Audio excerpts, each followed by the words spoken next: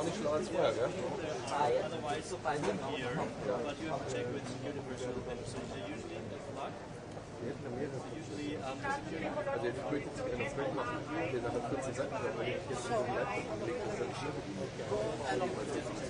Wir reden jetzt nicht von wir wollen hier eine vernünftige Lösung. Also die Vorstellung ist auch US-Delegation. Die Vorstellung ist auch, die US-Delegation kommt an. Also was der eine, der mit dem Wechsel so eine Feststellung aus. Das ist die gelebte Theorie. Das war geil. Also, Hey, nice. Fine. One more so we did that. So sorry. Thank you. Senator, shall I help you with this? I've got it, thank you.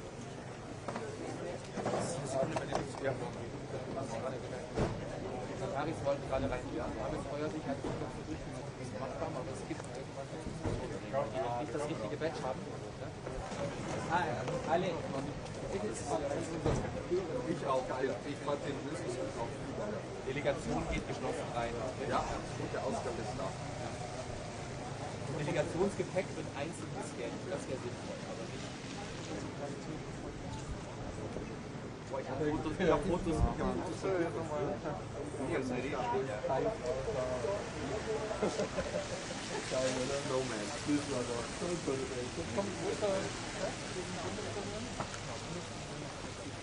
Ja, aber ist der da? Gut, dann ist gut. Kriegen wir noch eine Lösung für den Eingang?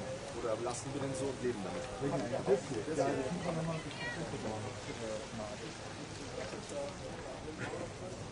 Ich kenne den Herrn Dr. Franke schon ein bisschen. Diese Konferenz noch oder nächste dann? Also ist die Besprechung mit der Lösung so nah, dass wir... Nein, ich muss nur wissen, finden wir einen illegalen Workaround oder... Okay. Ich schicke dir dein Cousin.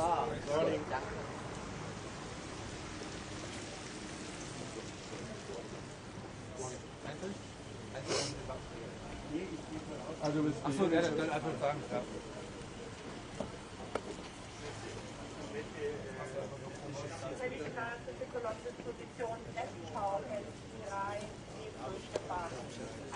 Morgen. Morgen. Yes, thank you. Thank you.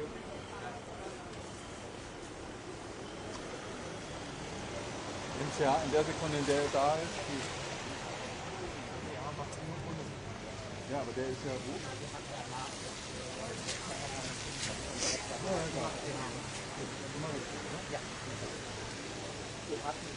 Entschuldigen Sie, wer kommt? Der Bundespräsident. Jetzt. Also nicht das, okay. Just qualified. Volkswagen? Ja. Ja, wäre das nicht mal was. Hallo.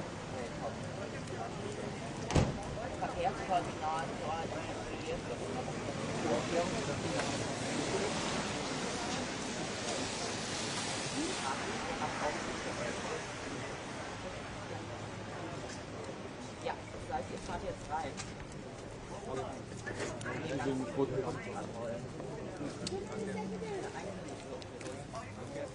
Happy birthday. Thank you so much. This is so great. This is so great. Amazing.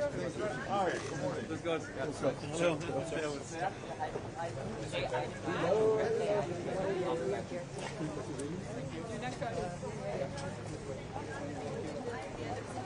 Ja, jetzt mit von allein sterben. Ja, ja.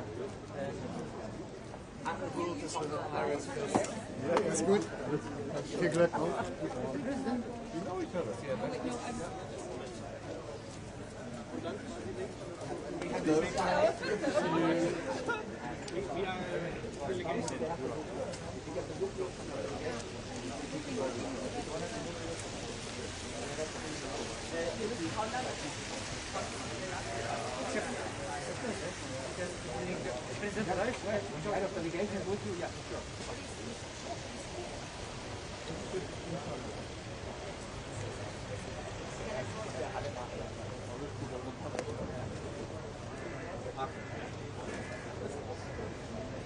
Das nächste Problem. Schicken Sie teilweise schon zu dem Eingang, haben Sie auch nicht zu. Also soll ich da so einen After-Action-Report machen?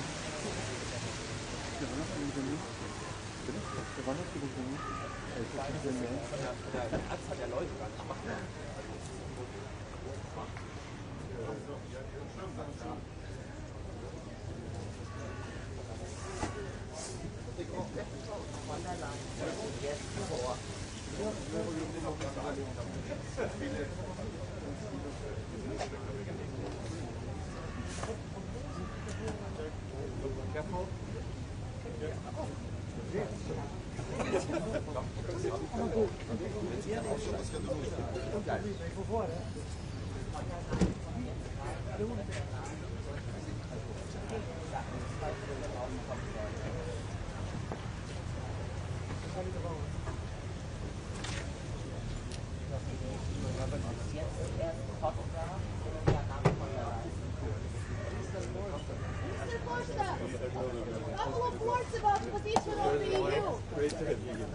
Thank you very much. Morning. Morning. Morning. This package?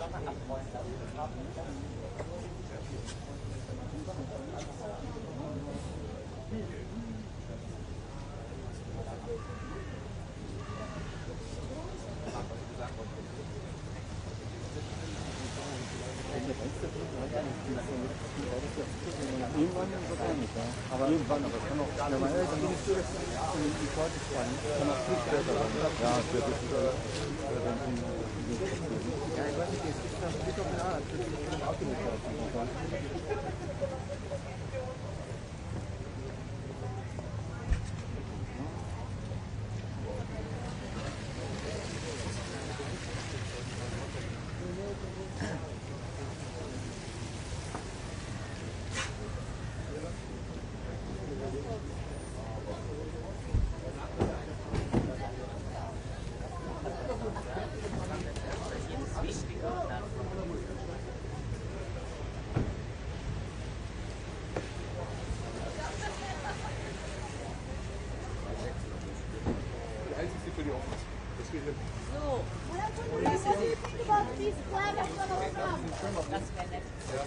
Nimmt den einer von euch mit oder soll ich den hier bunkern? Oder ins Auto?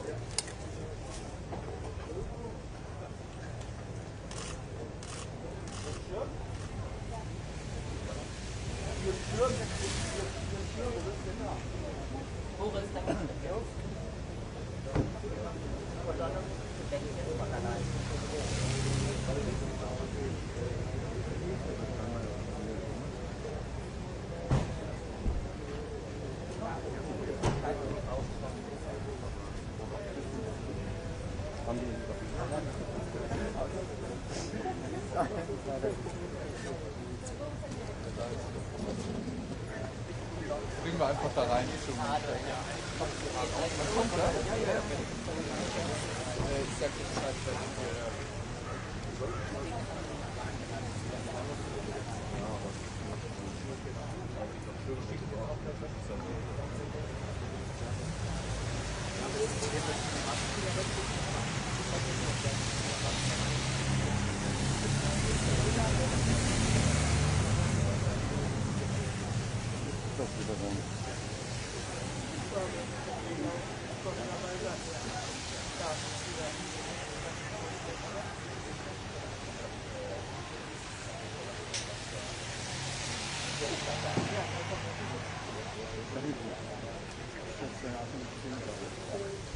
Ist relativ leicht zu erkennen. Wir haben ja extra für euch da drauf gesteckt.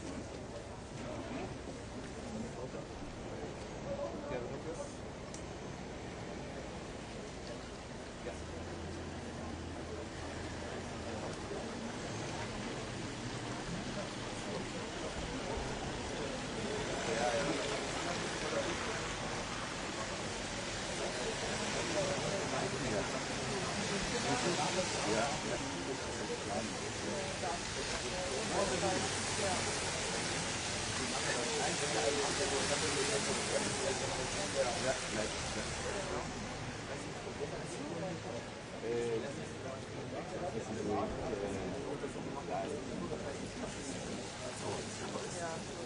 Jahr war es genau hier.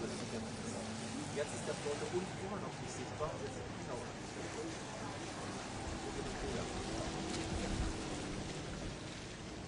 Was kann ich sehen? Was ist denn auch mit Piraten diskutiert werden? Also entweder wir haben ein Mandat.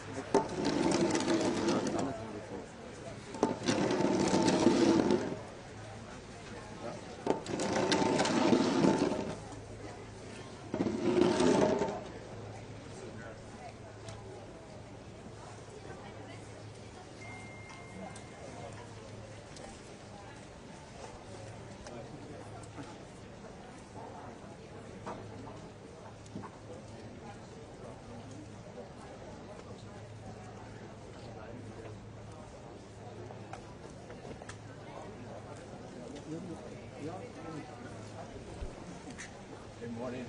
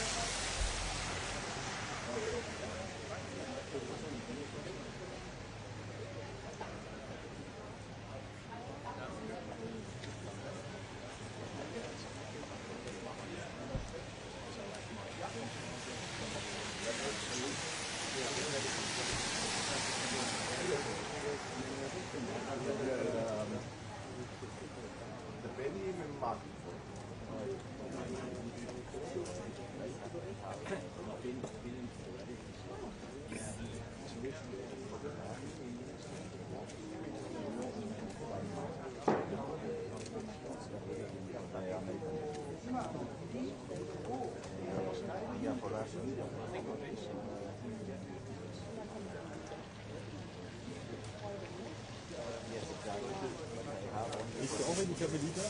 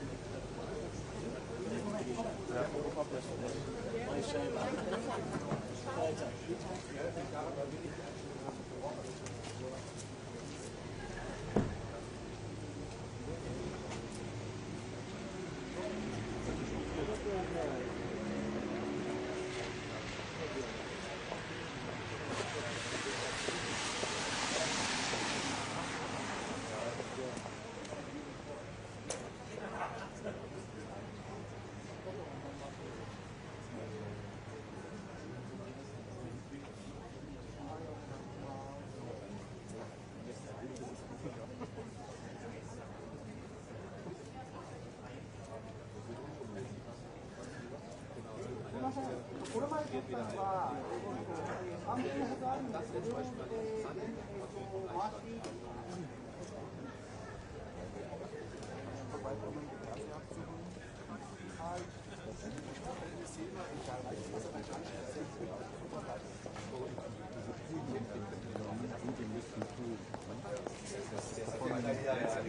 wo man hin will,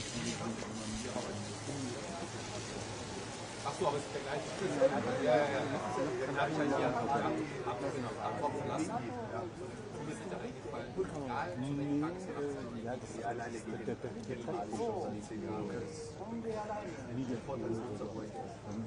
Ach so. Wenn man da rein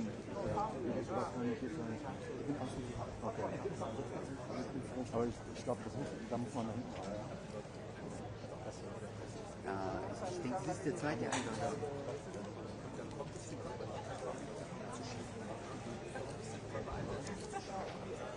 Da stand irgendwas Media. Das sind wir eben noch vorbeigegangen.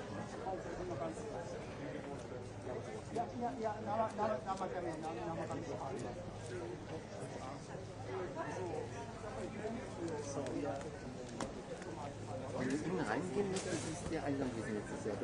Der da hinten. Da und dann links. Nein, eigentlich der ist der da. Ja, ich glaube, das ist diesmal anders. Also wenn man nicht drum gekümmert, weil ich rein will und auch nicht drauf. Ach so, ja, okay.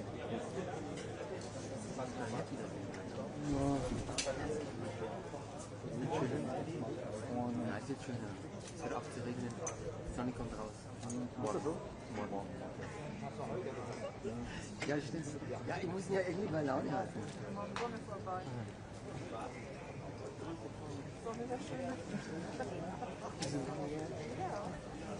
Ja, nein, aber hier im Hotel ist das eigentlich. Also, ich habe keine Ahnung, wo wir am Fahren sprechen.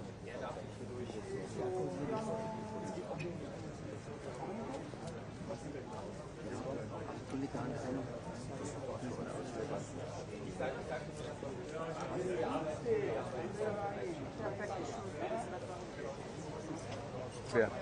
Bitte?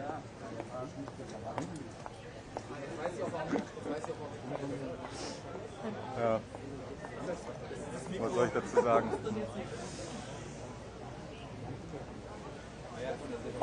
Langsam ist mir echt kalt.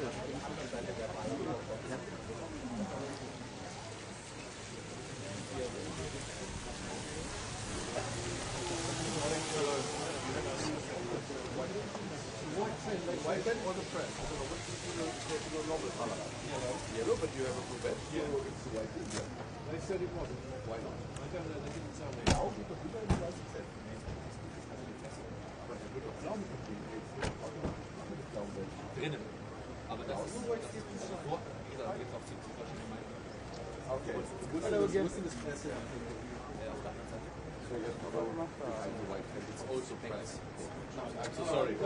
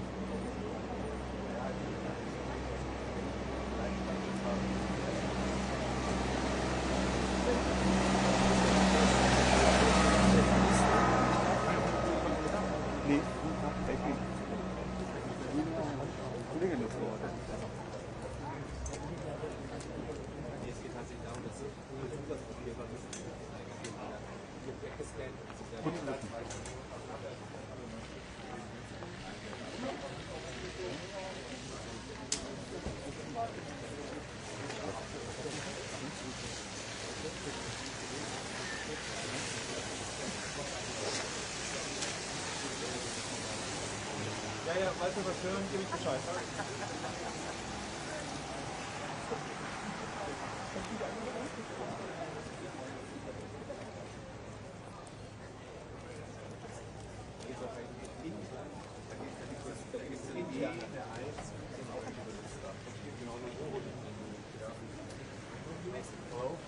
your photo. What's underneath? Yeah, perfect.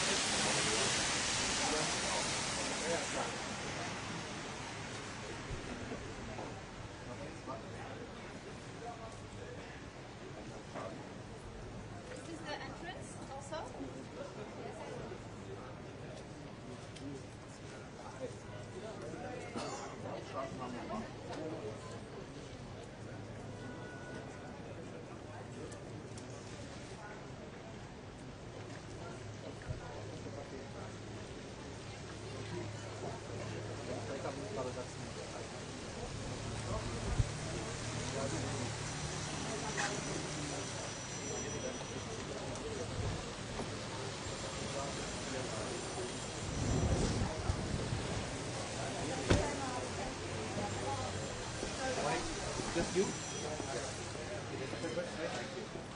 Ja. You're with your head of delegation? Yes, no problem, no problem. Thanks. Ja, ja, kalt und nass, ne? Ja. Nee, der wird draußen. Ganz normal. Ja.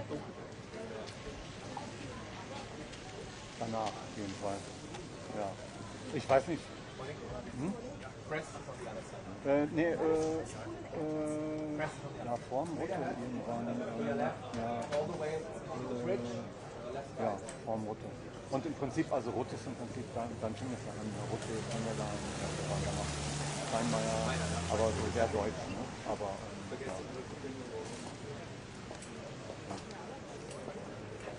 ja. Ja. Ja, und diese amerikanische Delegation, hast du das auch? Hab ich erklärt schon wieder? Ah, super. Okay. Okay. Ja. Ja, aber den sieht man nirgendwo, ne? Ja. Ja, ja, ja. Okay. Ja. Gut. Ja. Super. Cool. Ja. Okay. Bis später, ne? Ja. Tschüss.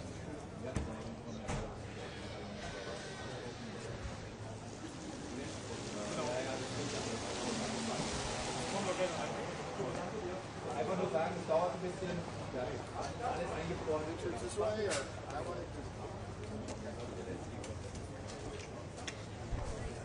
I'll see you on the other side.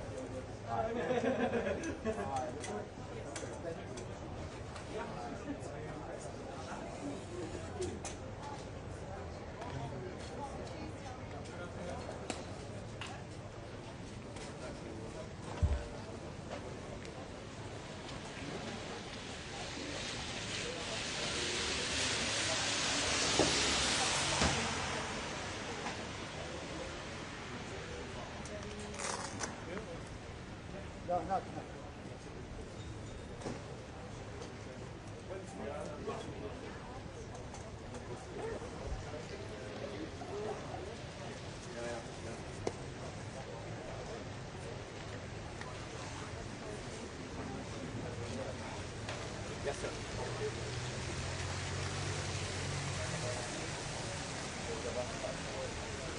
Yeah.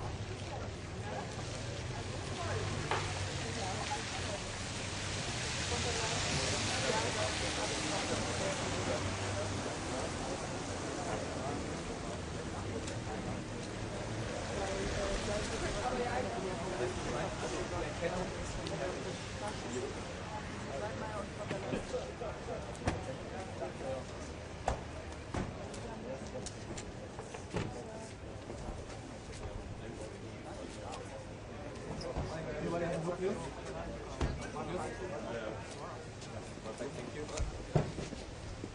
Morning. Morning. Morning. See that for eggs. Red is no extra.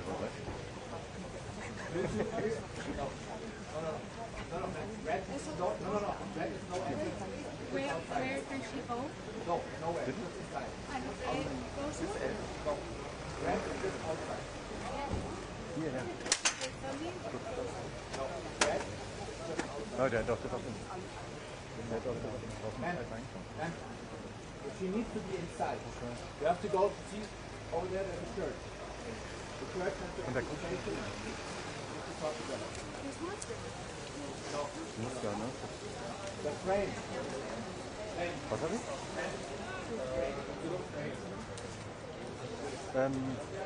Ja.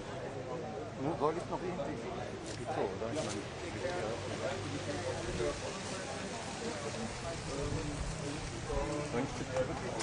so?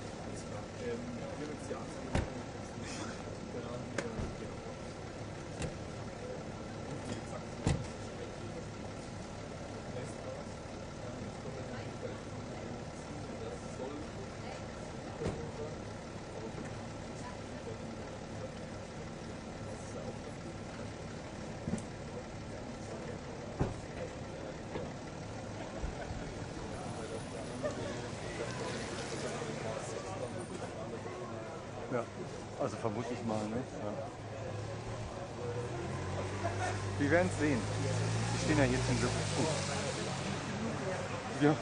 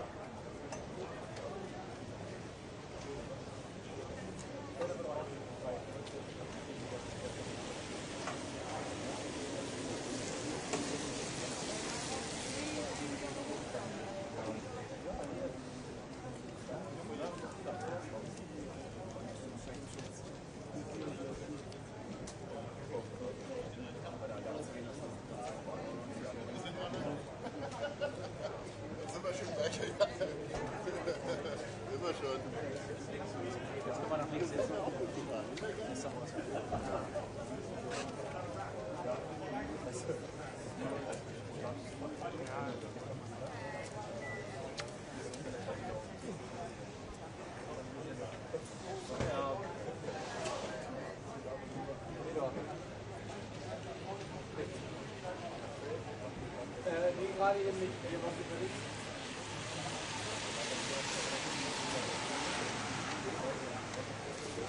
Ja.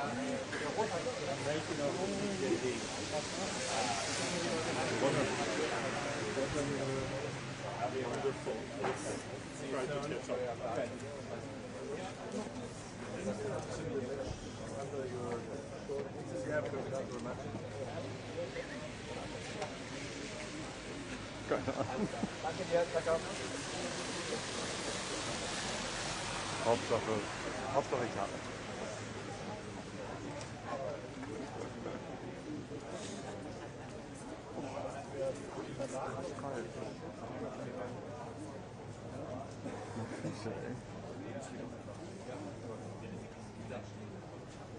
Ja.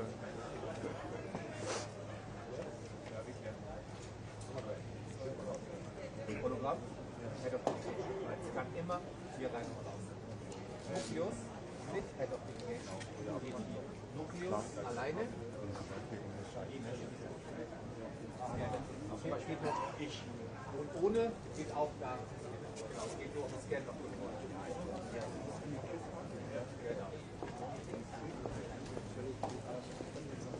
Hat es funktioniert?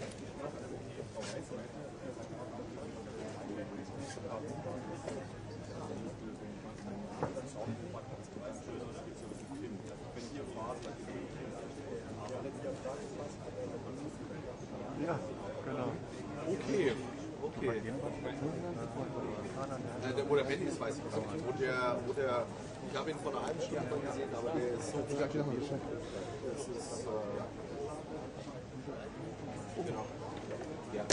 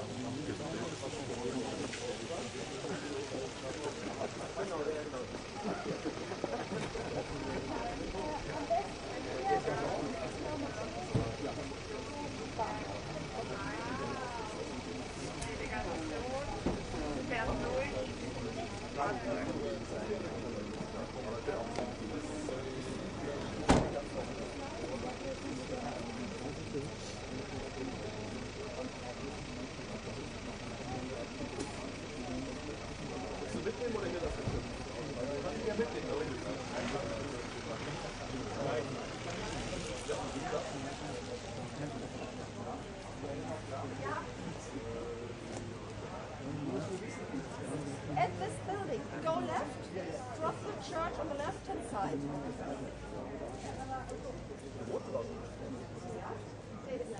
Keine Ahnung, wo er reingekommen ist? Ja, genau.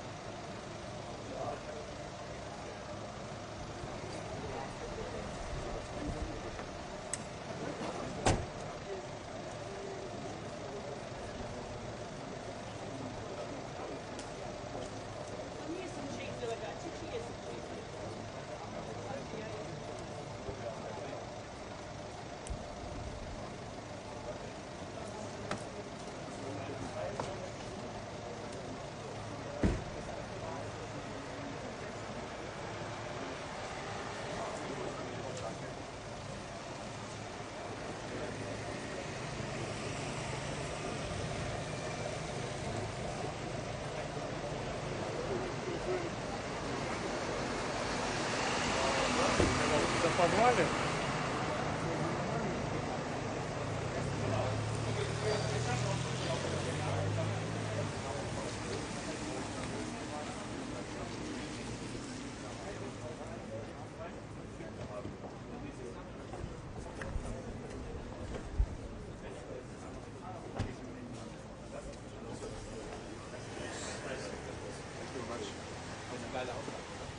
Das ist ja genau die Problematik.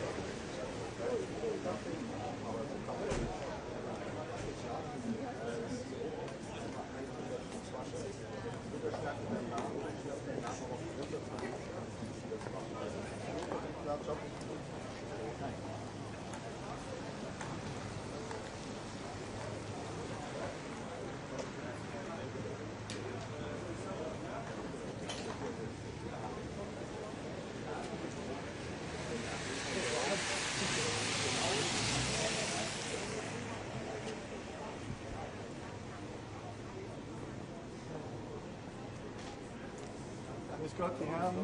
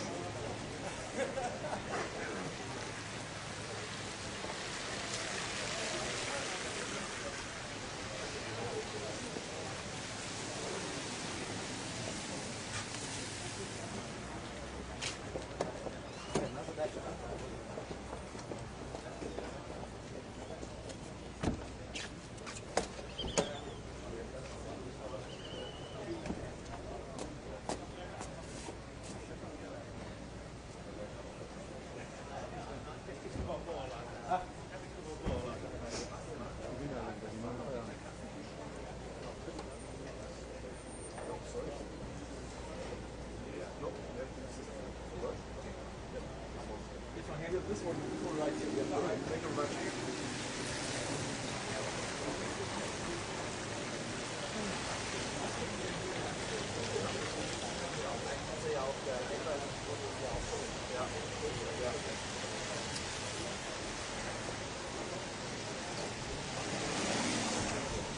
Wir gehen rechts rein, aber fast dran raus.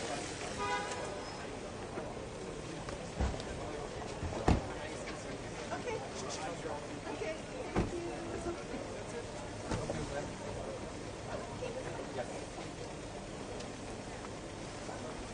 Welcome, sir. Hello. Hello. Ja. Entschuldigung. Ja, danke. Bitte.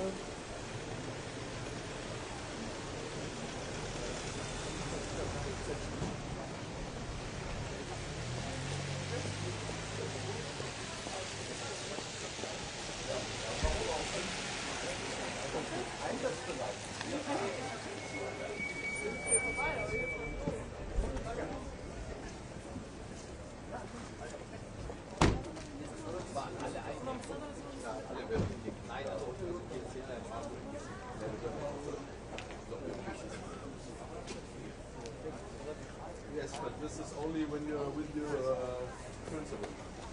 This one.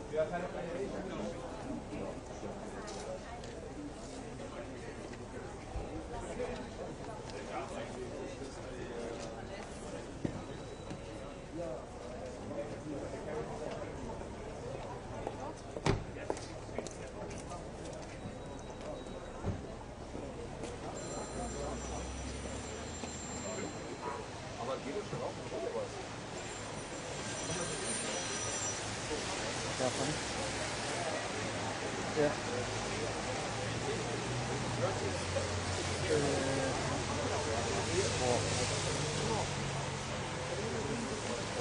Nee, also das habe ich, also jetzt gefühlt, der Rahmen ist eigentlich da, aber ja.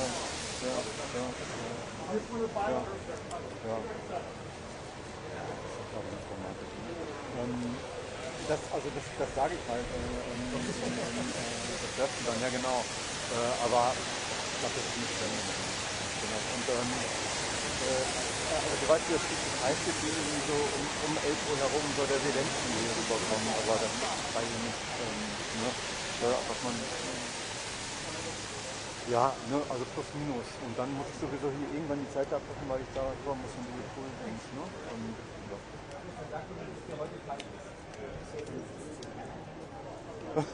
Also ich bin jetzt wirklich glücklich geworden, aber naja, schauen wir mal. Ne? Ja, ciao.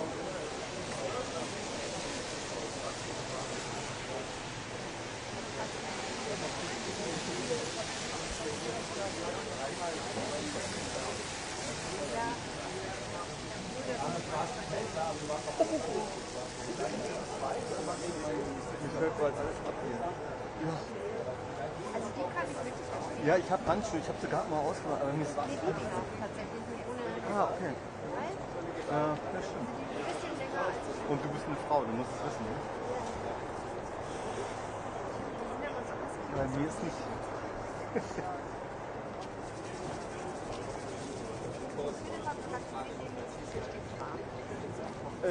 Bei der PK, ne? Ja, ich werde gleich hier auch abbrechen, weil ich rübergehe zum Dings.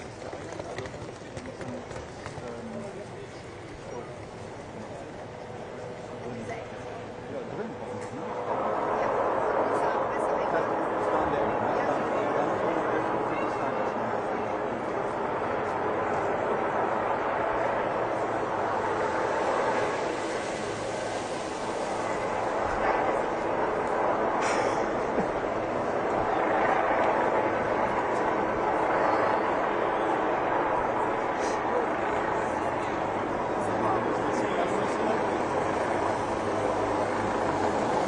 Kommst du vorbei, ja, ne?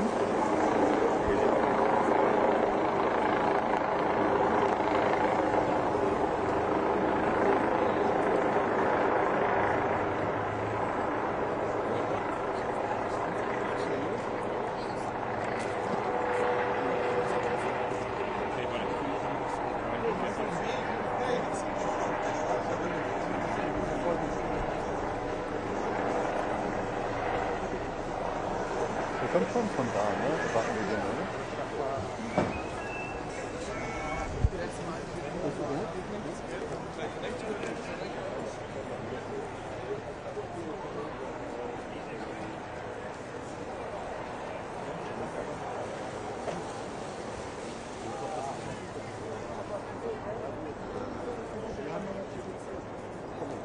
Ja. Am Eingang mit US. Aber das ist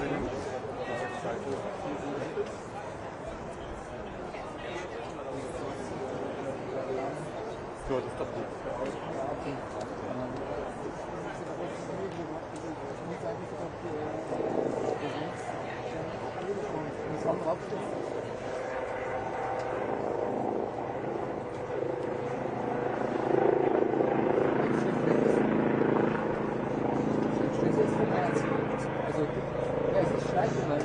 Ich glaube, die brauchen Flugstunden. Ja, das ist noch glaube ich. Das ist Clemens. Und? Das habe ich auch gemacht. Das glaube ich. Das ist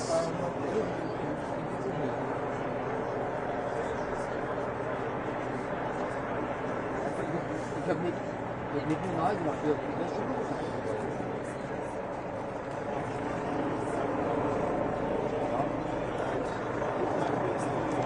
Yeah, well, thank you. Ist es Schneider sind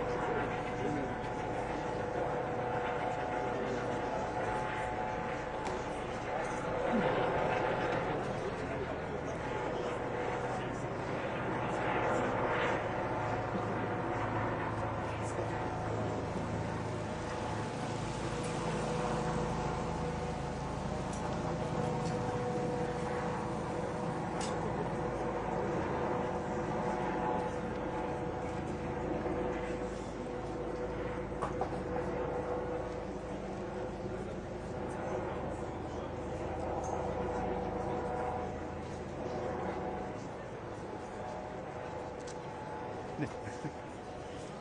Also wenn er mit dem Auto kommt, dann werden wir das ganz schnell mitbekommen, wer das ist.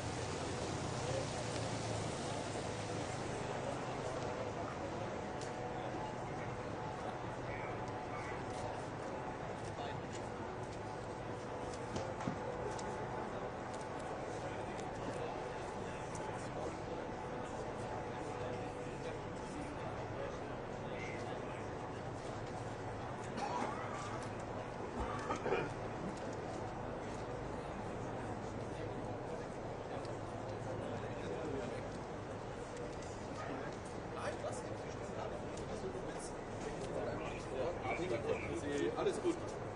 Wenn es 5 sind, sind es 5. Du, wenn die MST, alles cool.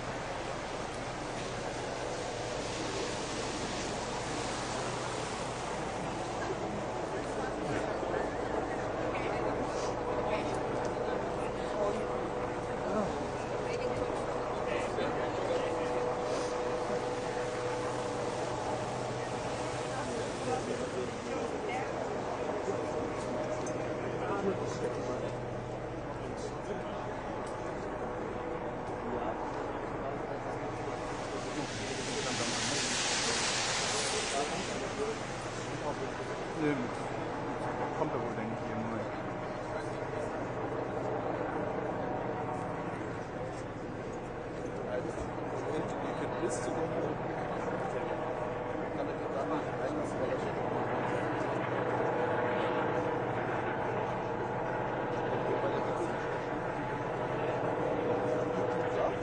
Bitte.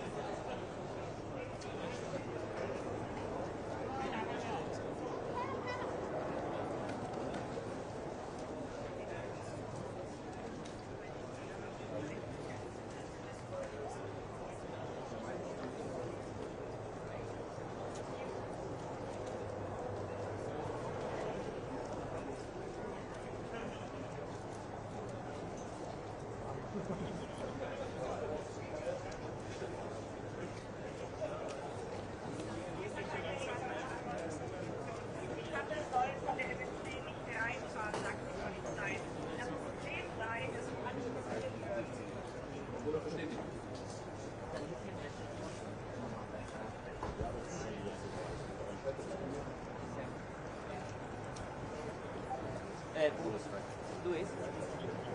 Ja, gar kein Stress, du. Ja, natürlich ist es egal, aber die Endkonsequenz ist halt, dass wir in der Schule dann so schnell.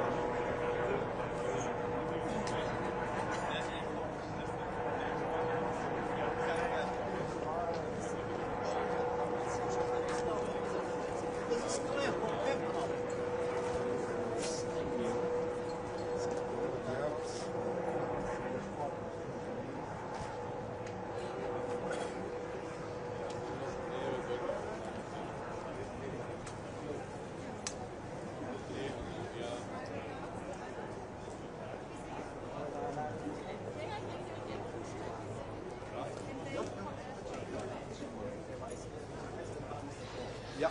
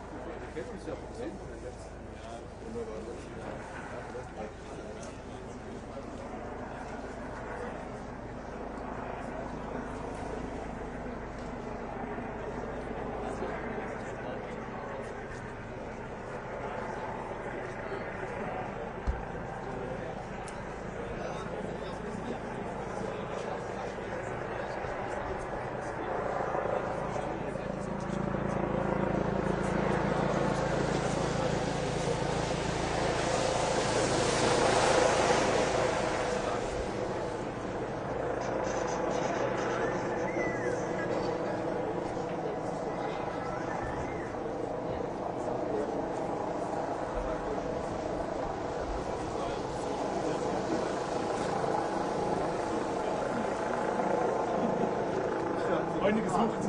Ja, bitte. Ich habe jedes Jahr Frage. Ob unsere MSC-Kameras da stehen dürfen.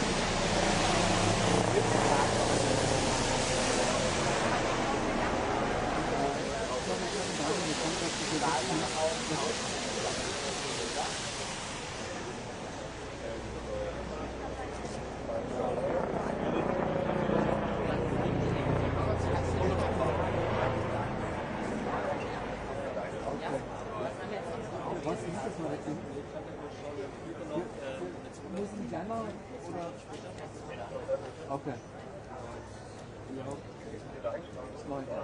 Ja.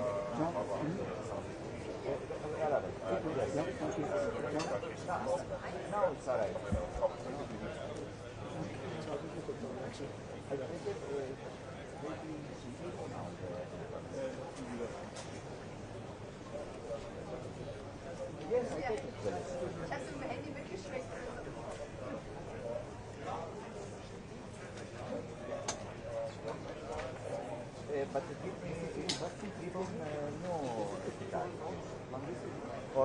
for the all to Von mir, ne?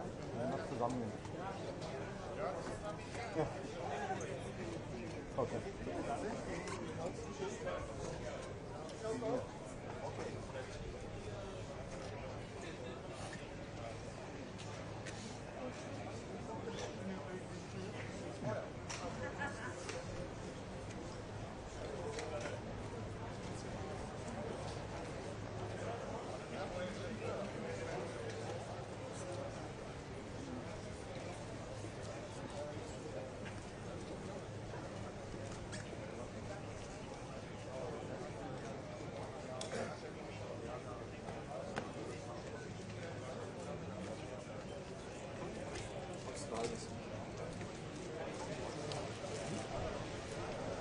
Ja, du hattest gesagt, das ist 45 Flugzeug, ne? Ja, aber das ist diesmal woanders. Ja, aber da müssen wir ja erstmal hin, um Näheres zu erfahren, oder?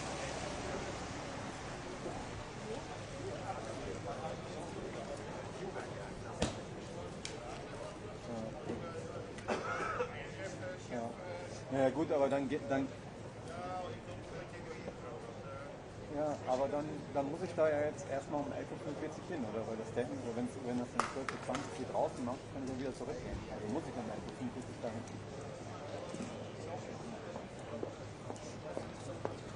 Ja. Ja. Ja, das muss ich jetzt natürlich bald wissen, weil die Kollegen von Reuters sind zum Beispiel schon drüber und das ist ja auch ja, genau. Also weil jetzt ist ja gerade der Zelensky angekommen, also muss ich das auch mal machen, oder?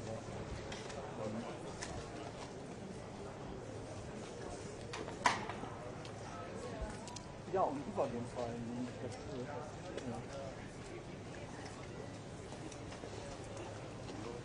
Ja.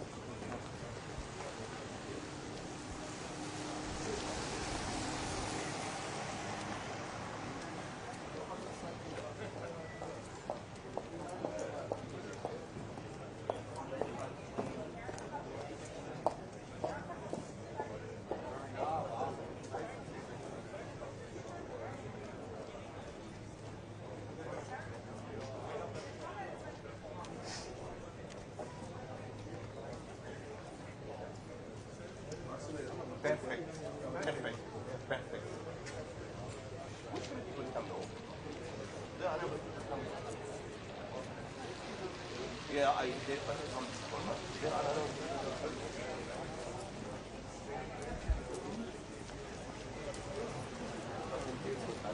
Oh. Yeah, I hope.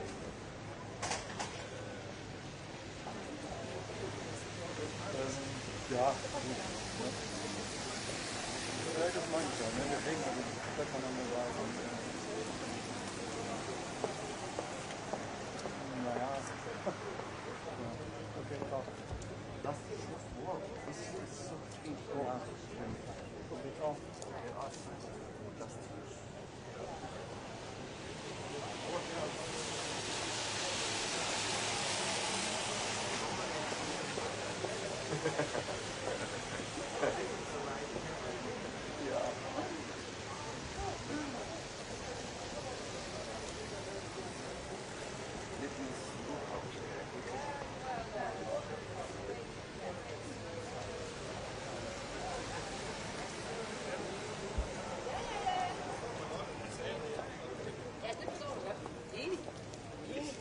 nå, det kan det godt være, at vi står og se, hvad fanden er det, du snakker om? Så skal vi videre. Ja, præcis.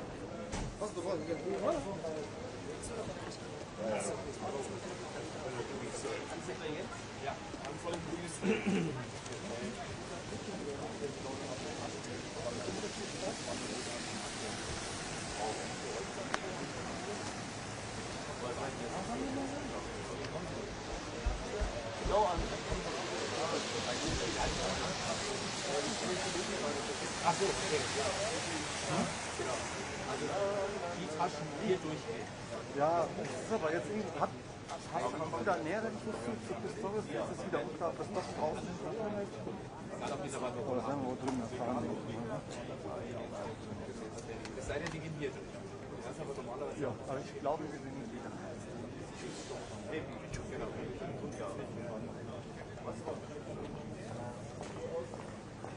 Hier und durch gehen sie. Der wichtigste Part ist die Delegation. Der geht kann ich im Auto reinfallen. Das ist nur wichtig. Keine innerhalb der Klasse. Die gehen, wenn sie mit ihnen zusammensitzen, wieder durch.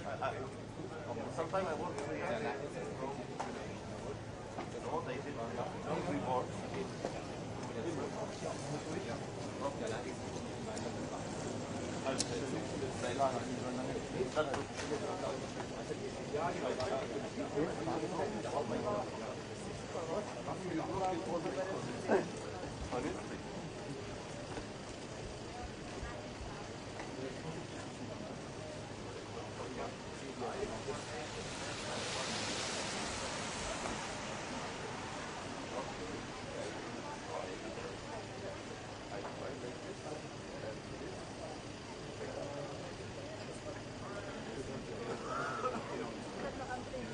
Nein.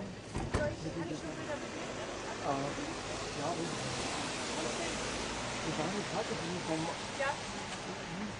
Ganz entspannt. Ja, genau. Wo ist der denn? Das ist die Knall. Ganz entspannt.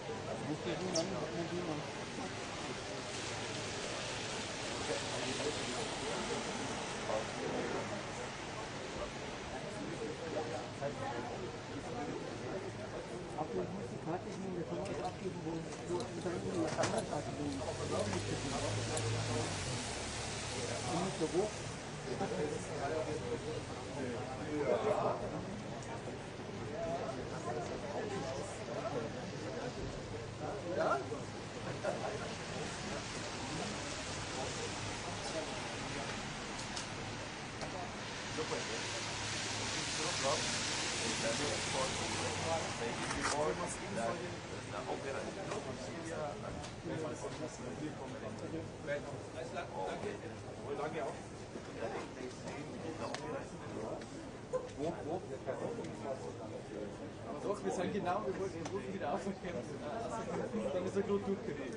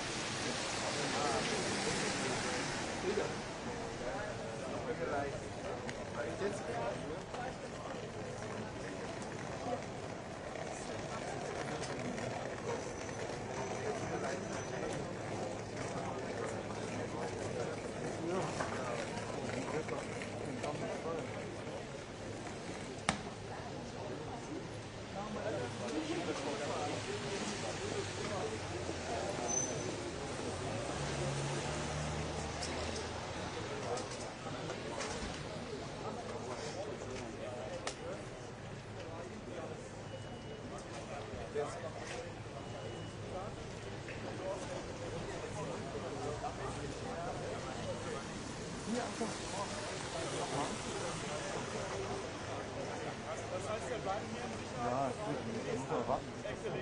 Wir haben dasselbe Leute.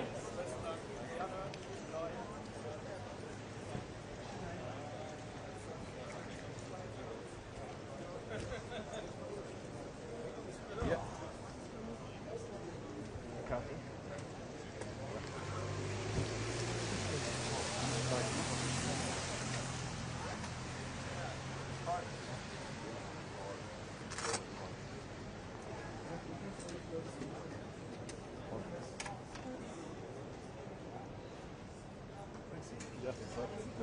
Ja, ja, aber ich weiß schon, was du meinst. Aber Ja, ja. mehr muss ich nicht aussagen.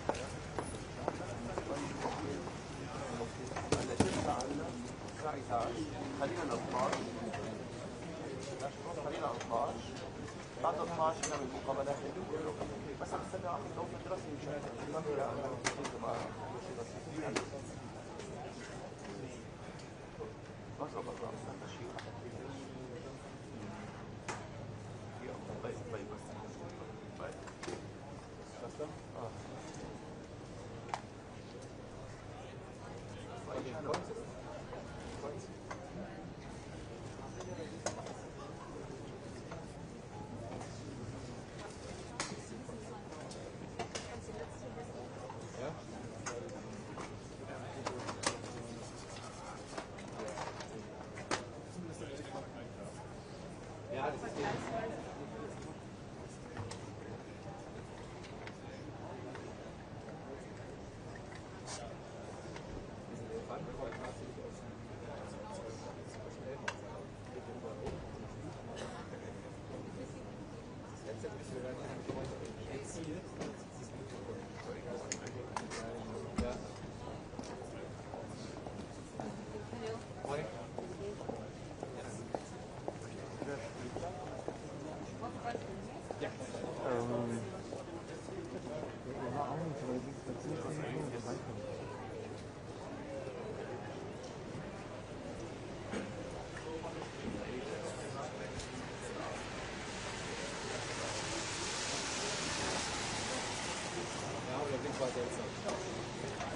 Morgen, ein weiter.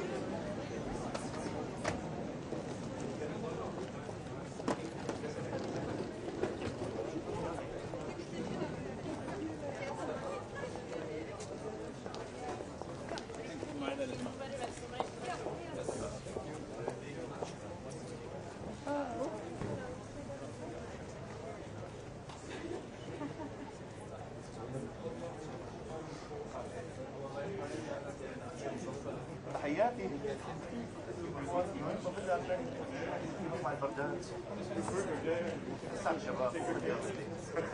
Ach so, mit der Herzart, Häppchen. Aber bitte.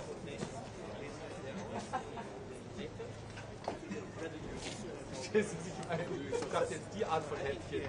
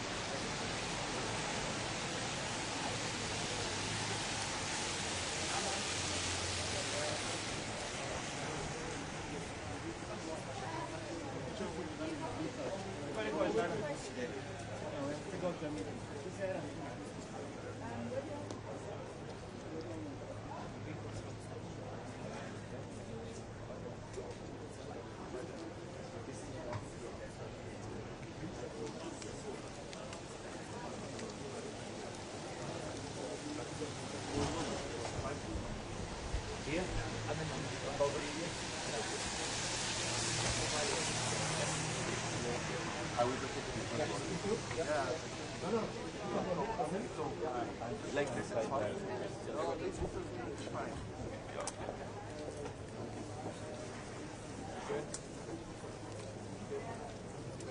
Da kommt die Welt noch.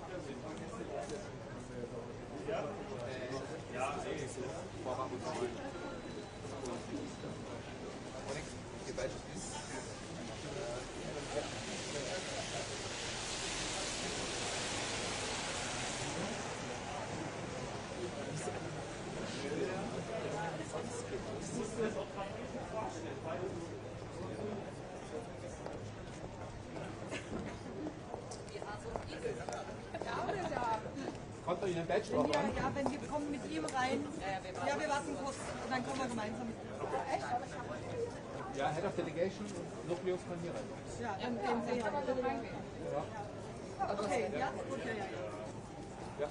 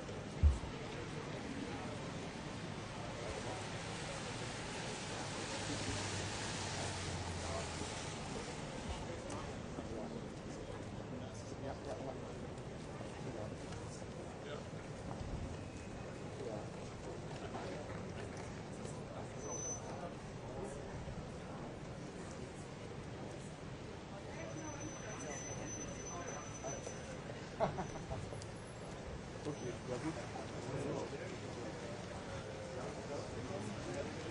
Genau, was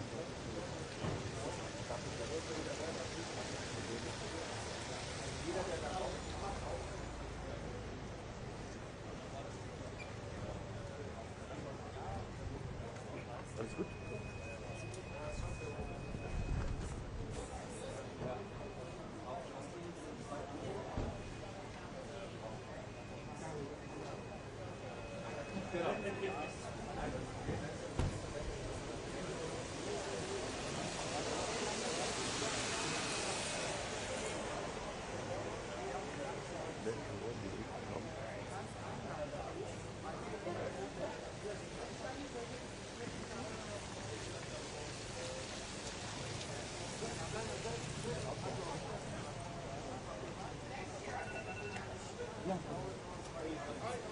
Ja, ich habe gesehen.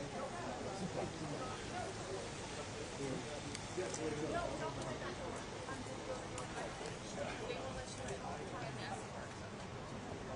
Ach, so, das ist schon markiert. Ist das was? Oui, oui. Vous êtes sur ma clé. Est-ce que je m'envoie un message rapide avec pour moi si je peux mettre sur ma clé. Merci. Oui, c'est d'accord.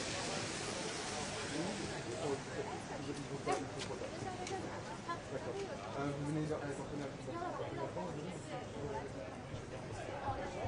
je vais vous appeler, je vais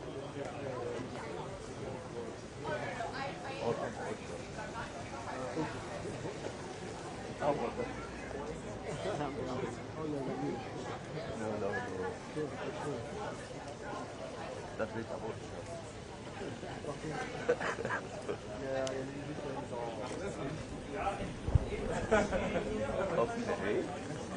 Nice.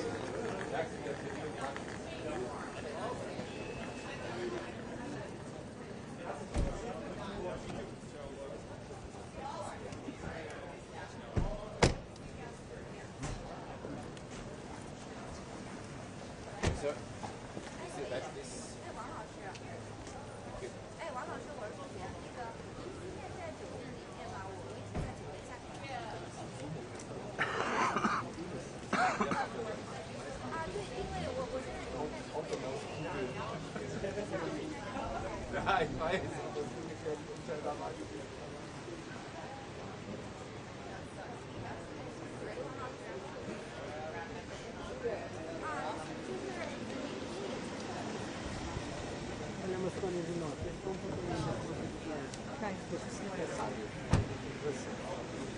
Depois talvez até a ser. Depois eu uso.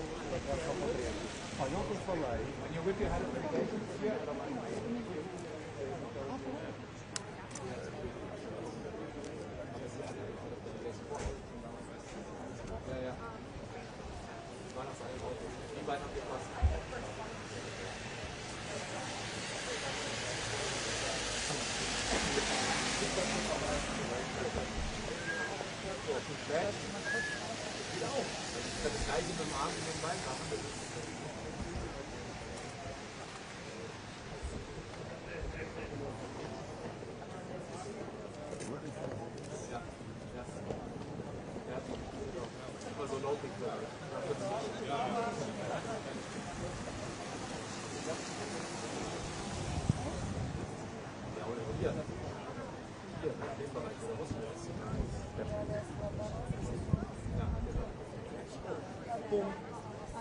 Wolltest du was sagen? Noch was sagen?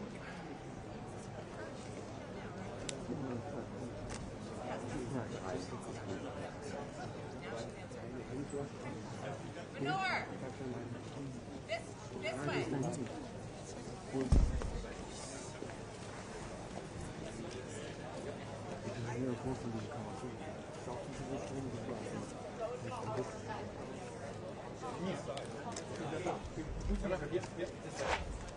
I think the America is coming. Look, but, Delegation or I can see the American flag.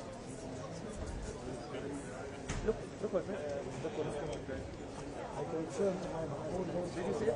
There. We almost finished. Perfect. Ja.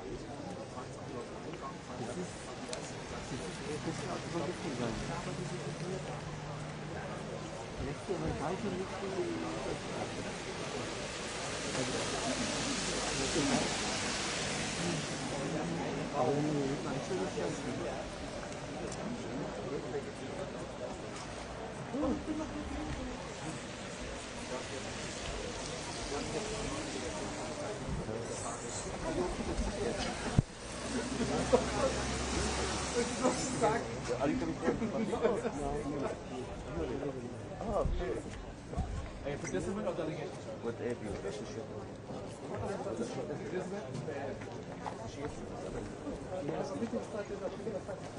Head of delegation? Sometimes I work for the website. Yes. Nein, das war aber das ist vor Ort. Das war Ziel.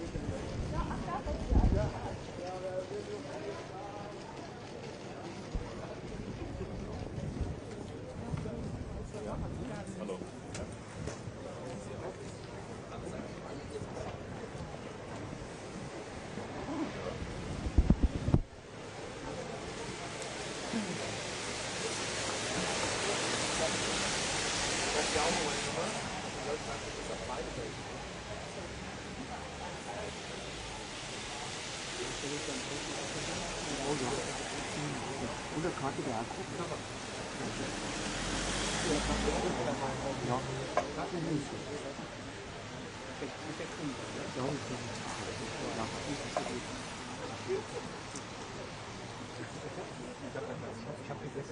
Wir sind eigentlich zum Mittagessen gewesen, ne? Gibt's nichts? Ja, was ist sonst heißt noch?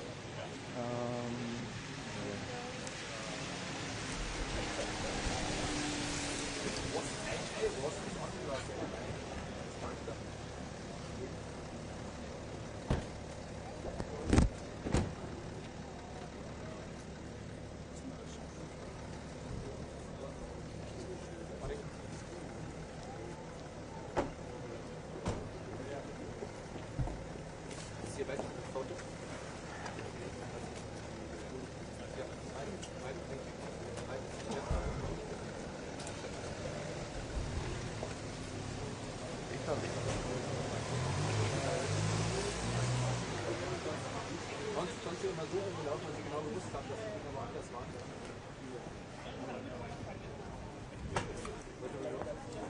Und wie wir früher die Ausweise gezeigt haben. Jetzt bist du gar nicht hier.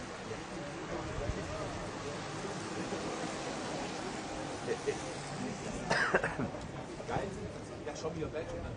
Völlig hektisch, ja. Und dann ist wieder so. Ja.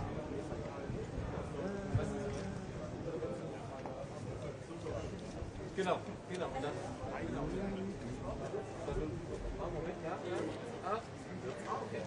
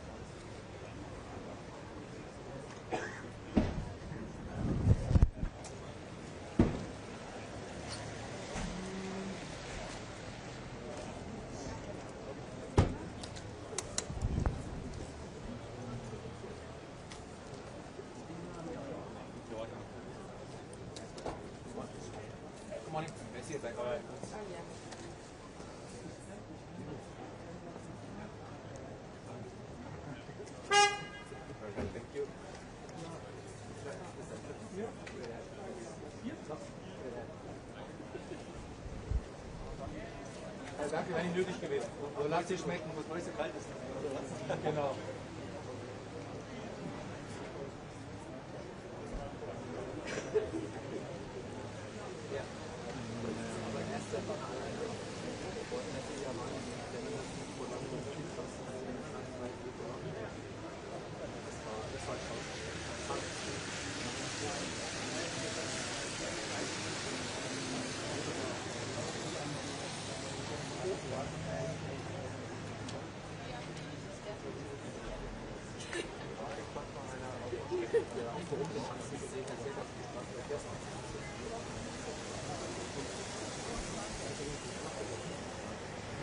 Ja. Vor allem das ganze Ding war immer nur auf 7:30 gleichzeitig bis zur Kniekehle.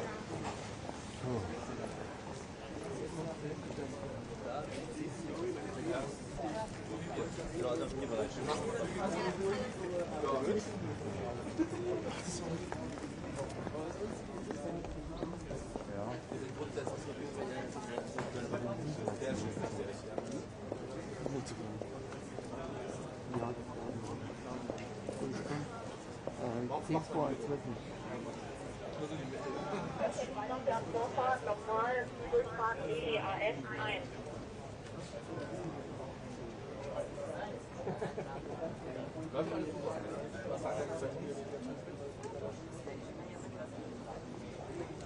Was wir jetzt machen?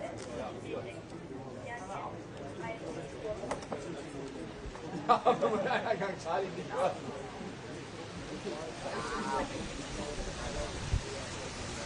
Proaktiv mag das meistens.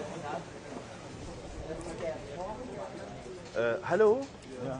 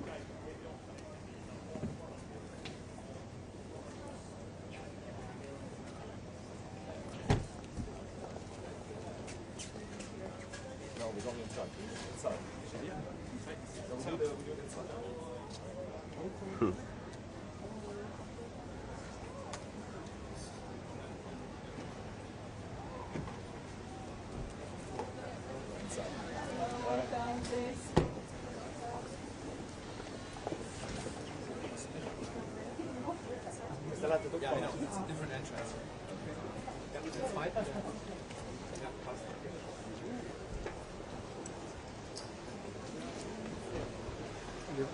Hast du gesehen, wie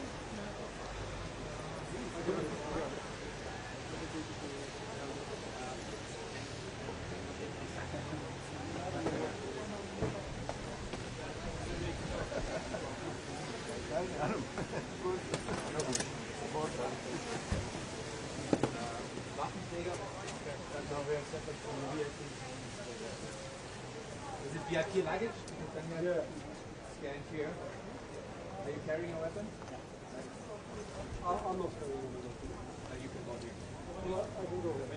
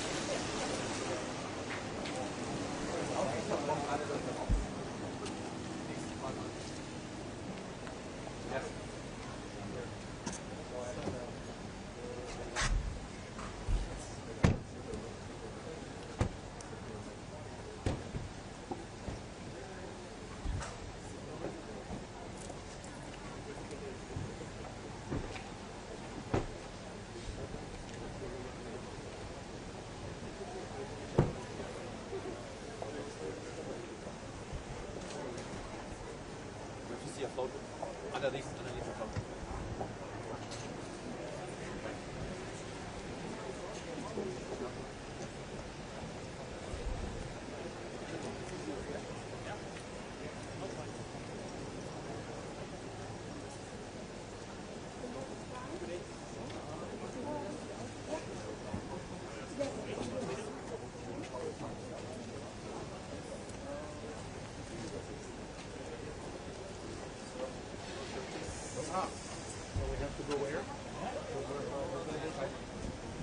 Oh, sorry. Yes, the nucleus. The thing is, without the nucleus, you have to treat it. So, basically, we have Okay, so we're...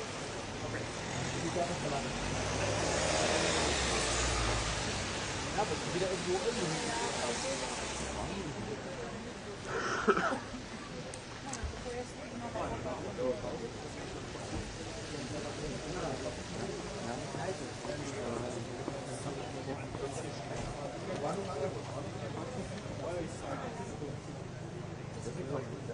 Ja, wenn ich mit euch komme, dann geht das. Sonst geht es nicht, weil ich komme dann schon. Soll ich da einfach mal hin anstellen, oder? Kommt dann nochmal nicht. So,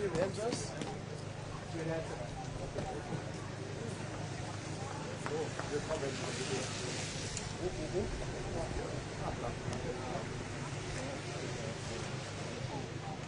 Hallo, hallo.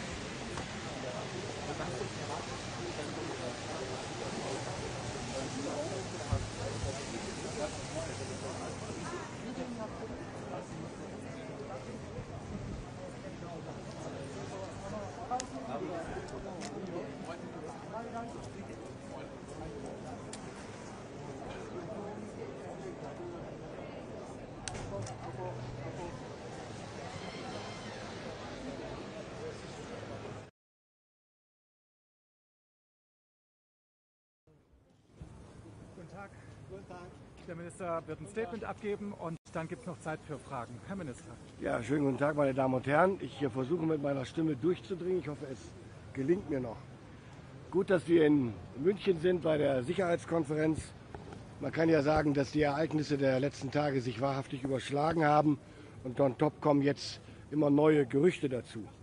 Wir haben nach den Gesprächen bei der NATO in Brüssel hier in München aber jetzt die Möglichkeit, ein paar Dinge zu sortieren. Ich will diese Gelegenheit nutzen, wir alle werden sie nutzen. Dass die Trump-Administration einen schnellen Friedensvertrag zwischen Russland und der Ukraine wollen würde vorher, das war klar. Dass der Anruf stattgefunden hat, ist gut. Ich habe in Brüssel aber schon klar gemacht, dass wir nun ein paar Dinge klären müssen. Wer sitzt mit am Verhandlungstisch? Wer sichert einen dann hoffentlich zustande kommenden Frieden ab? Und hier gibt es zumindest im ersten Punkt schon mal etwas Bewegung. Der US-Präsident hat nach Presseinformationen nun gesagt, dass, was eigentlich selbstverständlich ist, dass auch die Ukraine mit verhandeln sollen. Das ist gut, aber das wird nicht reichen. Ich habe im direkten Gespräch mit meinem neuen Amtskollegen Pete Hegseth auch gesagt, in weiteren Gesprächsrunden in Brüssel, es geht um den Frieden in Europa, es geht um eine Friedensordnung, wenn es denn eine geben sollte, für Europa mit einem aggressiven Nachbarn Russland. Es geht um unsere Nachbarschaft und deswegen müssen wir Europäer mitverhandeln. Und diese Frage ist natürlich in der Kürze der Zeit noch nicht geklärt worden. Ebenso wenig ist geklärt, und das schließt sich dann in der zeitlichen Abfolge an, wie ein möglicher Frieden denn dann abgesichert werden kann und soll und von wem. Also ob Bodentruppen die Sicherheit in der Ukraine schützen werden und welche Länder beteiligt sein werden. Und spätestens an der Stelle, meine Damen und Herren, wird deutlich, ohne eine Beteiligung Europas, in welcher Form auch immer, an den Verhandlungen, ist schwer vorstellbar, dass die Europäer hinterher, ohne an den Verhandlungen, an dem Zustandekommen des Friedens beteiligt gewesen zu sein, dann diesen Frieden absichern sollen. Das versteht sich, glaube ich, von selbst. Aber all diese Dinge machen auch klar, es überschlägt sich gerade einiges, das habe ich eingangs gesagt. Deswegen kommt es jetzt umso mehr darauf an, dass wir alle kühlen Kopf bewahren, nicht auf jede Schlagzeile reagieren, nicht auf jede Äußerung reagieren, sondern schlicht und ergreifend uns an den Fakten und an den Handlungen orientieren. Und dann werden sich sicherlich Lösungen finden lassen. Zum Stichwort USA und NATO. US-Verteidigungsminister Pete Hegseth hat in Brüssel mehrfach sehr deutlich betont, die USA werden Europa nicht den Rücken kehren. Oder wie er sich ausdrückte in seiner zweiten Bemerkung, we don't go anywhere. Ein klares Bekenntnis zur NATO und zu Europa, was wichtig ist in diesen Zeiten. Und Vizepräsident Vance hat vor seiner Abreise nach München gesagt, die Ukraine soll unabhängig sein. Auch das wichtige Aussagen in diesen Zeiten. Das Bedauerliche, das habe ich gestern bereits gesagt, ist, dass die Trump-Administration ohne Not, wie ich finde, zwei wichtige Verhandlungsgegenstände vom Tisch genommen hat, nämlich zum einen die NATO-Mitgliedschaft der Ukraine und die Frage, wie territoriale Veränderungen in der Ukraine aussehen können. Ich finde, das war ungeschickt, ich finde, das war ein Fehler. Aus meiner Sicht wäre es deutlich besser gewesen, über eine mögliche NATO-Mitgliedschaft der Ukraine und über mögliche territoriale Veränderungen erst am Verhandlungstisch zu sprechen, dann, wenn auch die Ukraine dabei ist und nicht schon vorher, gewissermaßen ohne dafür einen Preis zu bekommen von Putin. Ich halte das für falsch. Wir müssen uns klar machen, Putin hat sich bislang keinen Millimeter bewegt, zu keinem Zeitpunkt. Bislang hat es nur dieses Telefonat gegeben. Er hätte ja auch schon mal als Zeichen seines guten Willens mit der fortlaufenden Zerstörung der Ukraine aufhören können, sie unterbrechen können wenigstens. Stattdessen hat er aber in der Nacht, soweit ich weiß, nach dem Telefonat wieder heftige Drohnen- und Flugkörperangriffe gefahren. Er greift die Ukraine seit 3 Jahren militärisch an und parallel dazu greift er die Europäische Union Hybride an.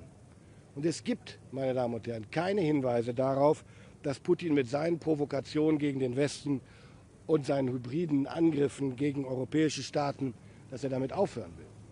Gleichzeitig, und das ist das andere Arbeitsfeld, mit dem wir uns seit einiger Zeit beschäftigen, wo es jetzt konkret wird. Wir wissen, dass die Amerikaner, die Vereinigten Staaten von Amerika, das war immer klar und wäre auch so gewesen unter einer Präsidentin Harris oder einem Präsidenten Biden. Die Amerikaner werden mehr Aufmerksamkeit und mehr Engagement lenken müssen und wollen auf den Indopazifik aufgrund der dort bestehenden geopolitischen Herausforderungen. Das ist richtig und notwendig und ich füge hinzu, auch im europäischen Interesse. Das Gleiche gilt übrigens unter anderen Vorzeichen auch für die Arktis. Dazu will ich aber heute jetzt nichts weiter sagen. Aber zum Indopazifik ist klar, wenn die Vereinigten Staaten von Amerika mehr machen im Indopazifik, dann wird niemand in Europa von ihnen verlangen können, dass sie dann gleichzeitig genauso viel machen in Europa, was konventionelle Abschreckung angeht, wie in der Vergangenheit. Es ist also folgerichtig, davon auszugehen, und ich habe das seit 1,5 Jahren immer wieder, wenn es um die Diskussion um die Verteidigungshaushalte ging, deutlich gemacht. Es war immer klar, dass das dann von uns würde kompensiert werden müssen, was in Europa von den Amerikanern weniger gemacht wird. Das habe ich gestern auch im Kreise der Verteidigungsminister, auch gegenüber Pete Hegseth sehr deutlich gemacht. Das kann aber nicht von jetzt auf gleich gelingen. Also zu glauben, wir könnten innerhalb von einem Jahr kompensieren, was die Amerikaner in wenigen Monaten weniger machen, ist illusorisch, das wird nicht funktionieren. Deswegen habe ich eine Roadmap vorgeschlagen. Hegseth sieht das genauso und sieht auch die Notwendigkeit, genau wie die europäischen Alliierten.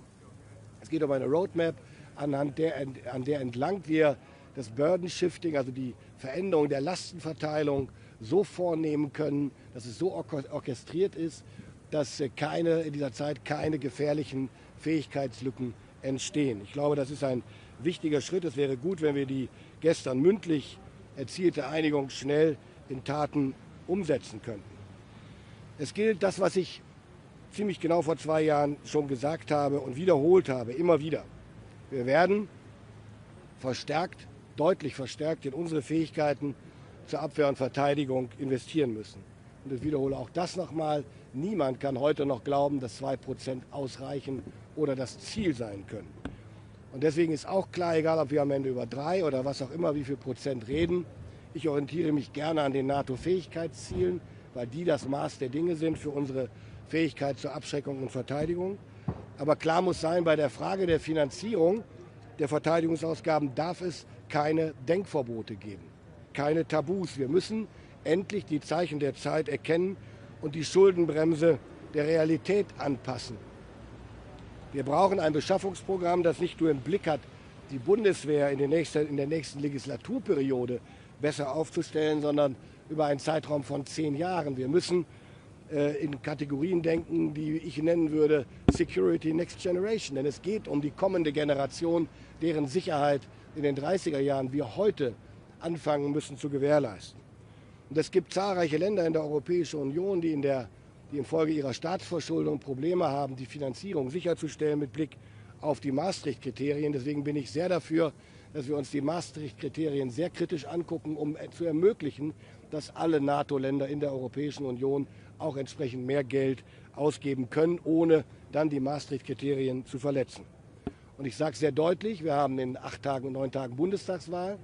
Die nächste Bundesregierung muss diese Fragen sehr, sehr schnell angehen, unmittelbar, nach meiner festen Überzeugung sogar vor allem anderen, weil hier keine Zeit zu verlieren ist. Sie sehen, meine Damen und Herren, es gibt viel zu tun in München und ich freue mich darauf, die Gespräche gleich zu führen. Dankeschön.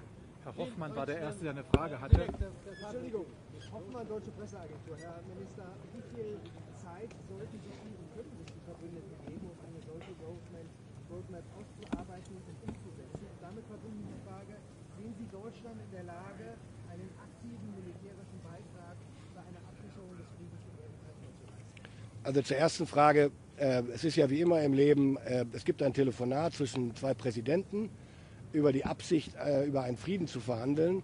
Und 24 Stunden später fragen alle, wann ist es denn soweit? Also so schnell wird es ja nicht gehen, wie wir sehen. Von daher sollten wir den Verhandlern dann auch ein bisschen Zeit gönnen, die Verhandlungen vorzubereiten und dann unter Beteiligung der Europäer und der Ukraine durchzuführen. Von daher würde ich sagen, die Roadmap folgt dem. Die Roadmap betrifft ja nicht in erster Linie die Ukraine, zu den Friedenstruppen komme ich gleich, sondern bei der Roadmap geht es ja vor allen Dingen um die Frage des Engagements der US-Amerikaner mit Blick auf konventionelle Abschreckung in Europa. Und zu den Friedenstruppen kann ich nur sagen, was ich seit Tagen und Wochen sage. Solange wir nicht wissen, wie ein Frieden aussieht, wer ihn verhandelt, wann er gilt und wie die Rahmenbedingungen sind, verbietet es sich, öffentlich darüber zu spekulieren, wer was tun würde. Klar ist, und das habe ich deutlich gemacht, auch öffentlich schon gestern Abend, Wir sind nicht in der Lage als Europäer zusätzlich zu unseren NATO-Aufgaben in Europa, in den nächsten Jahren jedenfalls nicht, eine wirksame Abschreckung in der Ukraine zu gewährleisten, zumindest für die nächsten Jahre, ohne Unterstützung in welcher Form auch immer der US-Amerikaner. Das muss allen klar sein und das sind im Grunde genommen die Ausgangsvoraussetzungen, auf denen wir aufbauen. Wir haben auf der rechten Seite eine Frage von Al Jazeera.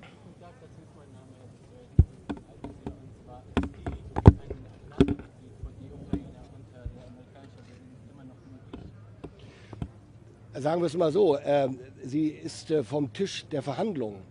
Was immer das bedeutet, kann ich schwer abschätzen, aber es wird schwer, das Thema wieder auf den Tisch zu bringen. Dann haben wir auf der Seite eine Frage von dem Herrn mit dem Bart. Amerika, wir haben eine Frage, ja, unterstützt immer noch Russland mit Raketen, mit Drohnen, Hamas und alles. Haben Sie mit Amerikanern etwas dagegen machen? Darüber wird in den nächsten Wochen und Monaten zu sprechen sein. Das stand jetzt gestern nicht im Fokus. Dann haben wir auf der Seite eine Frage von der Dame.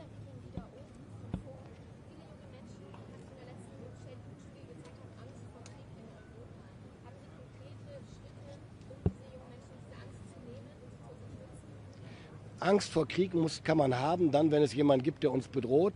Das haben wir leider mit Russland. Und Angst vor Krieg muss man haben oder kann man haben, wenn man sich darauf nicht vorbereitet, wenn man die Gefahr, die sich stellt, ignoriert, weil man glaubt, es wird schon nichts passieren.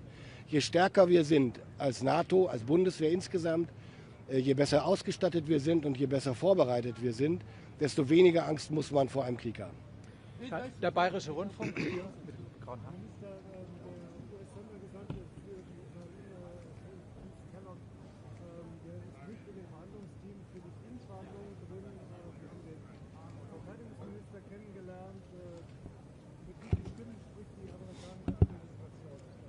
Das ist eine gute Frage, stellen Sie die nächste. Und dafür nein, Herr mit der nein. Also ich treffe Mr. Kellogg heute auch noch. Es ist leider gerade tatsächlich so, wie ich anfangs sagte, die Ereignisse und die Aussagen überschlagen sich. Und deswegen neige ich auch von meinem Temperament her dazu, das erstmal zu sortieren und durchzuatmen und dann sich das in Ruhe anzuschauen. Dann der Herr mit der blauen Mütze geradeaus.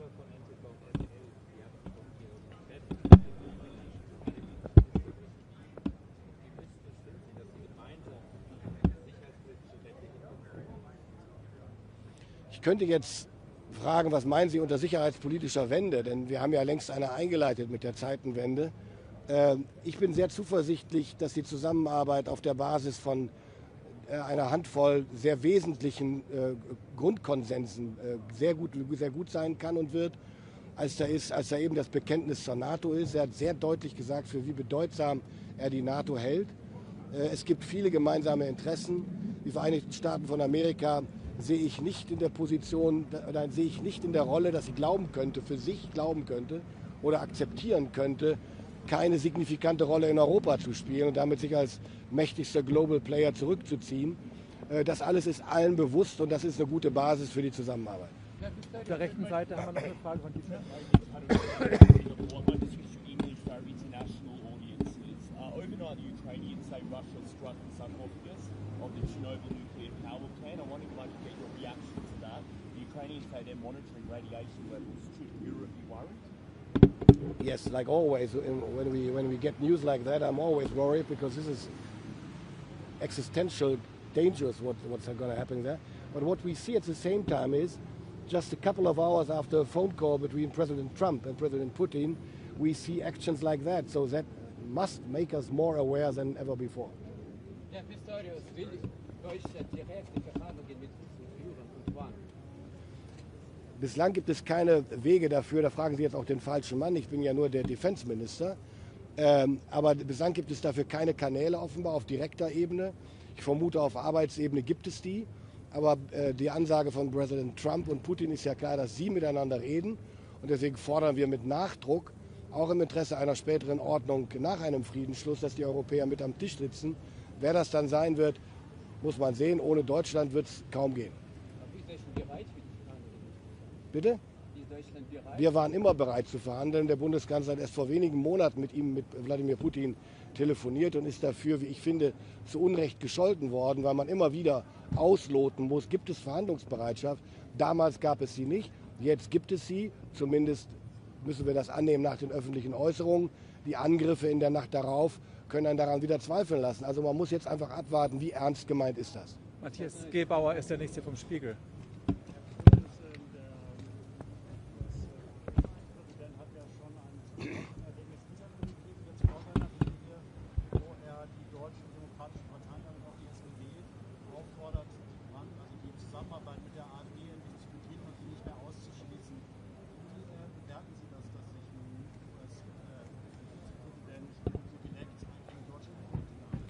Also ich finde, es gibt genügend außen-, sicherheits- und verteidigungspolitische, geopolitische Fragen, über die wir uns mit unseren Alliierten zu vorderster Stelle mit den Vereinigten Staaten von Amerika austauschen und unterhalten müssen. Innenpolitik sollte nicht dazu gehören. Ich mische mich in die innenpolitischen Angelegenheiten der Vereinigten Staaten von Amerika auch nicht ein. Und ich füge hinzu, eine Zusammenarbeit mit einer in großen Teilen rechtsextremen Partei in Deutschland wie der AfD ist für die SPD und für die meisten anderen demokratischen Parteien nach meinem Verständnis nach wie vor absolut ausgeschlossen, und das ist gut so. Nein, das ist ein Politikstil, den muss man zur Kenntnis nehmen. Auf der linken Seite der Herr. Minister Pistorius Martin from Nusaki Independent. US officials said this week that Europe should take up great responsibility for ensuring Ukraine's security, supporting it militarily. As Ukraine's biggest backer on European continent, is Germany ready to ramp up support and become the leader of the pro-Ukraine coalition? That's what we have to discuss in the weeks to come. Especially the new government in Germany will have to accept that challenge as soon as possible. Haben wir alle Fragen beantwortet? Dankeschön. Sieht so aus. Dankeschön.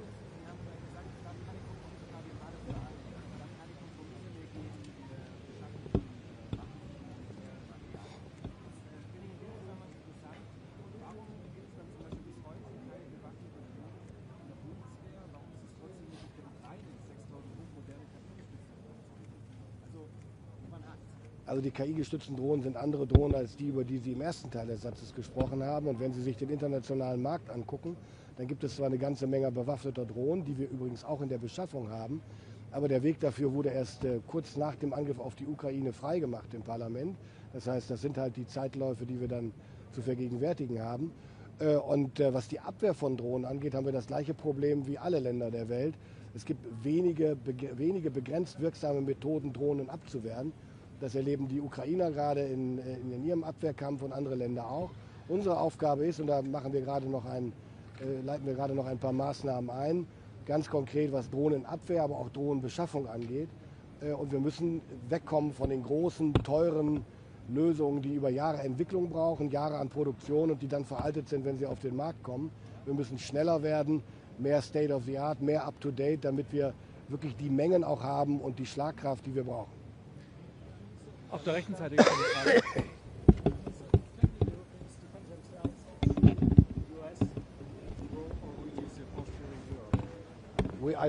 There's no need to answer that question because the US stated quite clearly yesterday they won't leave, they will stay in Europe and they consider the NATO as relevant as ever. It's a hypothetical question. Will Deutschland und die EU ihre Vorstellung vor einem Friedenplan in die Ukraine mit den Amerikanern nochmal besprechen? Davon gehe ich fest aus, aber jetzt stellen Sie wirklich Fragen 24 Stunden nach dem Telefonat oder 48, die, glaube ich, noch niemand beantworten kann.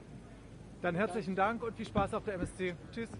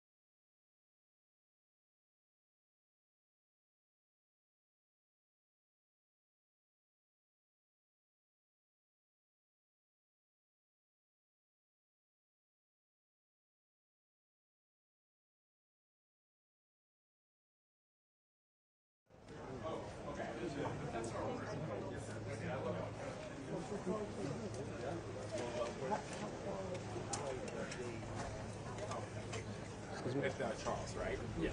So you don't have a key on you then right now. So what I would do, I'm going to go and let them know. So on the way over there, one of the Marines will just meet you in the meet, and they'll get you in the front desk. Really good. And then 419, that's the room, control room, feel free to stop by here. But they'll have a shuttle actually park Charles. So whenever you're ready to come back over. Sounds great, man. Well, I appreciate it. Yes, sir. Yeah, thanks. Hopefully this is beneficial. Yeah.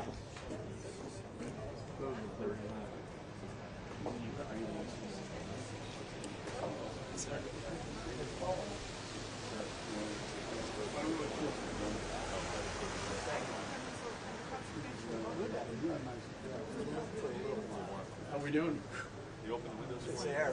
I got a ticket. You almost feel good, right? I was like, man, I'm taking it. I don't want to I need get an my hour second now. breath right now. Otherwise, I'm not going to make it. It's a long, Yeah, it's just long day. You get a red eye. You Right. You guys got here like go. At least we go. I did. Barely. We have about 30 minutes to check our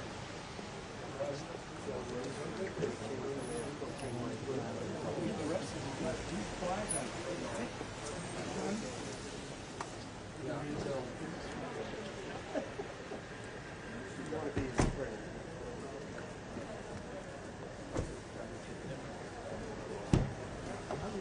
So we got a band killer? The problem is they might have got into the security side. Minister Amšić? Yes. Ja sam Valentina.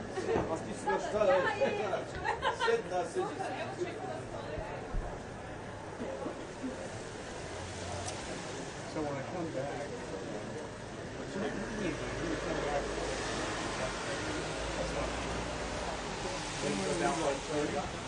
I'll tell you the secret. So he speaks at like 2:30. Oh, he speaks at 2:30. Assemble it as hospitality by So he wants everyone to. That's the current plan. It's changed about 5 times. But that's the current. And what we can do is also have a band stage that you go Charles, push you over here. If you do get stuck and spins up, let us know as well. We'll run down. Yeah. We can always get out. I know that's probably not the best solution, but.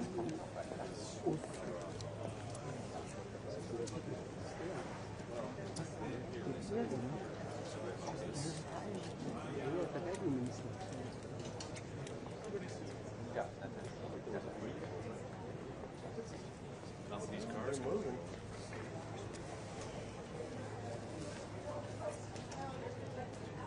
I'm glad you shut the shit with this. No, I'm not. I can't. Congressman, just want to say hi. Oh, hey, man. Good to see you. Yeah, good to see you. How are things? Going well. We just had a red-eye flight. We got in at 7 a.m. Well, at least you got here, unlike Rubio had to turn around. No. They're like, we can't. And they keep the press off, so I'm going to see it. Did they kick Oh, as far as I know, they kicked everyone off. So CNN was cool. I woke up here to a note saying, "You guys are now the pool." I'm like, "What are you talking about? I've got a day of lives and that thing. It's like, wow, everything." So we're skipping his arrival at the airport. Because I was texting you. I saw the mechanical problems and the swell. Oh,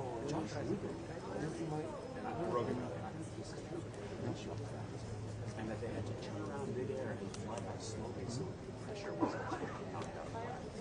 And then they kicked all the press off. Got a new plane. That's pretty sure. Yeah.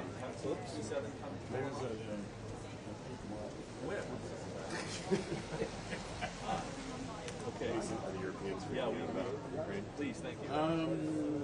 Yeah, we're waiting. It'll be interesting too. Thanks. I believe the journal. He's going to wade into a lot of European politics. They see the Yeah. So where I read that. he's calling to get like except came out swinging. He said all this stuff and they freaked people out. Now this is question now. Is that just Maybe still black. Yeah. I told them if they believed on the 7th. But it's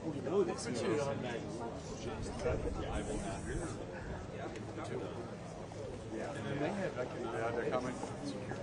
Perfect. Yeah. So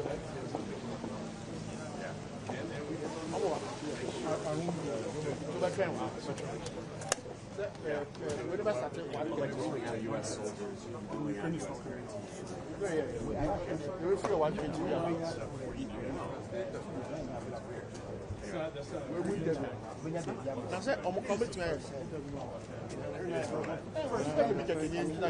soldiers doing that's what I'm asking.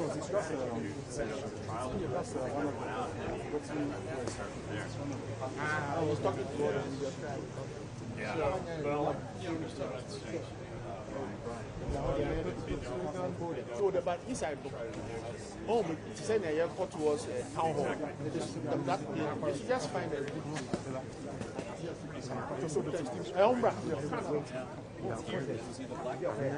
Good. Nice to meet you. Enjoy your stay. Stay with. Yeah. Because we did. Series moved on for. Good.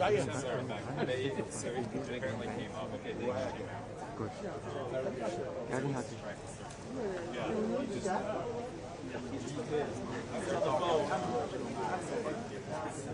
He's like, I'm hooked in. This is good. Yes, sir.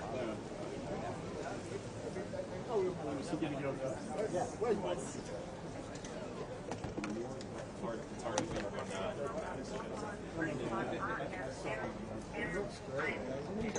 Yes, sir. Younger and fighting it. Oh, here we are. Peace out. How's it going? Hey. There we go.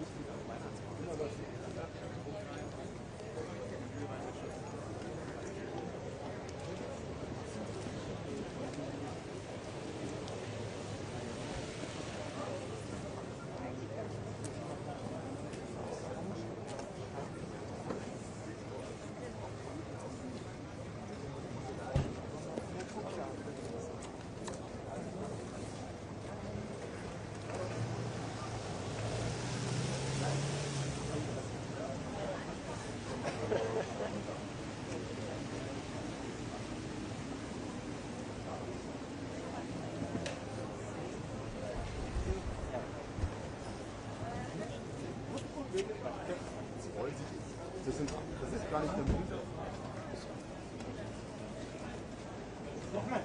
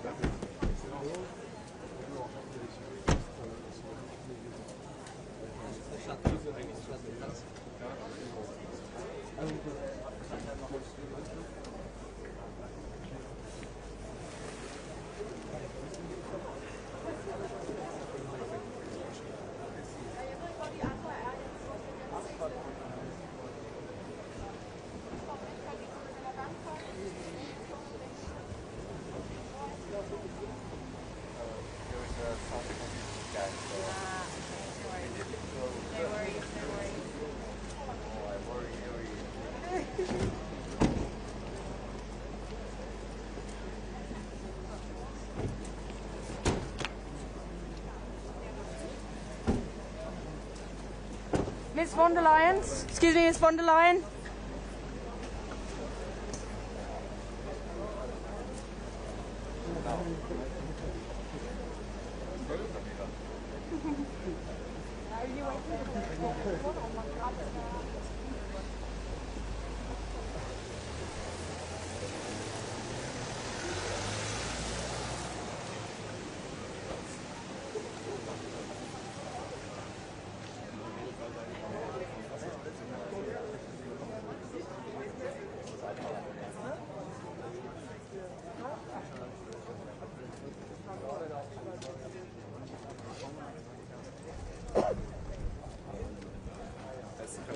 Langsam rüberwandern.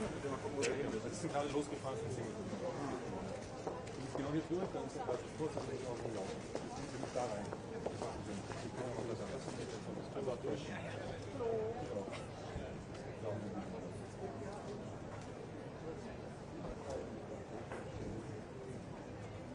Alle Pausen. Ja. Ja? Ist zwar nicht so schön wie bei Körper, aber ist auch okay. Das ist sehr schön. Ja, nee, es war ja, nee, vielen Dank. Das Ende war nicht ganz so doll, der letzte Kommentar. Ach, das war jetzt nicht.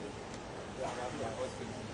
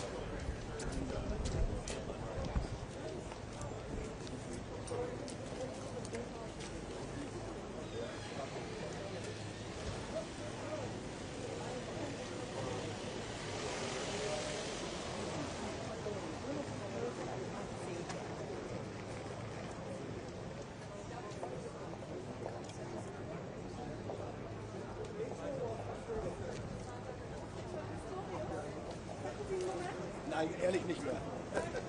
Willkommen zurück.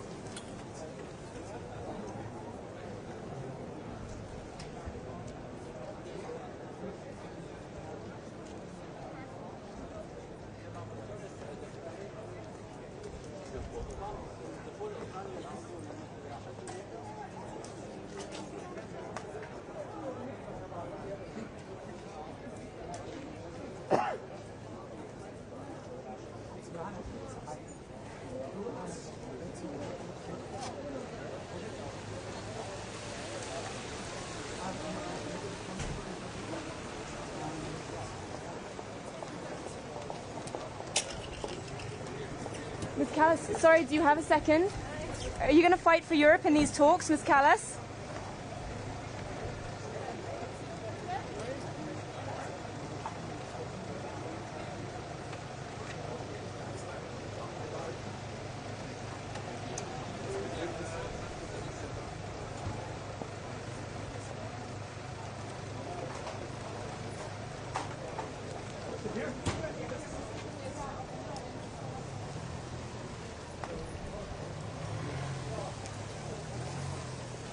Over here. Depends on your badge. Yeah. Sorry, what kind of badge do you have? I go really inside. And the minister? The minister? The minister is with you? Yeah. Without the with, minister? yes.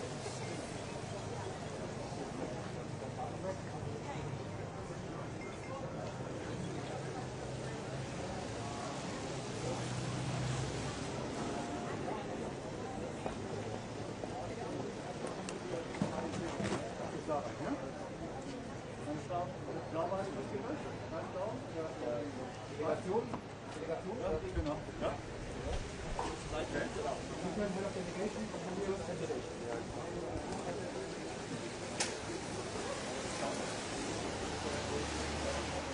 Sie reißen gleich davon. Sie sagen gleich, das ist hier. Ja, waren Sie mit ihm zusammen? Nein, gar nicht. Okay. Zusammen, weil ja, der eine war der Head of Delegation und der andere war der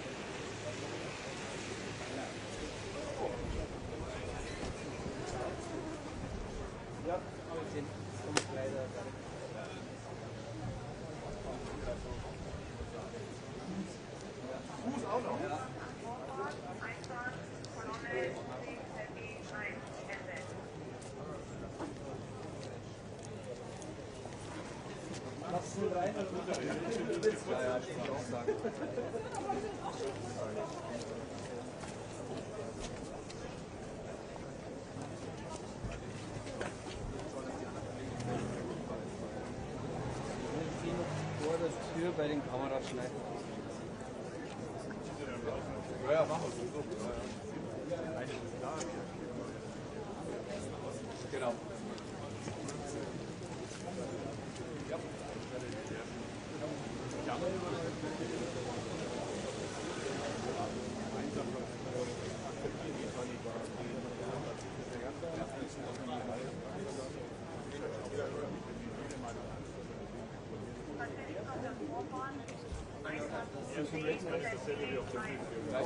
Ich aber auch nicht. Oder? Also es hätte nicht mehr eine Sache. Ja, im Gleichfall drin. Ich kann ja nochmal versuchen, vielleicht ich auch gerne noch einmal hier Nein, Sie bitte nach hinten.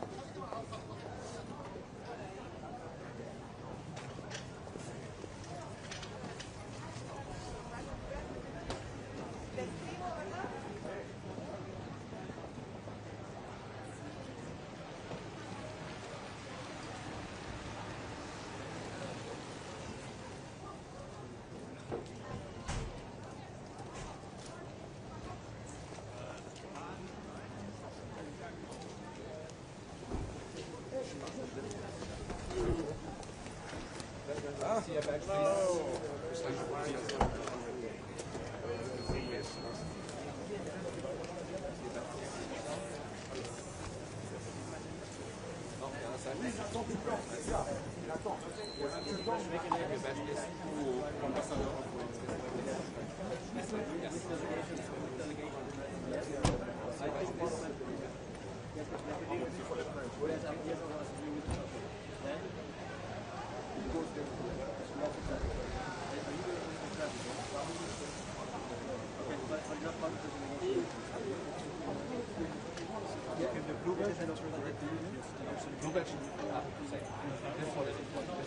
So when you're with your head of delegation, you enter exactly.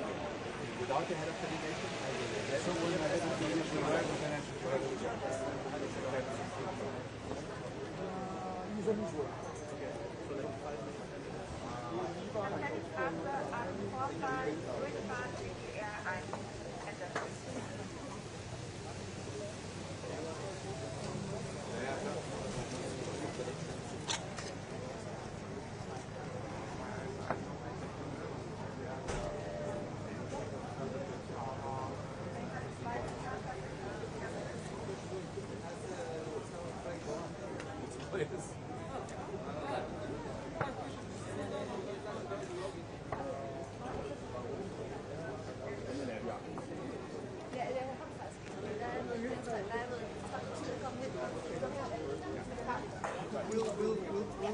yeah, but we'll return.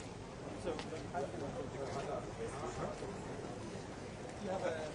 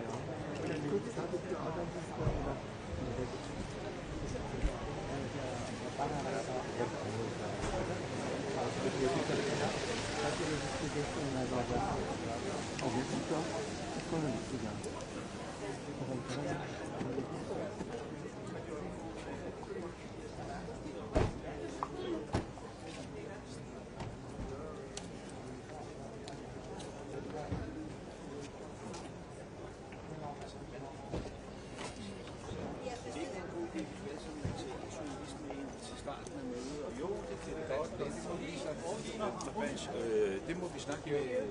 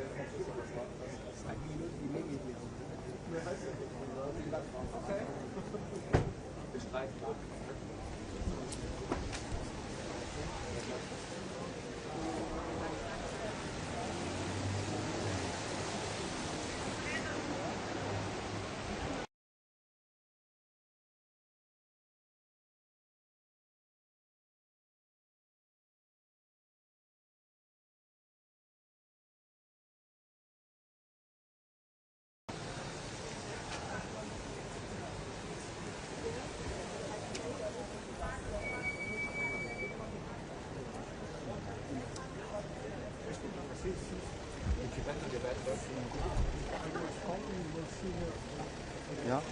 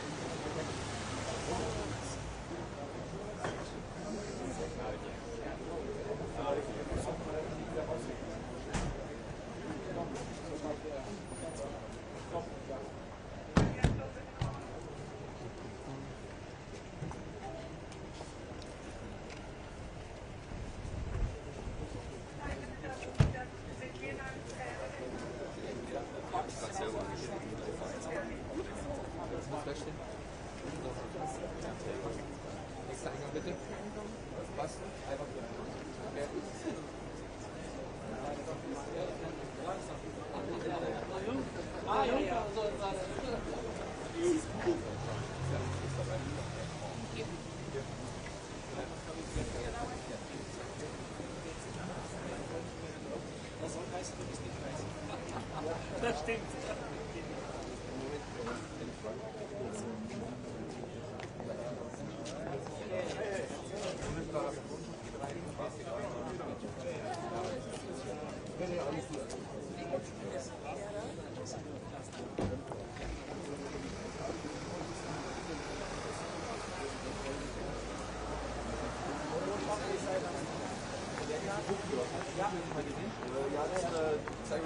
Ja, hier. Ich zeig's dir. Genau. Also der Nukleus fällt halt auf Delegation wie bei uns rein, Nukleus alleine getan.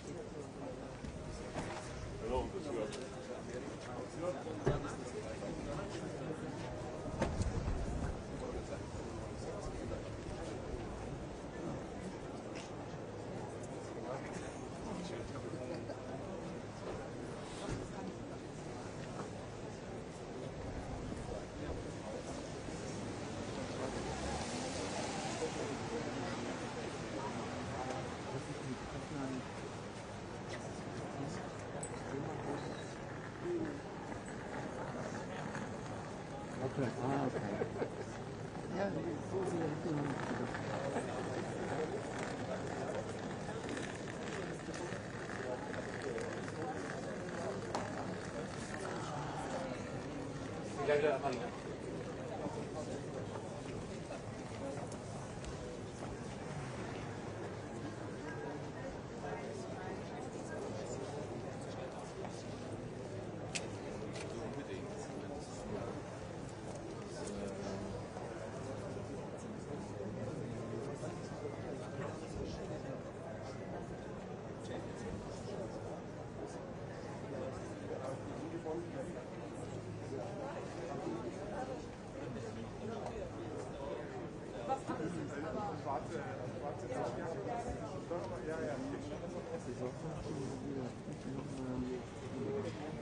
Ja, ja. Ja, ist natürlich klar. Aber das ist voll klar, das ist nicht klar.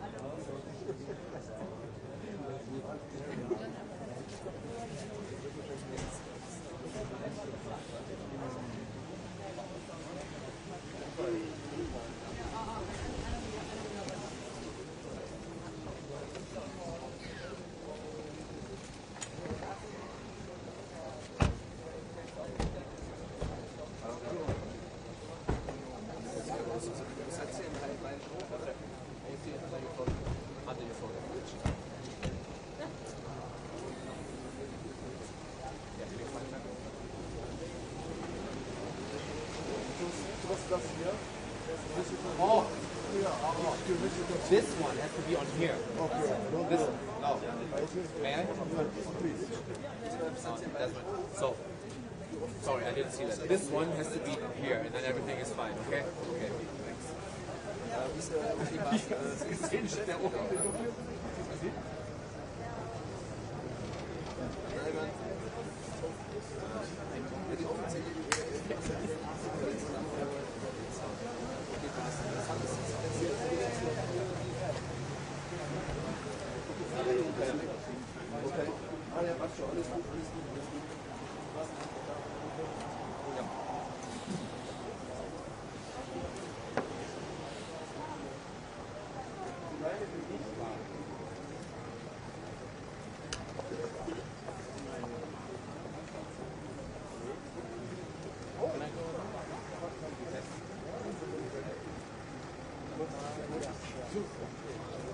Even answer.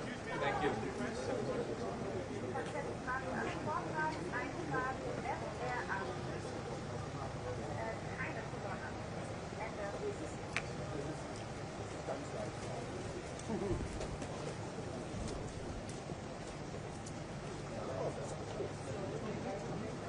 You have your head of delegation with you, sir? Yes.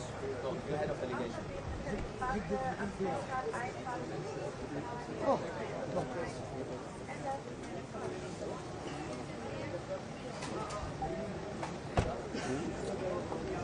Da hinten. Hat sie den wieder? Ich gedacht, von vorne lang.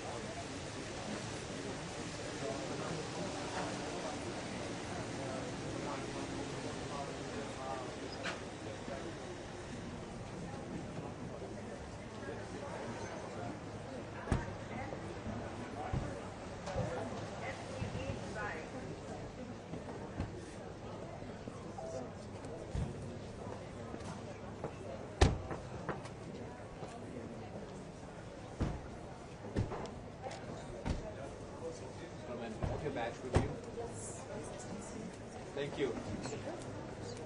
It's for inside because everybody's going to ask you the same question. Thank you, ma'am.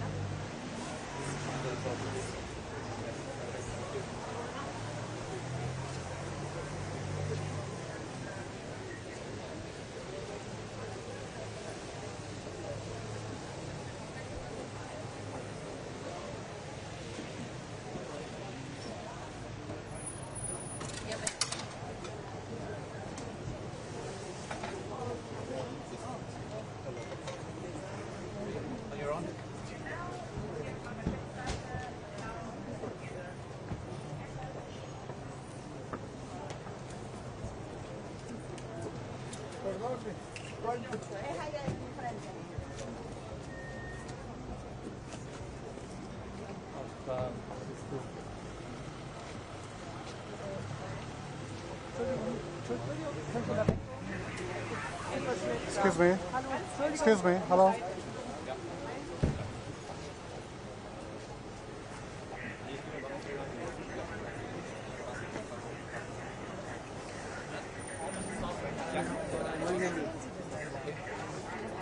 So Mercedes, das ist andersrum.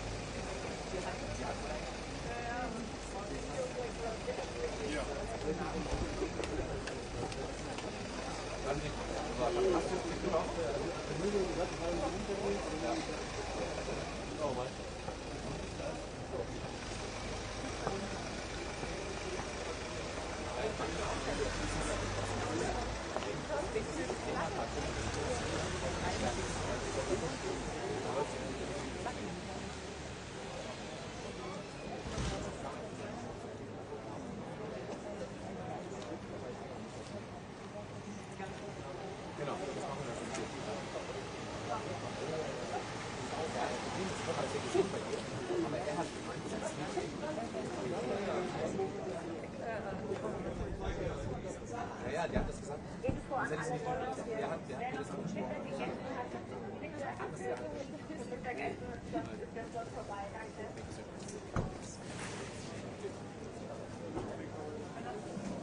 Yes. Government, head of delegation? Yeah, okay, pass.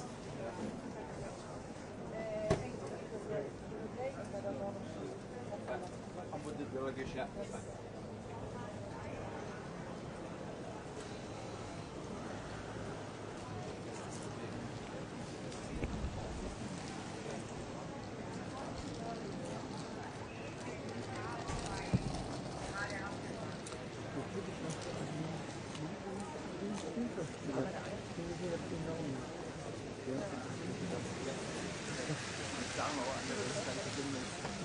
Ich bin zu faul, ein neues einzureichen.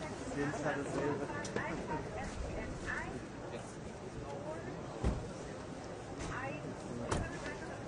Under your floor from this, sorry, under floor. Yeah.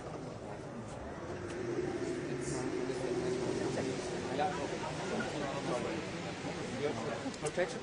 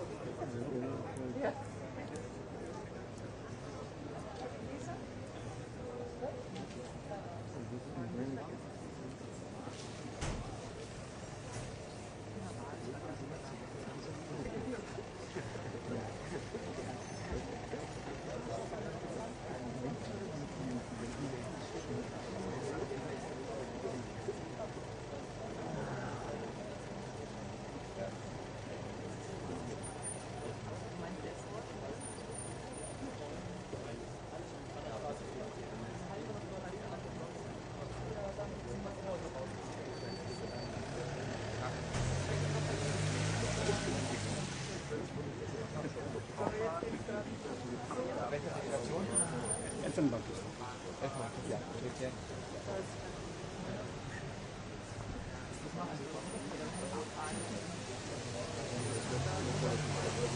Eine Frage ist, das hier, das ist Rhythmus, aber das hier bedeutet mehr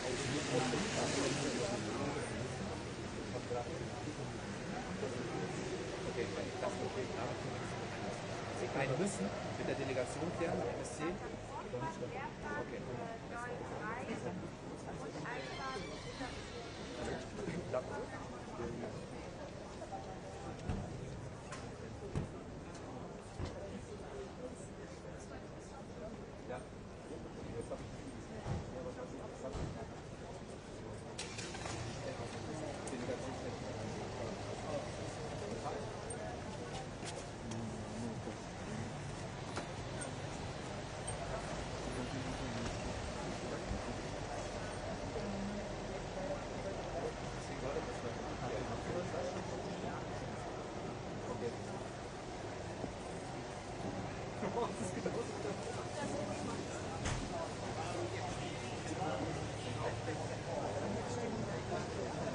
Ich würde sagen, jetzt ist das Recht schon mal raus.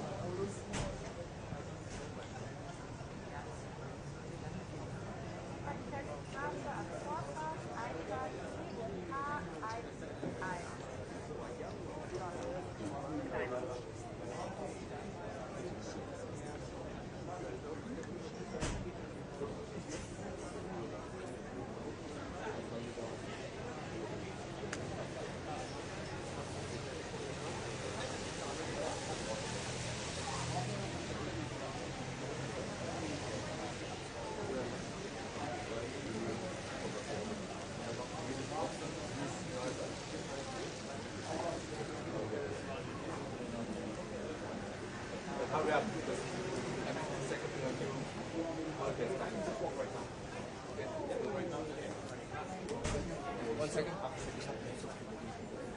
Ja. Begleitst du?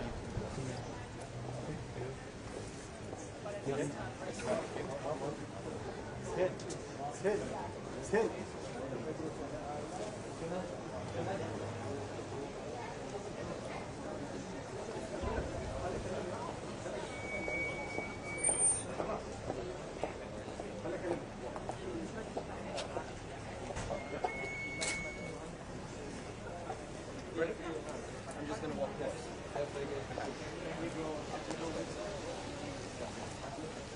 And then we go, and then we keep going. As long as I'm allowed. Ready? Currently, I'm at Munich Security Conference, where world leaders from 60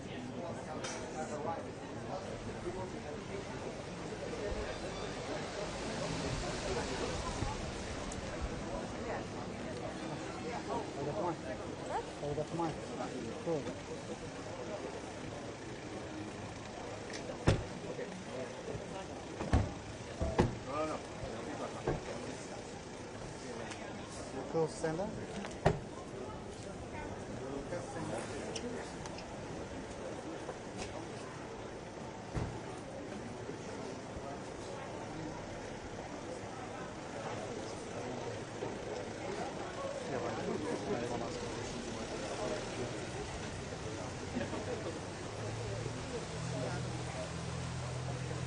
Sound check, sound check.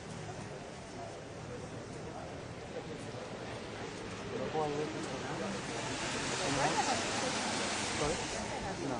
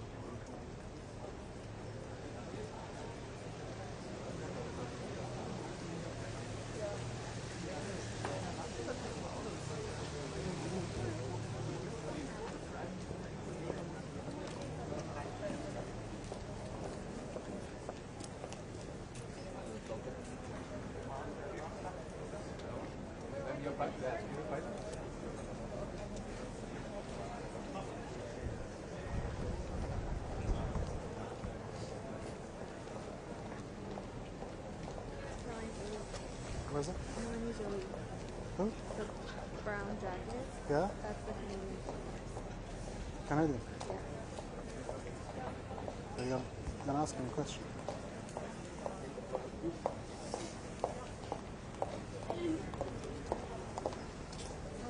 So the Prime Minister from Canada. Perfect, thank you.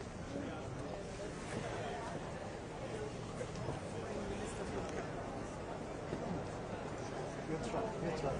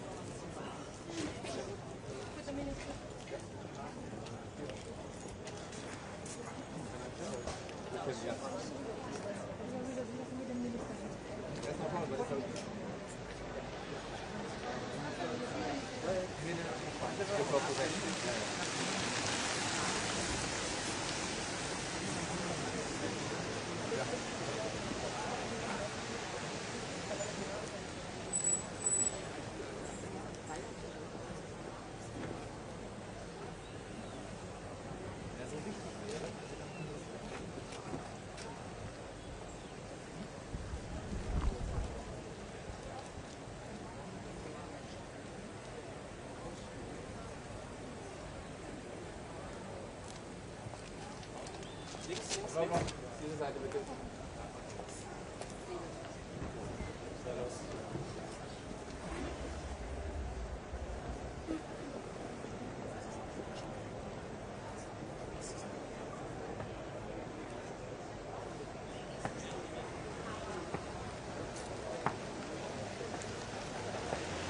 Yeah, they keep having tours. They keep having tours.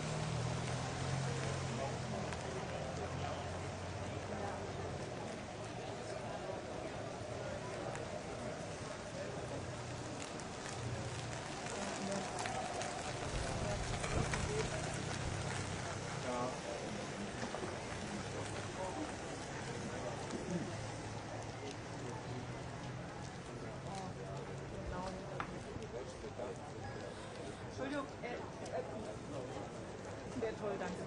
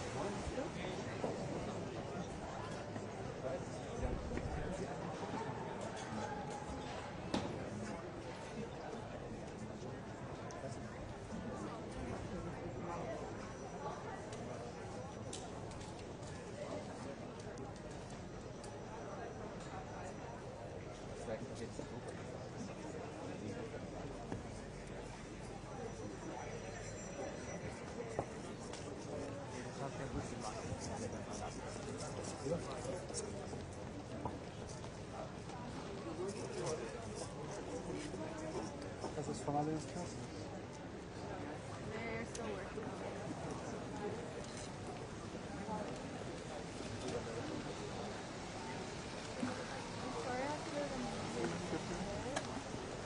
All right.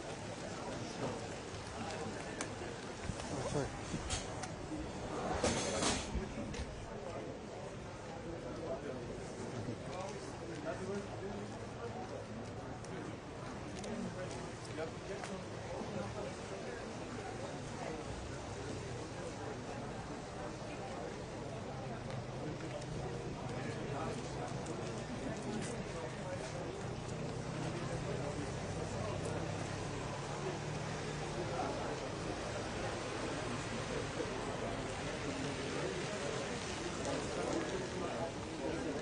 Wir gehen da lang, die Linien kommst du nicht voran. Ja, und alles ist da steht. Der hat eigentlich wenig passiert. Linien ist eine Website.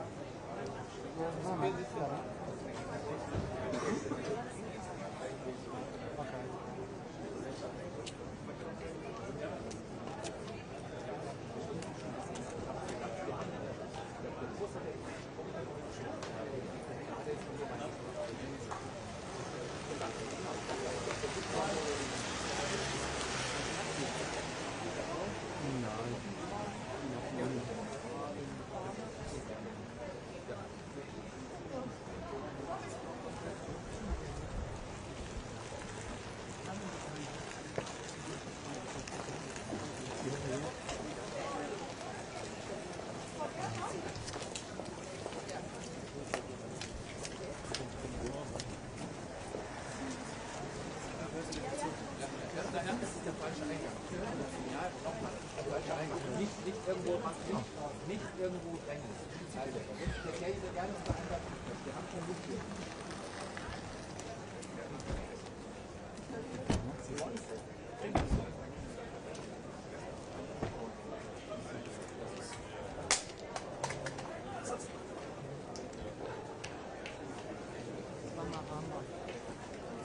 Sorry? Are you with him? Yes, yeah.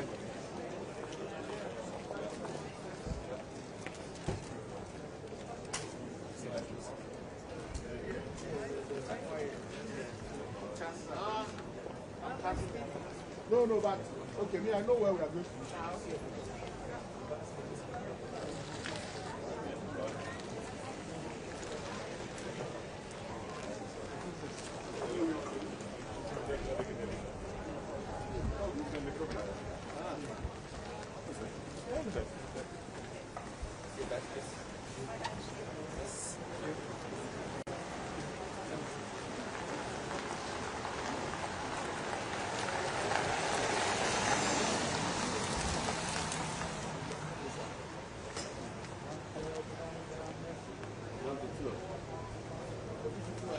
See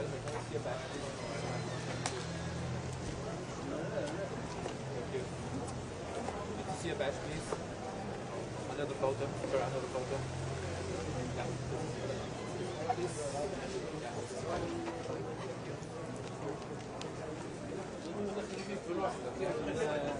Yeah. The difference is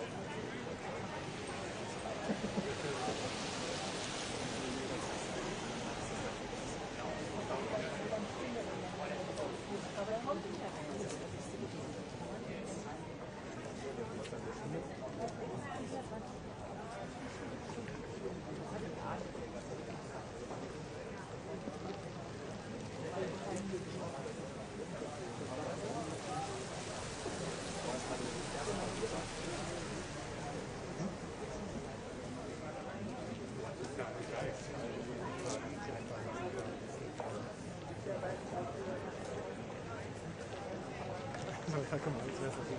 Aber dann direkt nehmen, einfach das war gar nicht gut.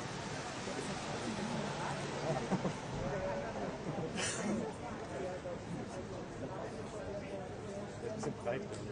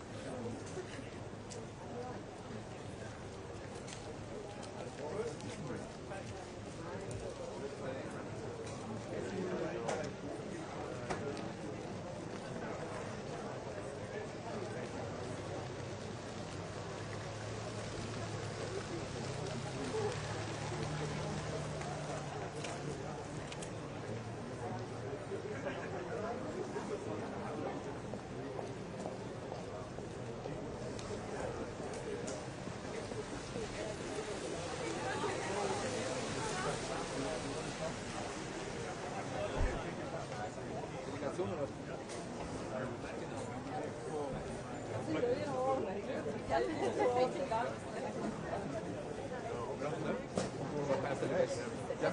Okay.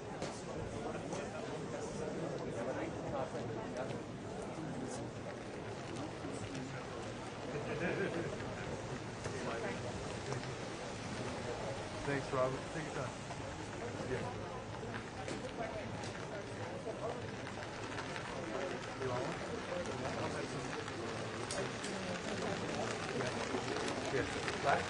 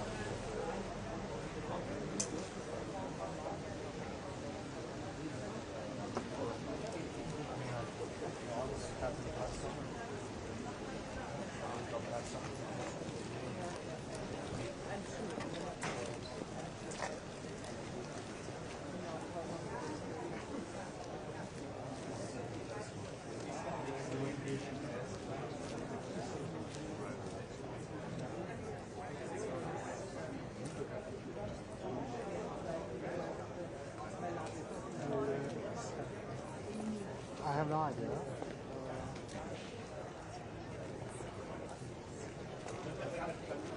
I'm not also sure.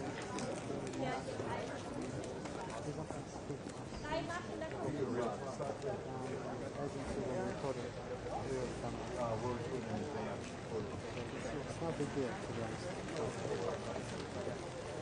There's not, is there anything else you can do better?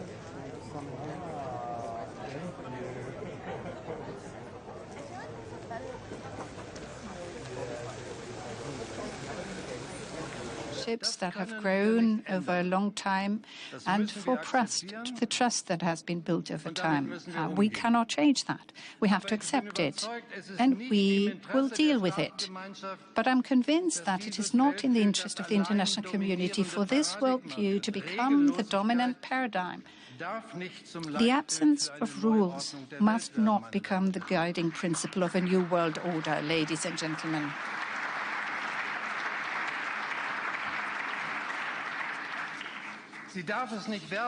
It must not become the guiding principle of a new world order, because that would mean abandoning our civilization's most crucial achievement laid down 80 years ago in the Charter of the United Nations, which would never have come to being without the ardent support of the United States.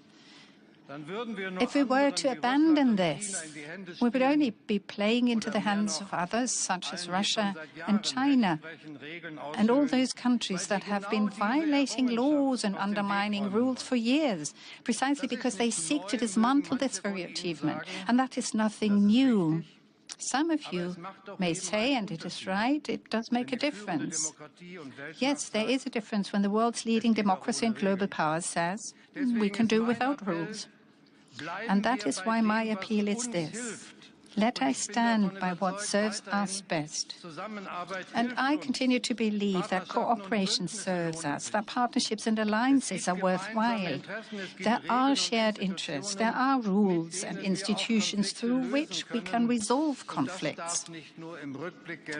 And this truth must not be relegated to the past, because this will remain true in the future.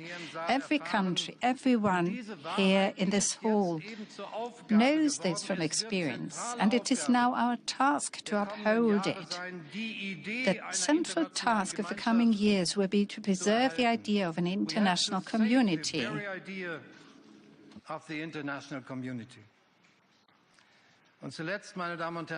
And finally, I would like to address an issue, ladies and gentlemen, that has been at the core of my presidency from day one: the future of liberal democracy. So my fourth point is, democracy is not a playpen for disruption. Disruption is a term that is currently lauded by tech entrepreneurs and political populists alike. Throw all things old onto the rubbish heap of history. Well, this mantra has fundamentally transformed and revolutionized many markets and business models. This is true. But it is equally true that democracy is not a business model. Democracy is not a playpen for disruption. And I'm speaking about this with such urgency because geopolitical opponents, first and foremost Russia, have for some time now been using the domain of digital communication to wage a hybrid war on liberal democracy, because China is using digital technology to exercise and expand autocratic power. And as if this were not disconcerting enough, a historically unprecedented concentration of technological, financial and political power is taking shape in the United States. I'm being frank with you. As a Democrat, it causes me concern, great concern, to see how a small elite group of business people has both the means and the desire to rewrite a significant part of the liberal democracy playbook. And I'm even more concerned when some of these business people openly express their contempt for our democratic institutions and norms. It gives me cause for concern.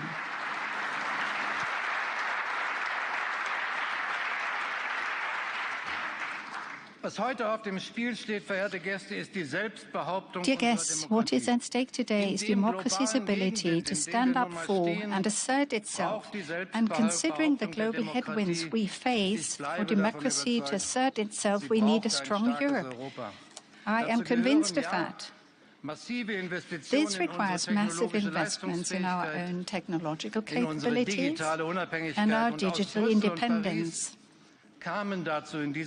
This week we've heard clear messages come out of Brussels and Paris in this regard, which have my full support, saying we are investing in European AI. We're indeed gaining ground on our competitors in the digital domain. We have the talents, we have the research expertise, the companies, the engineering expertise, and the huge market. The race is far from over yet. And I'm certain that the President of the European Commission will have more to say on this shortly. And of course, this is the logical consequence. We Europeans demand that tech companies, just like everyone else, that these companies comply with European law, whether their name be TikTok, X, or something else. We cannot and will not allow platforms to destroy our democratic societies or cause serious harm to our children.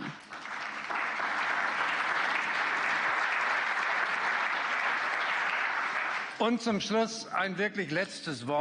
final word on Europe, if I may. I've seen many storms pass through Europe. And every single time I saw Europe stand strong. How many Munich Security Conference, Mr. Ischinger, Mr. Heusgen, have we seen? Probably this one as well, where participants have foretold Europe's decline, and it has not come about. A new survey by the European Council on foreign relations reveals that the world takes Europe seriously as a global power. So let us do the same. That is what I would ask all of us to do. Let us act accordingly. Let us not let us now systematically pursue the path of self-empowerment that we so urgently need in this challenging geopolitical landscape. Let us not make ourselves smaller than we are. I'm sure that we're up to the task. As briefly as I can, to our European colleagues, let's toughen up. To our American allies, we have different worldviews, but many good reasons to work together. And to our international guests, the world is changing, but Europe remains Europe. We are open for business. We are open for partnership. Thanks to all of you for listening.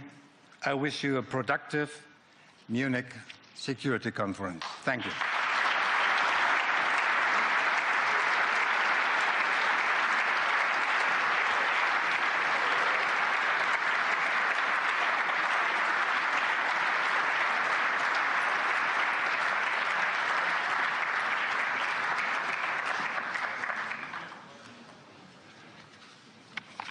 Lieber Bundespräsident, thank you very much for your very optimistic speech. Always look for a silver lining with all the gloom and doom, and you gave this silver lining personally and with your speech. Thank you for this. It is now my pleasure and honor to introduce the Prime Minister of Bavaria, Markus Söder. Markus Söder and his team have been a wonderful supporter and generous host for the Munich Security Conference now for 61 years. And we are very happy to be here in Munich again. Thank you to you, and you have the floor.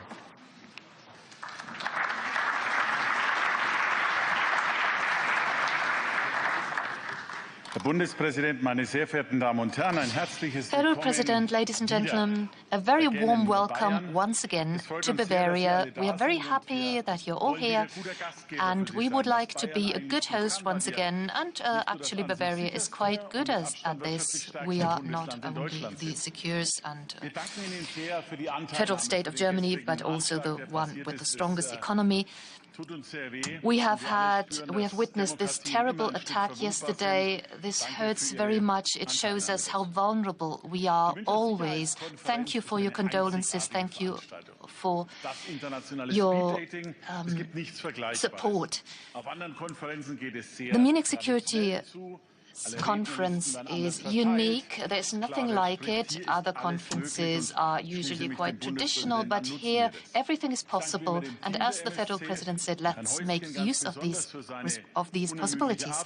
I'd like to thank Christoph Heusgen for his untiring work.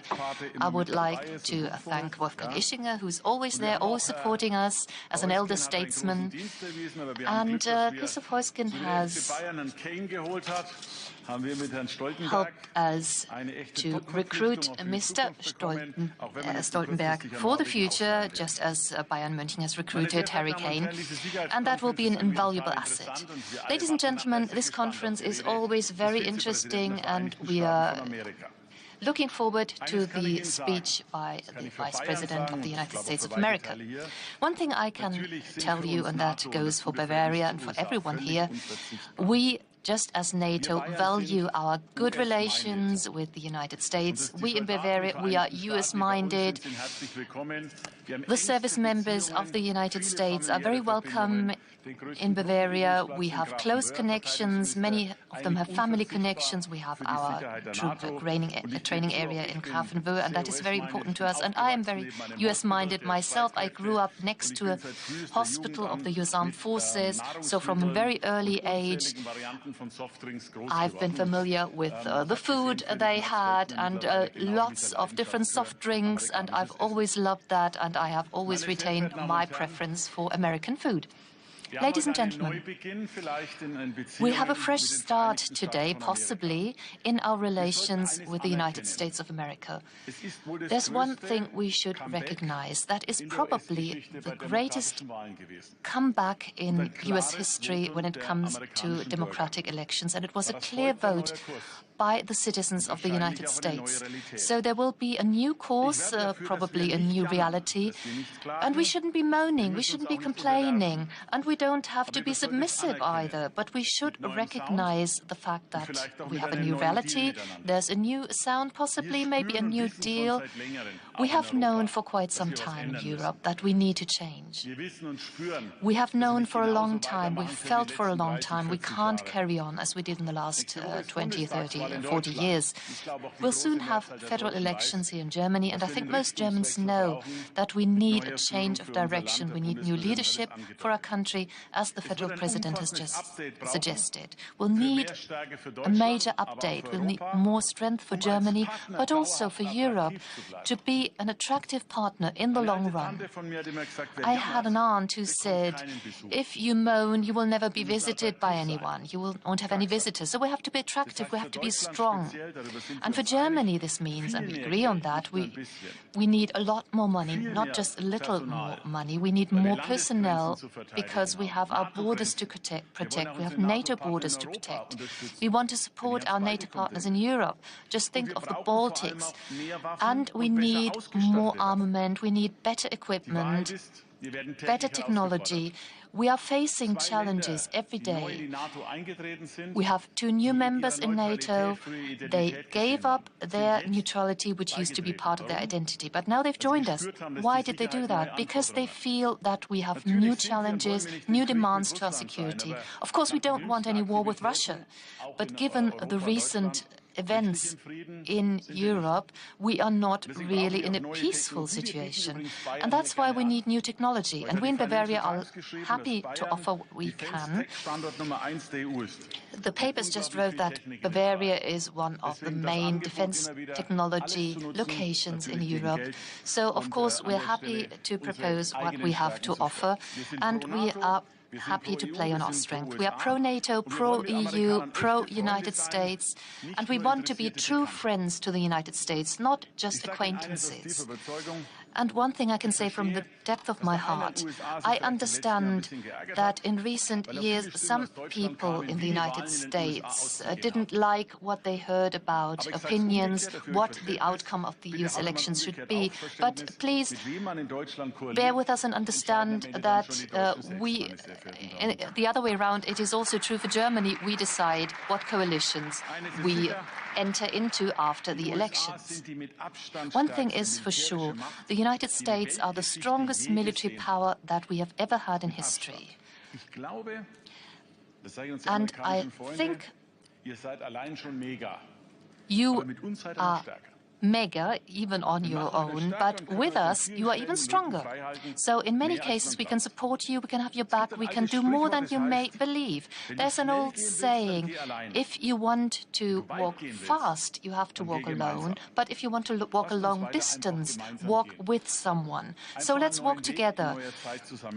Let's embark on this path together into the future.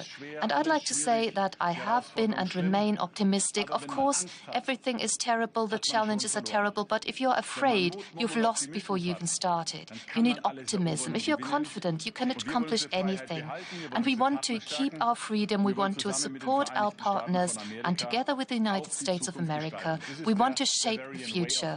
That's the Bavarian way of life we have here. So, as always, I hope you'll have fruitful discussions at the Munich Security Conference. There will always be some excitement, some friction maybe, but that's a good thing. All the best for your conference, and let's have a good time together. Thank you very much.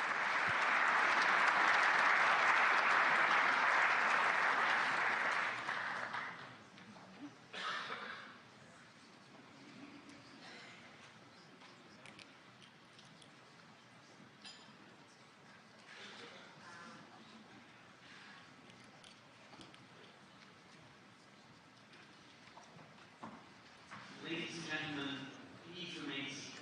The program will continue momentarily.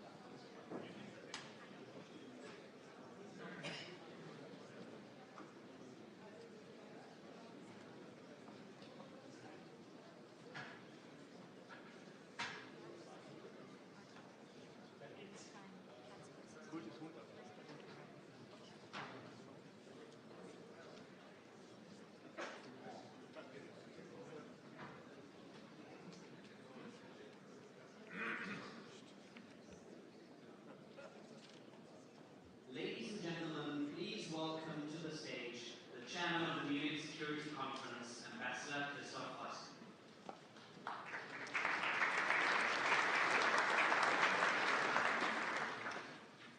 This is another 45-minute speech. No. Ladies and gentlemen, it is my pleasure and honor to welcome the President of the European Commission, Ursula von der Leyen.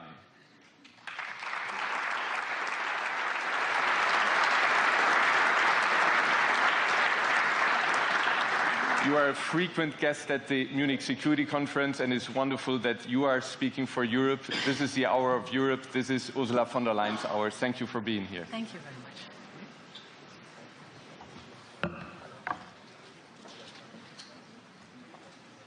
Herr Bundespräsident Steinmeier, Ministerpräsident Söder, Excellencies, ladies and gentlemen, can we lower a little bit this piece here, or is that impossible?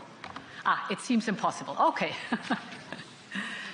Like many of you, I've been coming here for many, many years, and I see many familiar faces.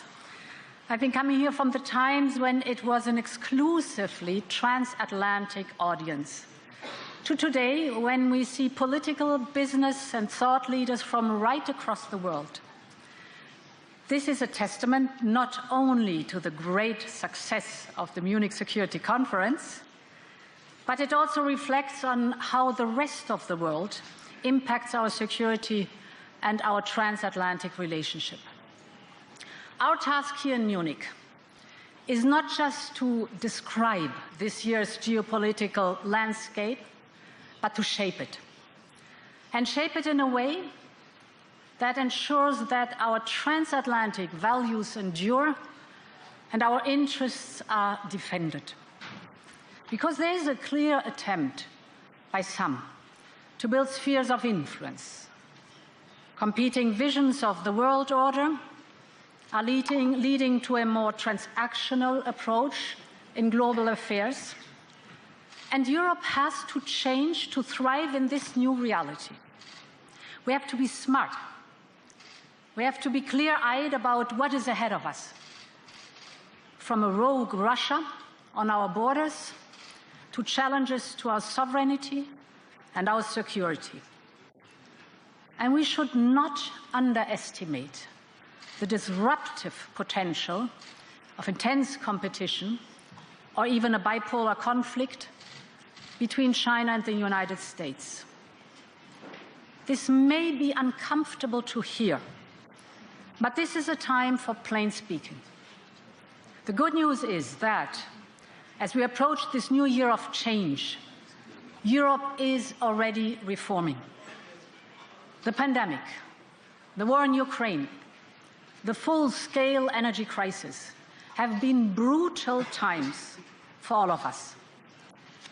But in Europe, they showed us also that when we adopt an urgency mentality, we are a force that can move mountains. From the life-saving vaccines to the unwavering support to Ukraine or mastering the energy crisis, Europe has shown that it can meet the moment, and we must adopt this urgency mentality more permanently. And this is why what you've seen in the first 100 days of the new Commission is the tone and the speed I intend to set for the whole mandate. We're strengthening our competitiveness, we're stepping up on defense, we're enabling innovation for AI. Action is what really matters in this new reality. And we know a stronger Europe is better for all of us. A stronger Europe works with the United States to deter the threats we have in common as partners. And this is why we believe that trade wars and punitive tariffs make no sense.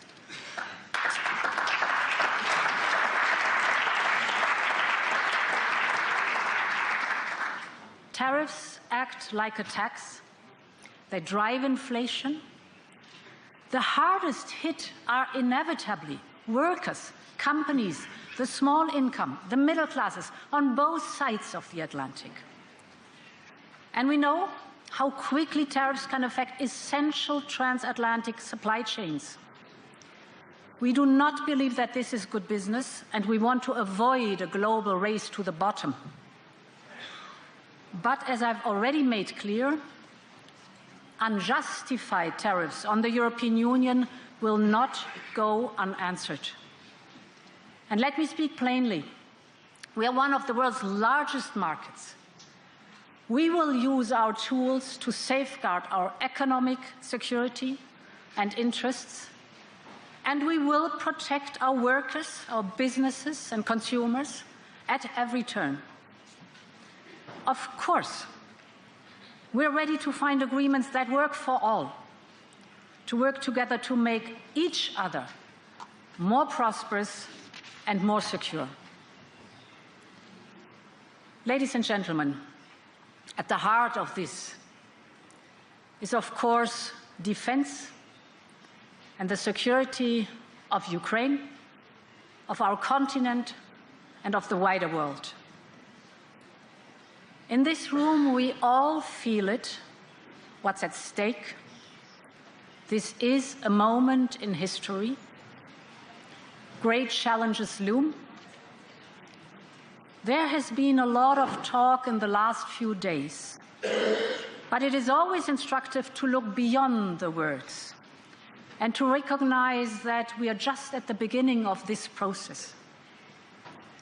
Let's take stock of the starting positions. Contrast the approach taken by President Zelensky and that of President Putin.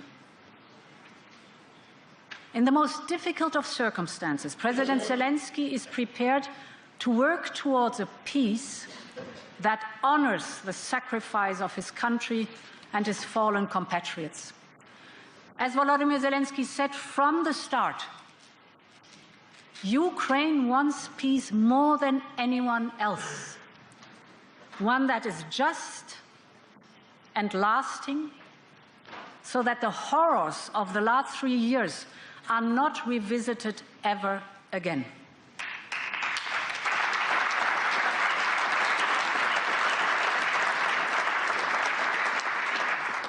On the other hand, President Putin says he's willing to meet, but on what terms? It is up to him to demonstrate that his interest is not to prolong this war. It is up to him to show that he has given up his ambition to destroy Ukraine. And let me be very clear. A failed Ukraine would weaken Europe, but it would also weaken the United States.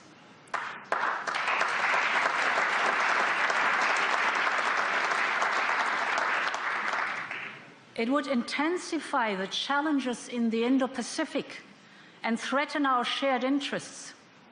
Because what we have seen is the authoritarians of this world are carefully watching whether there's any impunity if you invade your neighbor and violate international borders, or whether there are real deterrents. They are watching us very carefully, what actions we choose to take, and this is why it is so important that we get this right. Ukraine needs peace through strength. Europe wants peace through strength. And President Trump has made clear the United States is firmly committed to peace through strength. So I believe that by working together, we can deliver that just and lasting peace. And there is a lot that Europe already has brought to the table. Historic amounts, actually. Financially and militarily, the overall support amounts to 134 billion euros. That is an equivalent of $140 billion. That is more than anybody else has contributed. This includes $52 billion of military assistance, on par with the United States. We have put in place hard-hitting sanctions, substantially weakening Russia's economy. We have broken one taboo after another and smashed our reliance on Russian gas, making us more resilient permanently. And we are about to do more. We are working with Ukraine on their EU accession, because Ukraine is part of our European family, and this is where their future lies, here in Europe.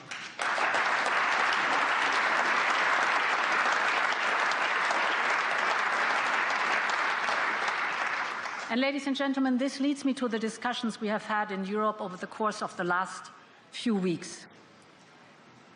Many in the security circles in Europe were confused, some even worried, by the comments made by a senior US official earlier this week. But we need to be honest here, and we need to avoid outrage and outcry. Because if we listen to the substance of the remarks, we not only understand where they are coming from, but recognize there are some remarks we can agree on. Because yes, both the United States and the European Union want an end to the bloodshed. We want a just and lasting peace, one that leads to a sovereign and prosperous Ukraine. And Ukraine should be given solid security guarantees. But perhaps what resonates with me the most is the need for Europe not only to speak frankly, but also to act accordingly. So let there be no room for any doubt. I believe when it comes to European security, Europe has to do more. Europe must bring more to the table. And to achieve this, we need a surge in European defense spending.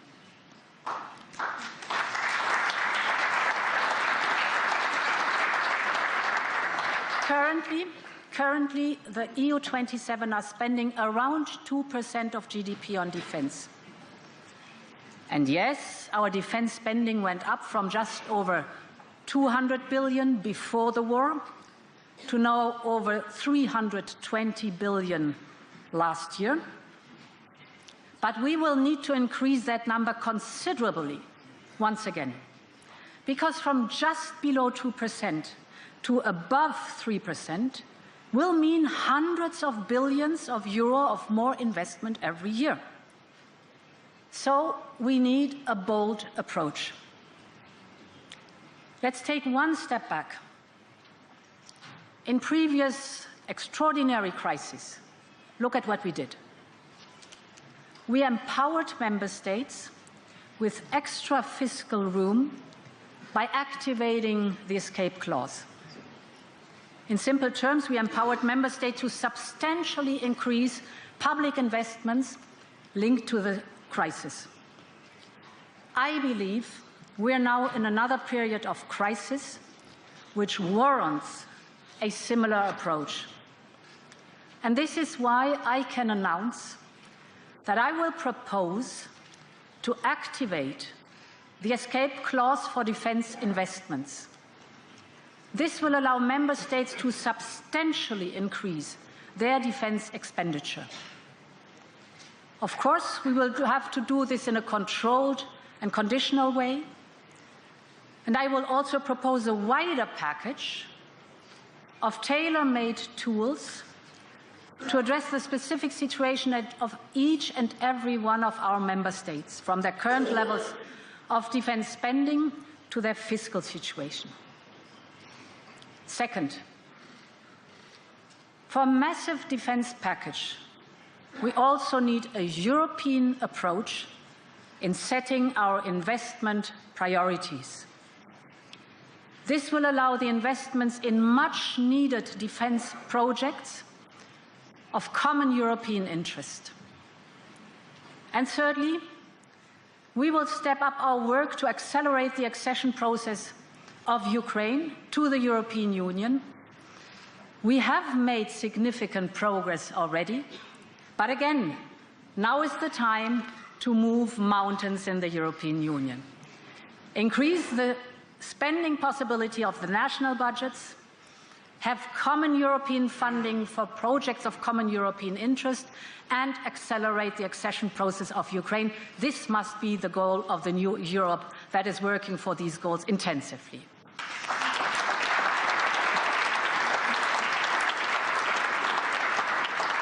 My message is, you see Europe adapting, you see Europe stepping up, you see Europe making a difference immediately.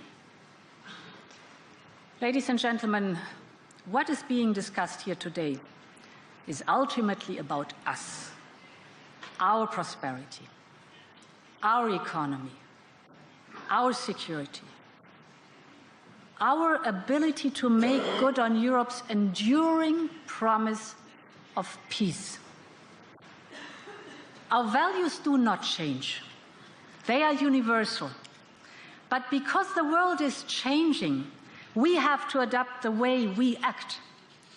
We need a Europe that is more pragmatic, more focused, more determined, one that will counter its threats, one that will leverage its enormous strength and power, and one that is standing by Ukraine and its partners.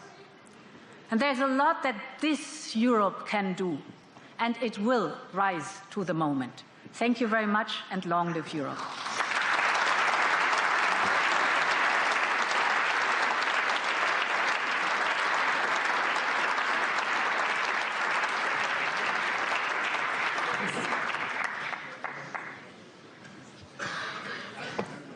Ladies and gentlemen, my name is Yalda Hakim, and I'll be moderating a brief 5-minute session here with the President. We are running a little bit behind schedule, and we have the Vice President also waiting. But I'm really looking forward to speaking with you. You made a very consequential speech there. For several years in Munich, leaders have said it's time to get serious about European defense. Will it be different this time? Absolutely, because it is in our own interest, and we have the experience of now almost 3 years of an atrocious Russian war in Ukraine, basically at our borders. And this is only one of the challenges we see. So it's absolutely clear, and it is this mentality of urgency that I was asking for, that we have to develop and therefore step up defense. We have for too long, I mean the last 2 decades, kind of outsourced defense and security or underinvested in it. And now we see that there's an enormous gap that we have to close. And therefore, us together as Europeans, we have to step up and we have to make these investments, because it's for our security that we are doing this and that it is necessary. What do you think that should be? I mean, do you agree with President Trump that it should be 5%? Look, for us it's important that we close our capability gaps, and there's a process in NATO that has defined what the capability gaps are. So spending must increase without any question, but important is that we get the right capabilities for the investment that we are doing. And therefore, filling these investment gaps, this must be our goal, as rapid as possible, with the norms and standards of NATO, because for me it's very important that we are absolutely complementary with NATO. We need each other. And therefore, I propose to flexibilize the possibility of the member states what their investment in defense is concerned, even if they have fiscal constraints. With this escape clause, this opens the door for targetedly investing more in defense. So this is individual for each member state. Then we have to look at big projects of common European interest, like advanced air defense, for example, which no member state can do on its own, but we need it all together. Then there's a point I have not mentioned here, but this is speaking with our banks, the promotional banks, like the European Investment Bank, that used to not invest in defense, now is changing their lending practices. And of course, we have also to speak with our big private banks that were hiding behind the EIB for too long, also to modernize and adapt their lending practices. We've only got a couple of minutes left, but Ukraine clearly wants and needs security guarantees in any peace negotiation. Is Europe capable of providing them without the US, even if that is not the preference? So I think for European, as it is not for me to discuss in detail the security guarantees with the United States, because this is a NATO matter. But I think we have to convince all of us that this is a matter of providing security guarantees by countries from the European Union. Including troops on the ground? But listen, this really is the competence of the member states. This is certainly not me making them or proposing them how they have to act with their troops. They have the complete competence of their troops. But I think in general, if you look at any kind of security matters concerning Europe and NATO, we all need each other. In other words, the backing of the United States is needed as the European Union, but also the UK or Canada, for example, to take others. Norway are also needed in the concert of supporting each other. Will Europe be at the negotiating table? Absolutely, because Ukraine needs a just and lasting peace. If we want to achieve this goal, and it's very important that we have a true peace, because as I said, others are watching, whether we stick to our principles or whether we give up, then this is only possible with the European Union standing by Ukraine, because one of the components you just mentioned is security guarantees. Another component is the accession process of Ukraine to the European Union, preconditions to have a just and lasting peace. And therefore, the answer is given by itself. President von der Leyen, thank you so much for your time.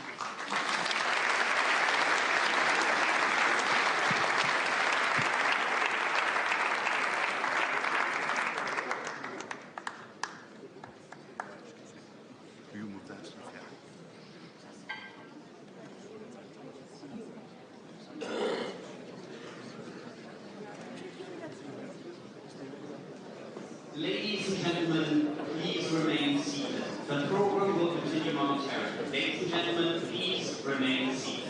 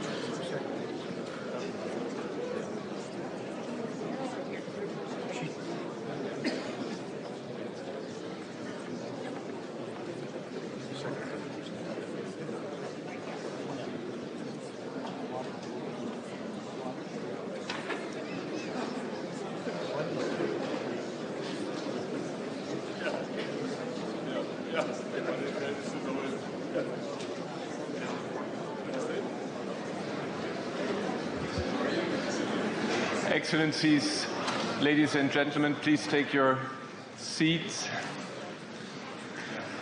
It is now my honor and pleasure to welcome the Vice President of the United States, Mr. J.D. Vance, who was here last year as Senator, and we are very happy that he has come back to Munich, and we are very much looking forward to his speech. Please welcome Vice President J.D. Vance.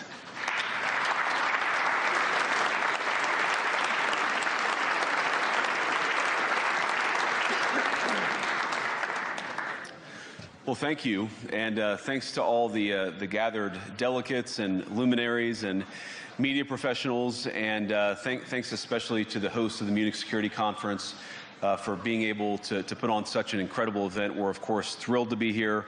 We're happy to be here.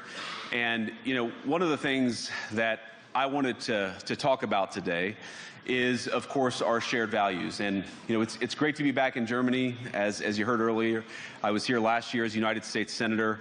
I saw Foreign Secretary David Lammy and joked that both of us last year had different jobs than we have now.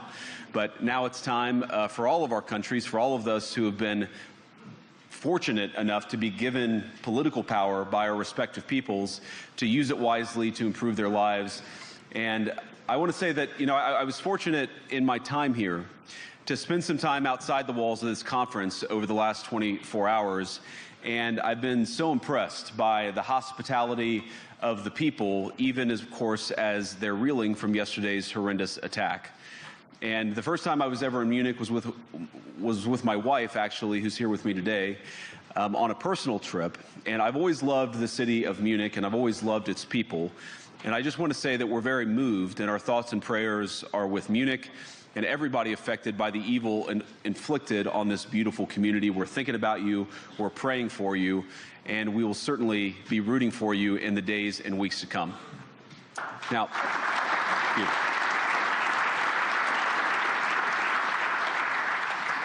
I hope that's not the last bit of applause that I get, but we gather at this conference, of course, to discuss security, and normally we mean threats to our external security. I see many great military leaders gathered here today. But while the Trump administration is very concerned with European security and believes that we can come to a reasonable settlement between Russia and Ukraine, and we also believe that it's important in the coming years for Europe to step up in a big way to provide for its own defense, the threat that I worry the most about vis-a-vis Europe is not Russia, it's not China, it's not any other external actor. And what I worry about is the threat from within, the retreat of Europe from some of its most fundamental values, values shared with the United States of America. Now, I was struck that a former European commissioner went on television recently and sounded delighted that the Romanian government had just annulled an entire election. He warned that if things don't go to plan, the very same thing could happen in Germany, too. Now, these cavalier statements are shocking to American ears. For years, we've been told that everything we fund and support is in the name of our shared democratic values. Everything from our Ukraine policy to digital censorship is billed as a defense of democracy. But when we see European courts canceling elections and senior officials threatening to cancel others, we ought to ask whether we're holding ourselves to an appropriately high standard. And I say ourselves because I fundamentally believe that we are on the same team. We must do more than talk about democratic values, we must live them. Now, within living memory of many of you in this room, the Cold War positioned defenders of democracy against much more tyrannical forces on this continent. And consider the side in that fight that censored dissidents, that closed churches, that canceled elections. Were they the good guys? Certainly not. And thank God they lost the Cold War. They lost because they neither valued nor respected all of the extraordinary blessings of liberty. the freedom to surprise, to make mistakes, to invent, to build. As it turns out, you can't mandate innovation or creativity, just as you can't force people what to think, what to feel, or what to believe. And we believe those things are certainly connected. And unfortunately, when I look at Europe today, it's sometimes not so clear what happened to some of the Cold War's winners. I look to Brussels, where EU commissars warn citizens that they intend to shut down social media during times of civil unrest the moment they spot what they've judged to be, quote, hateful content. Or to this very country, where police have carried out raids against citizens suspected of posting anti-feminist comments online as part of, quote, combating misogyny on the internet, a day of action. I look to Sweden, where 2 weeks ago the government convicted a Christian activist for participating in Koran burnings that resulted in his friend's murder. And as the judge in his case chillingly noted, Sweden's laws to supposedly protect free expression do not, in fact, grant, and I'm quoting, a free pass to do or say anything without risking offending the group that holds that belief. And perhaps most concerningly, I look to our very dear friends, the United Kingdom, where the backslide away from conscience rights has placed the basic liberties of religious Britons in particular in the crosshairs. A little over 2 years ago, the British government charged Adam Smith Connor, a 51-year-old physiotherapist and an Army veteran, with the heinous crime of standing 50 meters from an abortion clinic and silently praying for 3 minutes.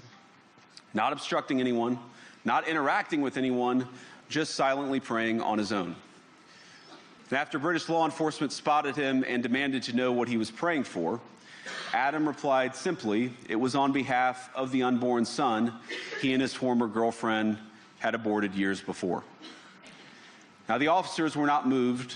Adam was found guilty of breaking the government's new buffer zones law, which criminalizes silent prayer and other actions that could influence a person's decision within 200 meters of an abortion facility.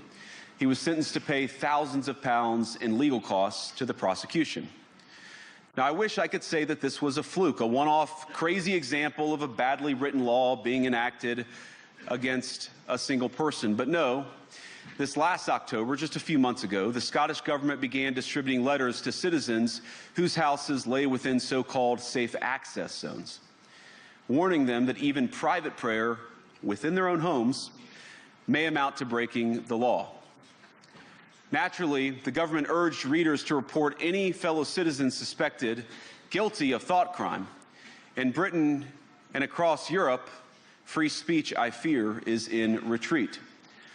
And in the interest of comedy, my friends, but also in the interest of truth, I will admit that sometimes the loudest voices for censorship have come not from within Europe, but from within my own country, where the prior administration threatened and bullied social media companies to censor so-called misinformation.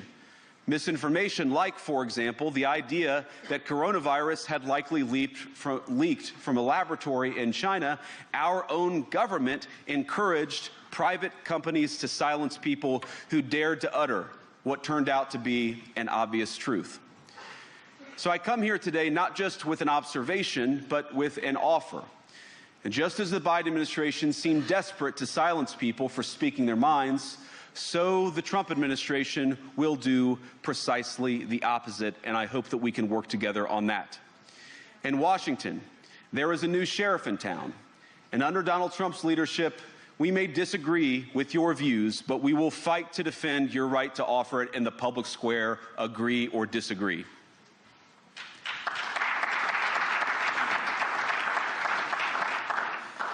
Now, we're at the point, of course, that the situation has gotten so bad that this December, Romania straight up canceled the results of a presidential election based on the flimsy suspicions of an intelligence agency and enormous pressure from its continental neighbors. Now, as I understand it, the argument was that Russian disinformation had infected the Romanian elections.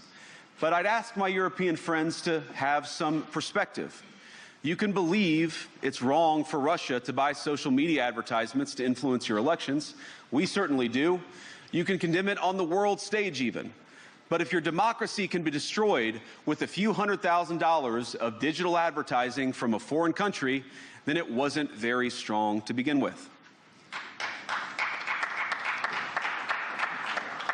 Now, the good news is that I happen to think your democracies are substantially less brittle than many people apparently fear. And I really do believe that allowing our citizens to speak their mind will make them stronger still. Which, of course, brings us back to Munich, where the organizers of this very conference have banned lawmakers representing populist parties on both the left and the right from participating in these conversations.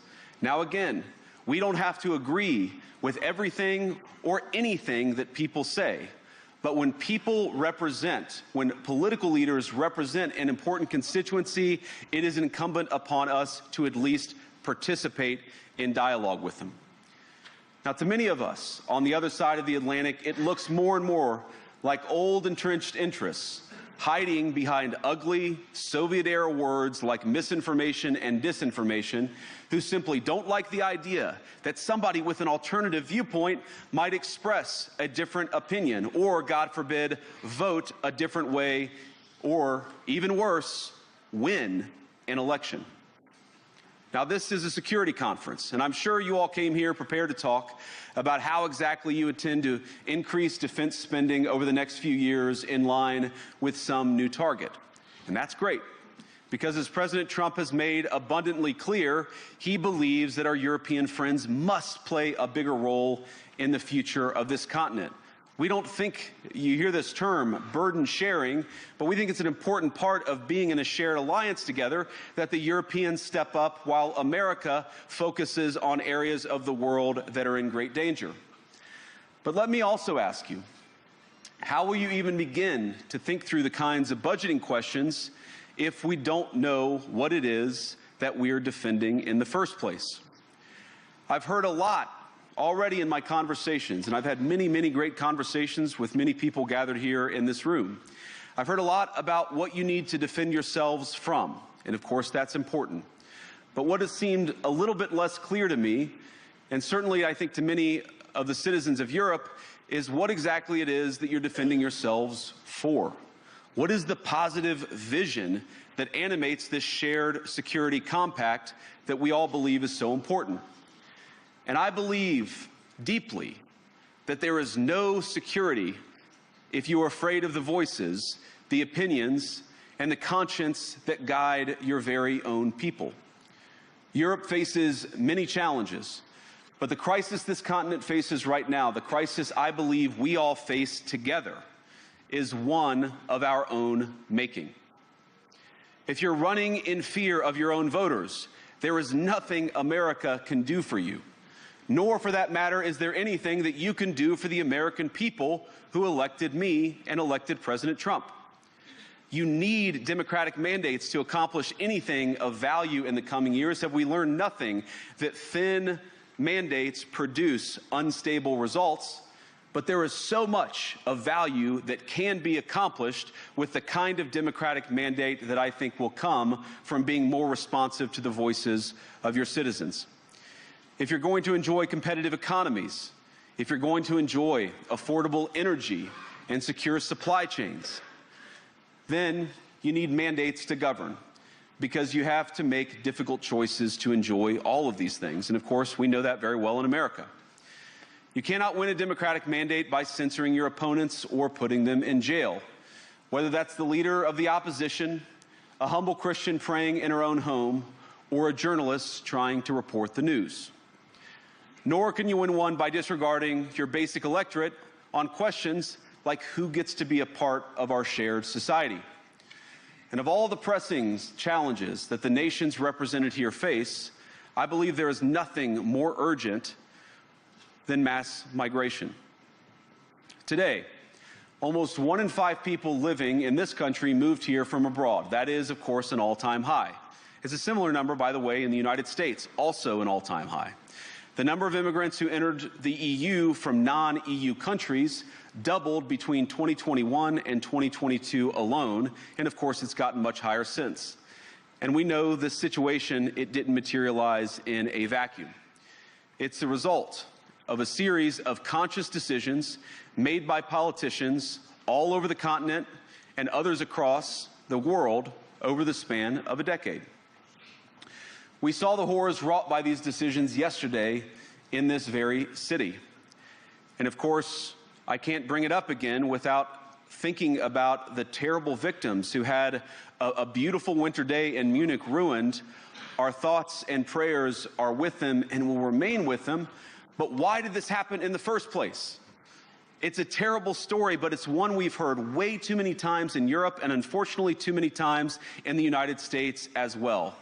An asylum seeker, often a young man in his mid-20s, already known to police, rams a car into a crowd and shatters a community.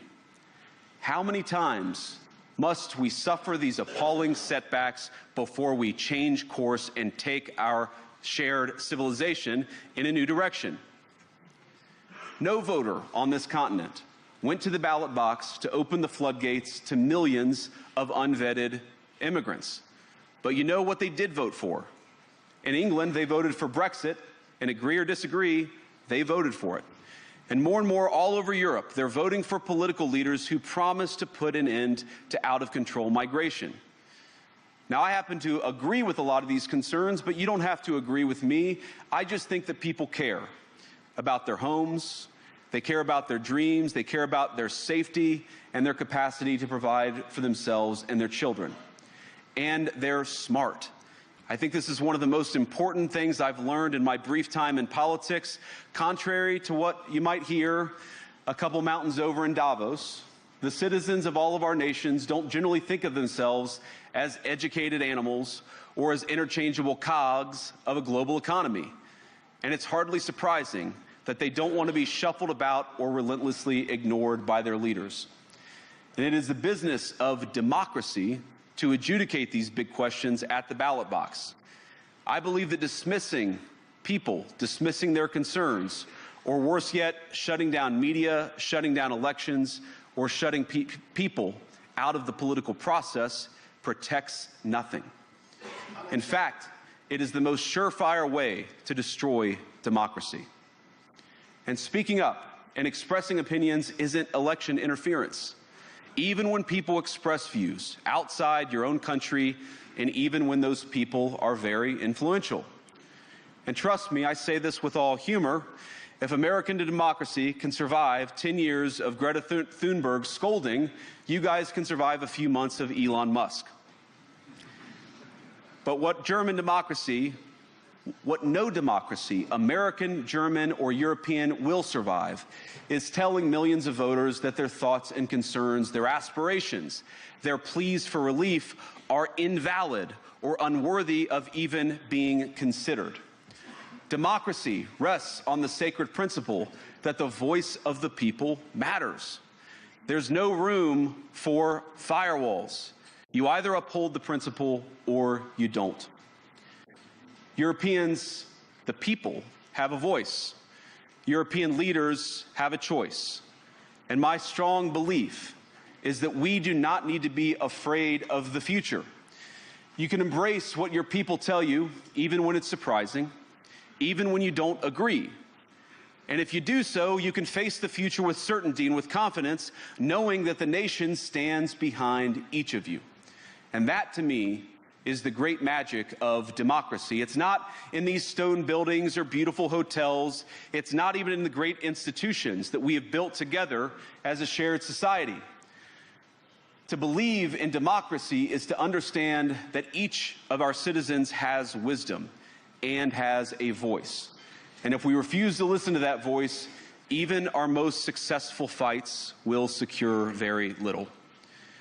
As Pope John Paul II, in my view, one of the most extraordinary champions of democracy on this continent or any other, once said, "Do not be afraid." We shouldn't be afraid of our people, even when they express views that disagree with their leadership. Thank you all. Good luck to all of you. God bless you.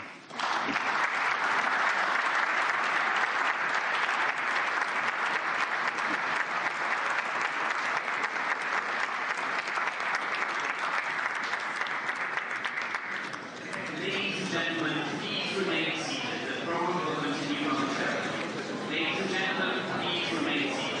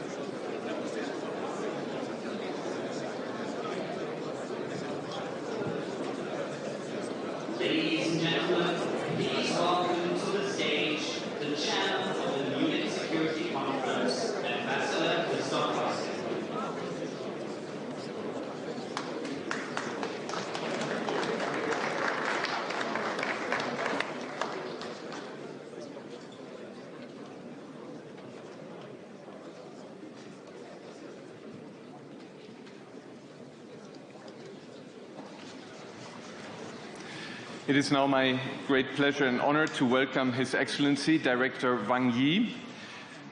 Director Wang Yi is the head of the Communist Party Central Committee's Foreign Affairs Commission and Minister of Foreign Affairs of China.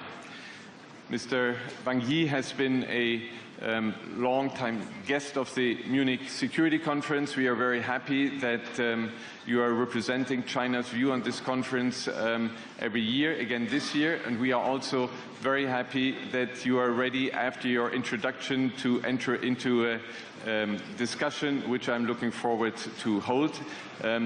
Director Wang Yi, you have the floor. Again, thank you very much for coming.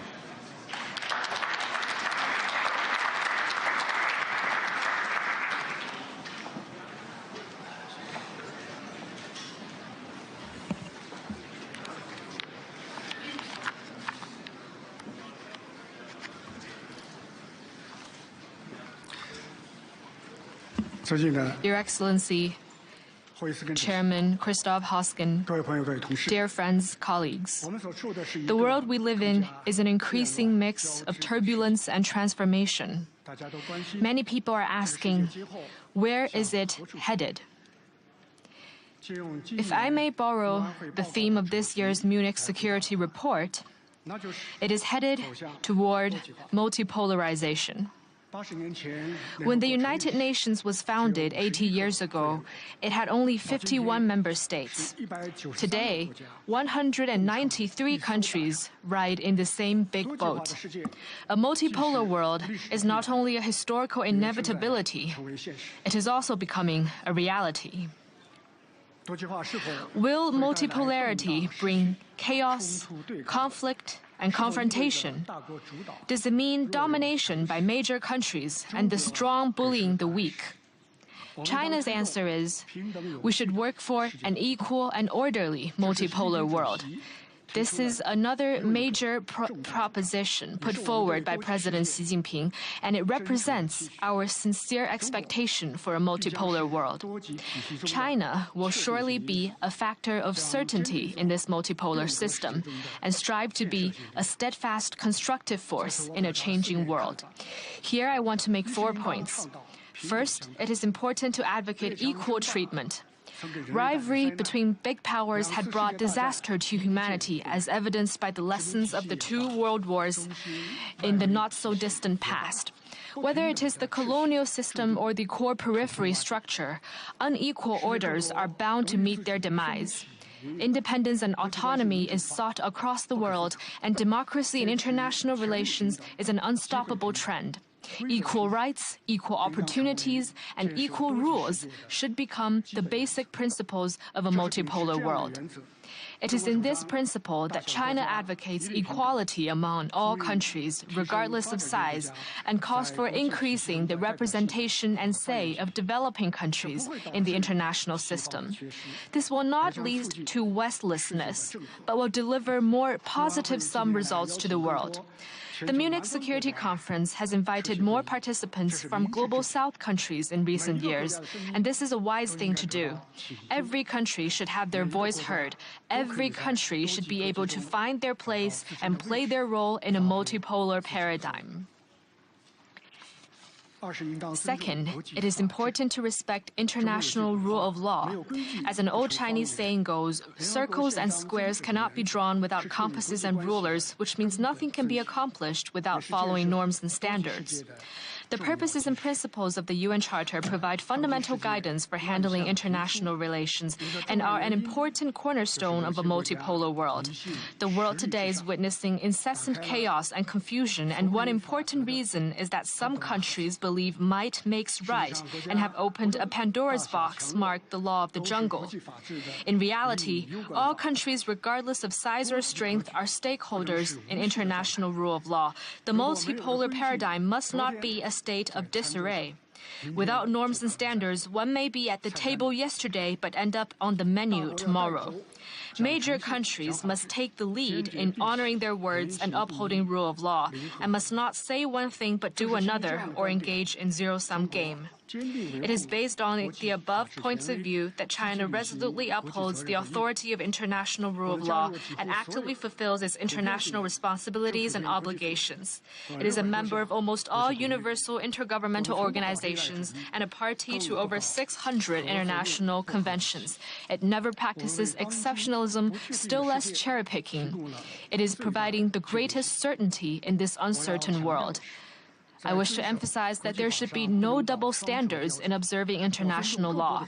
Respect for all countries' sovereignty and territorial integrity should mean support for China's complete reunification. Third, it is important to practice multilateralism.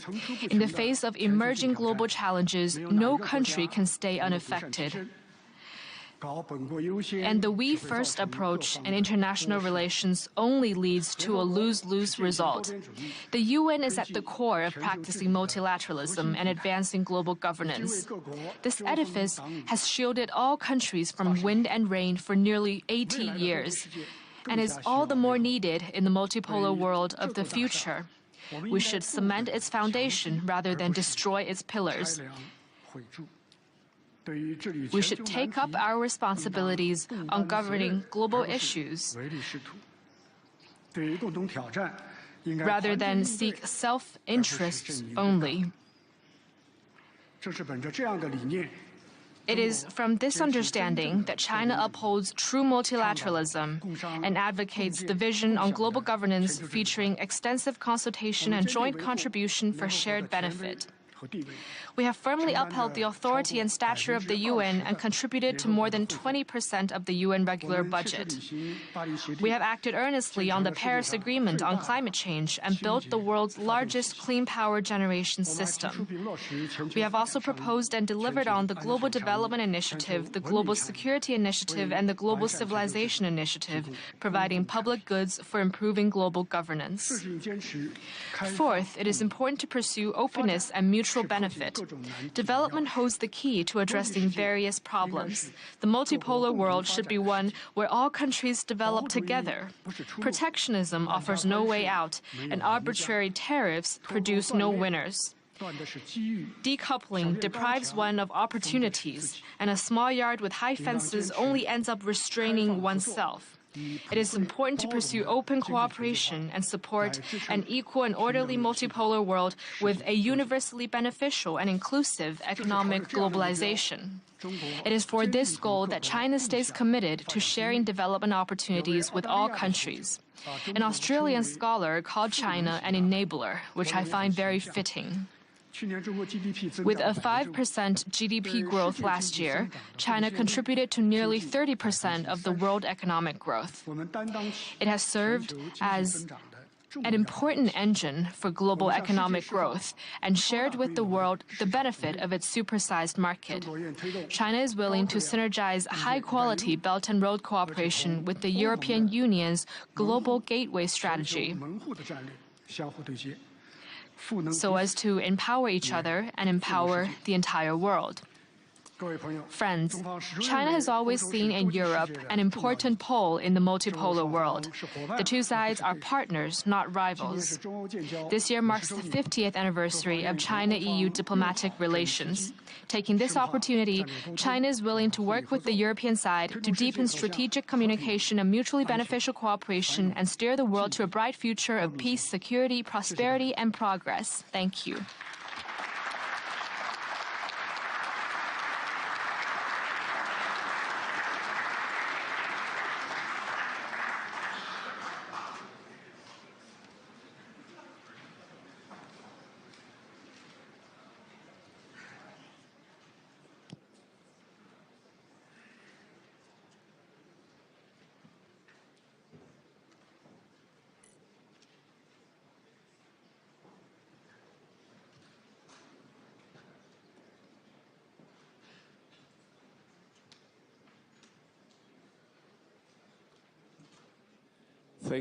Thank you very much, Director Wang Yi, for your speech, and also thanking for clinging to the 10 minutes. We appreciate that.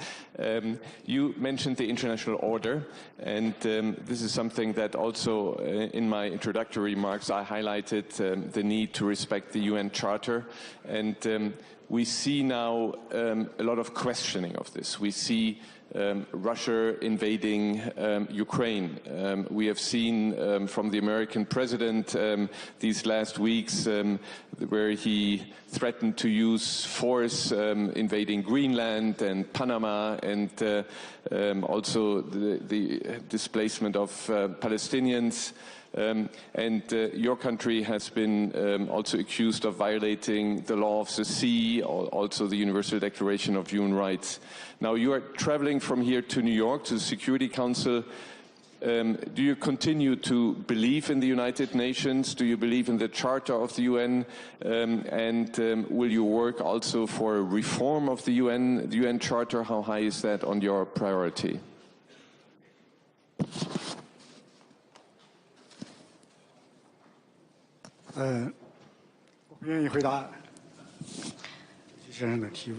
Well, thank you for your question, Mr. Chairman. I think you mentioned two keywords. One is order, the other is rules.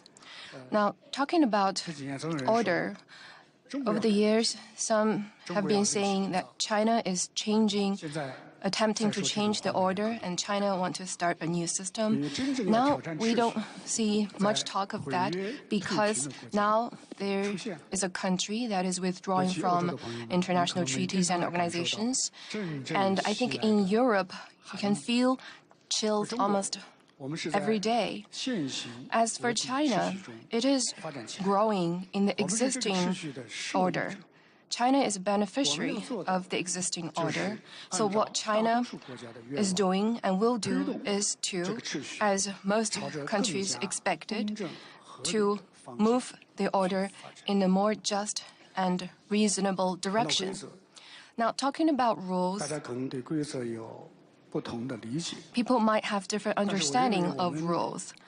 But I think we can agree on the point that we need to safeguard the UN-centered international system, observe the basic norms governing international relations based on the purposes and principles of the UN Charter. And I think that's the biggest common denominator. As long as we recognize that point, there will not be double standards or the space for double standards. And for major regional and international issues, as Mr. Chairman said, we will have the same yardstick for judging them. China is well aware of the international responsibilities on its shoulders, and we are willing to provide more public goods to the international community. President Xi Jinping has proposed a series of major initiatives and propositions, including the Global Development Initiative, Global Security Initiative, and Global Civilization Initiative. All of these are aimed at having the international community joining hands to address the growing development deficit, security deficit, and governance deficit we face today. And President Xi Jinping has proposed the major vision of building a community with a shared future for mankind. It is a very grand vision, and we hope to see that all countries will rise above the differences in histories, culture, systems, and ideologies, and work in solidarity to protect this planet, this only planet we all call home, and make the global village a better place where we share the same future.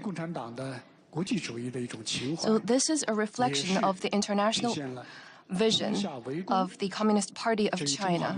It is also a reflection of the fine traditional Chinese culture of thinking for the greater good.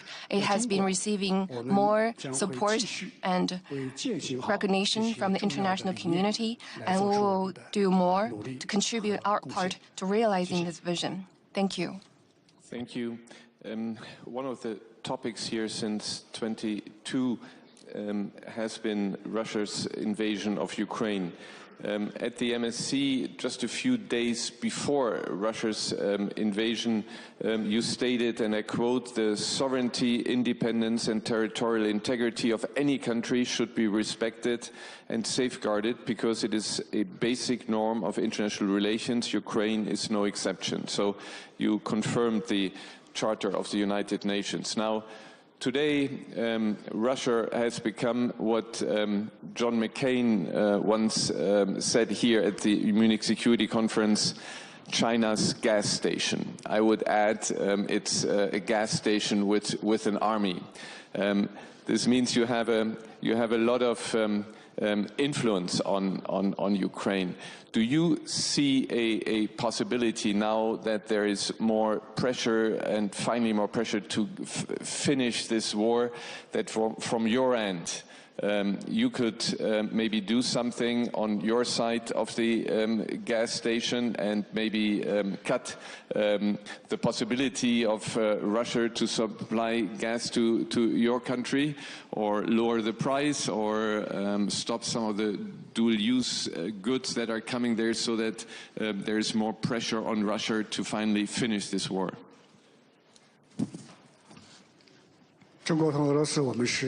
China and Russia are two neighbors with a long border line. In the past, our relations had gone through twists and turns, and then the two sides drew on lessons and decided no alliance, no confrontation, no targeting any third country. And based on our mutual trust, we built a comprehensive strategic partnership. So exchanges between China and Russia are normal exchanges between countries. You mentioned, can China stop buying gas from Russia? Well, I'd like to ask this. If China does not buy gas from Russia, which country can provide so much gas as to meet the needs of Chinese people? It's not possible. And it's not safe, because, you know, some countries tend to politicize economic and trade issues and treat them as a tool to suppress China. We cannot let that happen. We must be responsible to our people. That said, when it comes to regional hotspot issues, China has its own position. We have all along advocated that all disputes and disagreements should be settled through dialogue in a political way, because force and sanction cannot truly and completely solve the issue. It's the same goes for the Ukraine issue. From the day after the crisis broke out, which was the 25th of February 2022, China put forward the resolution through dialogue and consultation. President Xi Jinping put forth 4 points. It has been the most authoritative explanation of China's position. Namely, the sovereignty and territorial integrity of all countries should be respected. The purposes and principles of the UN Charter should be observed. The legitimate security concerns of all parties should be taken seriously, and all efforts conducive to peace should be supported. And following this as a guidance, we have been working to promote peace through talks. Even if there is only one ray of hope, we make 100% efforts. We have sent our special envoy to mediate in various countries. Together with Brazil and other global South countries, we launched the Group of Friends for Peace. Now, with the passing of time, we can say that China's position is fair, objective, and rational, and practical. They reflect the greatest common consensus of the international community. The ending point of any conflict is the negotiation table, and history will ultimately be fair. China would love to see all efforts conducive to peace, including, over the past couple of days, the United States had reached common understanding with Russia. And we believe that all parties and all stakeholders should, at an appropriate time, participate in peace talks process. This war is happening on European soil, and Europe should play an important role in the process. To work together to address the root cause of the crisis and discuss how to achieve long-term stability and security of Europe, find a way that is acceptable to all sides to achieve just and balanced and sustainable European security architecture. Thank you. Thank you. We have run out of time, but I would at least very briefly ask you to give us a sneak preview of how you think the relationship between US and China will develop. I know this is on many people's minds. Here, I'd like to tell you that China's policy, U.S. policy, is consistent and stable. We don't easily flip-flop. And this reflects our strategic constancy and international reputation as a major country. Our U.S. policy is the three principles put forward by President Xi Jinping, namely mutual respect, peaceful coexistence, and win-win cooperation. China and the U.S. have different systems, indeed, and they have been chosen by our peoples. To change or even overturn each other is unrealistic. The right approach is to respect each other. This is the premise for China-US engagement. And peaceful coexistence is self-evident. You can't have conflict between two major countries like China and the US. Otherwise, the world would suffer. So dialogue is needed, and we need to strengthen exchanges to boost understanding and build trust. Mutually beneficial cooperation is because the world expects us to cooperate, and global challenges require China and the US to work together to address. And this is the due responsibility of two major countries like China and the U.S. China is ready to, following these three principles, build stable, sound, and sustainable bilateral relations with the U.S. and find the right way for these two major countries to live alongside each other on this planet. Of course, we hope that the U.S. will work in the same direction with us. However, if the U.S. is not willing, if it is bent on suppressing and containing China, then we have no choice but to play along to the end. We will resolutely uphold China's sovereignty, national dignity, and our legitimate development rights. And we will resolutely respond to unilateral bullying practices of the U.S. We do so also to maintain international fairness and justice, and to uphold basic norms of international relations. The Chinese people have never been swayed by fallacies or deterred by intimidation. The People's Republic of China has grown by overcoming various difficulties and obstacles. In China, there's this old saying, as heaven maintains its vigor through movement, a man of virtue constantly strives for self-perfection. In China, there's also a saying, very vivid. It goes, Let the strong do as they will. We remain as unperturbed as the gentle breeze harasses the hills. Let the fierce act as they may. We maintain our poise as the bright moon illuminates the river. No matter which way the wind blows, north or south, east or west, we will remain calm and unshakable. I know this might not be the easiest to translate, and there might be different versions in terms of translation. We welcome discussions for more versions, and you might turn to DeepSeek for some help. All in all, we are fully confident about the prospects of the world, and we are fully confident about the future of China-U.S. relations. China and the U.S. have one direction to work for, and that is, as I mentioned repeatedly, mutual respect, peaceful coexistence, and win-win cooperation. And this is the greatest expectation of the international community as well. Thank you. Well,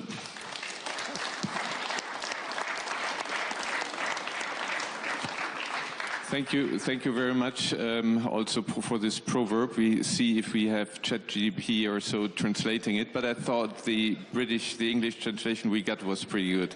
Thank you for being here. I sincerely hope, also you can use the possibility of Munich to meet with representatives of the new U.S. administration. It would be very good that what you are also proposing, more talks and discussion on these issues, would materialize here in Munich. I wish you again good luck on your trip to New York, and thank you for being such a good guest here to the Munich Security Conference. Thank you for this. All the best.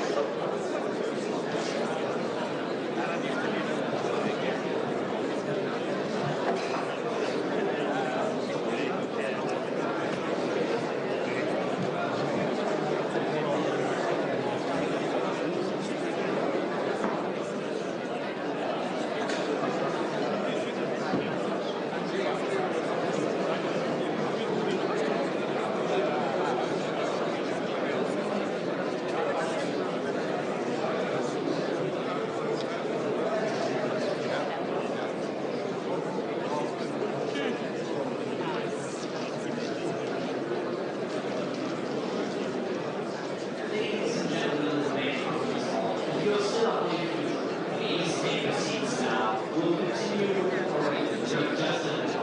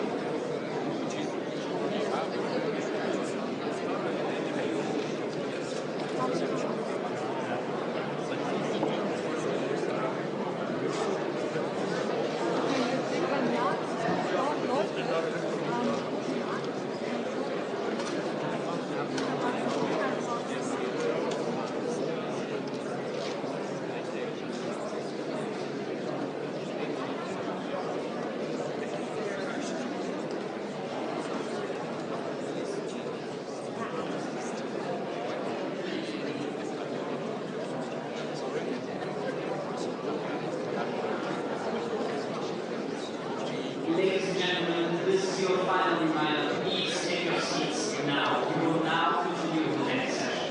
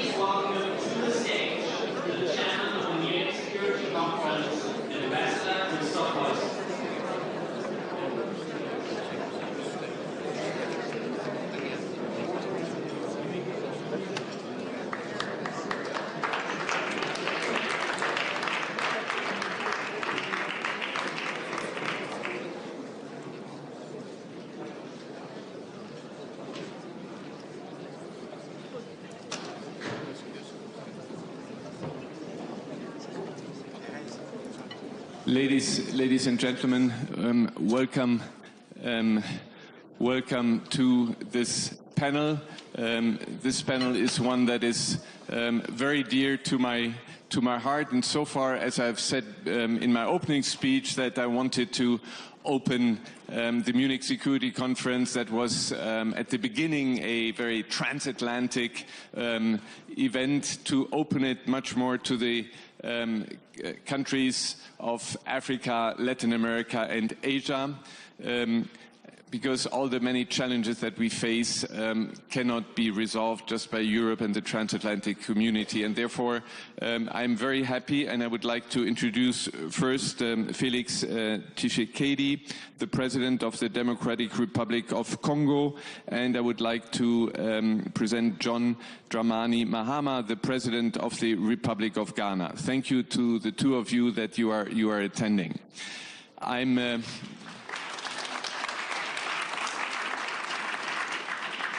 We know that to be here at the Munich Security Conference, you are missing or parts of missing the summit of the African Union. So we really appreciate that you are here. But what I also wanted to do when we have these panels, I wanted to have it not one where we concentrate transatlantic or south, but to mix it up. And who to mix it up better than with the Vice President and High Representative for Foreign Affairs and Security Policy of the European Commission, former Prime Minister of Estonia, and a very good friend of the Munich Security Conference, Kaja Kallas.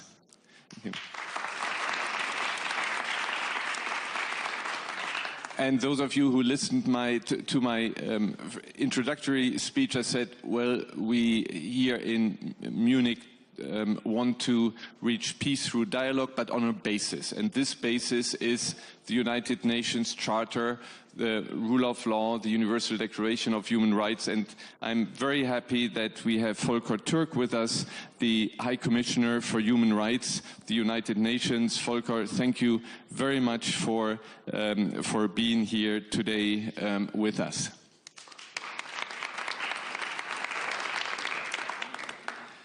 Now, one of the problems of the United Nations is that we have not been, while we have the Charter, we have had difficulties over time to reform the Charter. And in particular, the composition of the Security Council today doesn't reflect the realities on the ground. President Mahama, you have long advocated for the reform of the UN Security Council. What would your preferred setup be, and what do you see how this should go forward, because we are turning in circles for many years? Yeah, I think that the UN itself has carried out many reforms in terms of trying to increase efficiency in all the agencies that it has. But one place that has remained static, archaic, and moribund is the Security Council.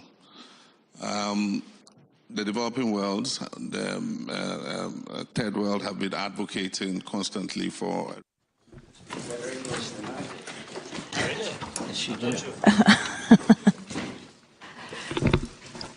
Well, thank you. Дякую всіх, дуже дякую, що приєдналися на це панель, яка буде посвячена майбутнє співробітництва США і України. Дуже дякуємо президента, також представників Сенату США, головний член комітету Сенату з питань навколишнього середовища, також з питань бюджету і з міжнародних відносин, член спеціального комітету з розвідки. Також всі вони представляють Конгрес США і президент Зеленський. Допоможіть нам розібратися з цим, що це таке за угода мирна, яку пропонує президент Трамп. Тільки що ми вислухали Двенса. Що для вас означає ця згода? Будь ласка, що значить мир для України? Я тільки що слухав, що це не згода щодо безпеки, це такий документ, який добре. Що ви знаєте, як ви розумієте, що це значить? Що я знаю, я президент України, якщо я щось підписую, то я все знаю, що я підписую. Це дуже добре початок, так. Початок, добре, я детально перейду на українську, щоб краще відповісти на ваше запитання. Це щоб не зробити помилок, так? Якісь деталі, це дуже важливо, бо це дуже важливо і це необхідно. Тобто сьогодні не йдеться про а мирну угоду. І не треба шукати посередництва між Україною і Путіним. Нам потрібна тверда підтримка сильної країни, Сполучені Штати, сильного президента Трампа. Нам потрібна його підтримка і бути на нашому боці. Я не вважаю, що може бути щось між нами посередині, бо не дві країни воюють одна з одною, а Росія принесла війну на нашу землю, і ми її, я вважаю, гідно захищаємо. Мирна угода не може бути підписана в Мюнхені, тому що це Мюнхен. І тут немає президента. І тут ми пам'ятаємо, які речі були підписані колись. Так? І я таких речей не повторюю.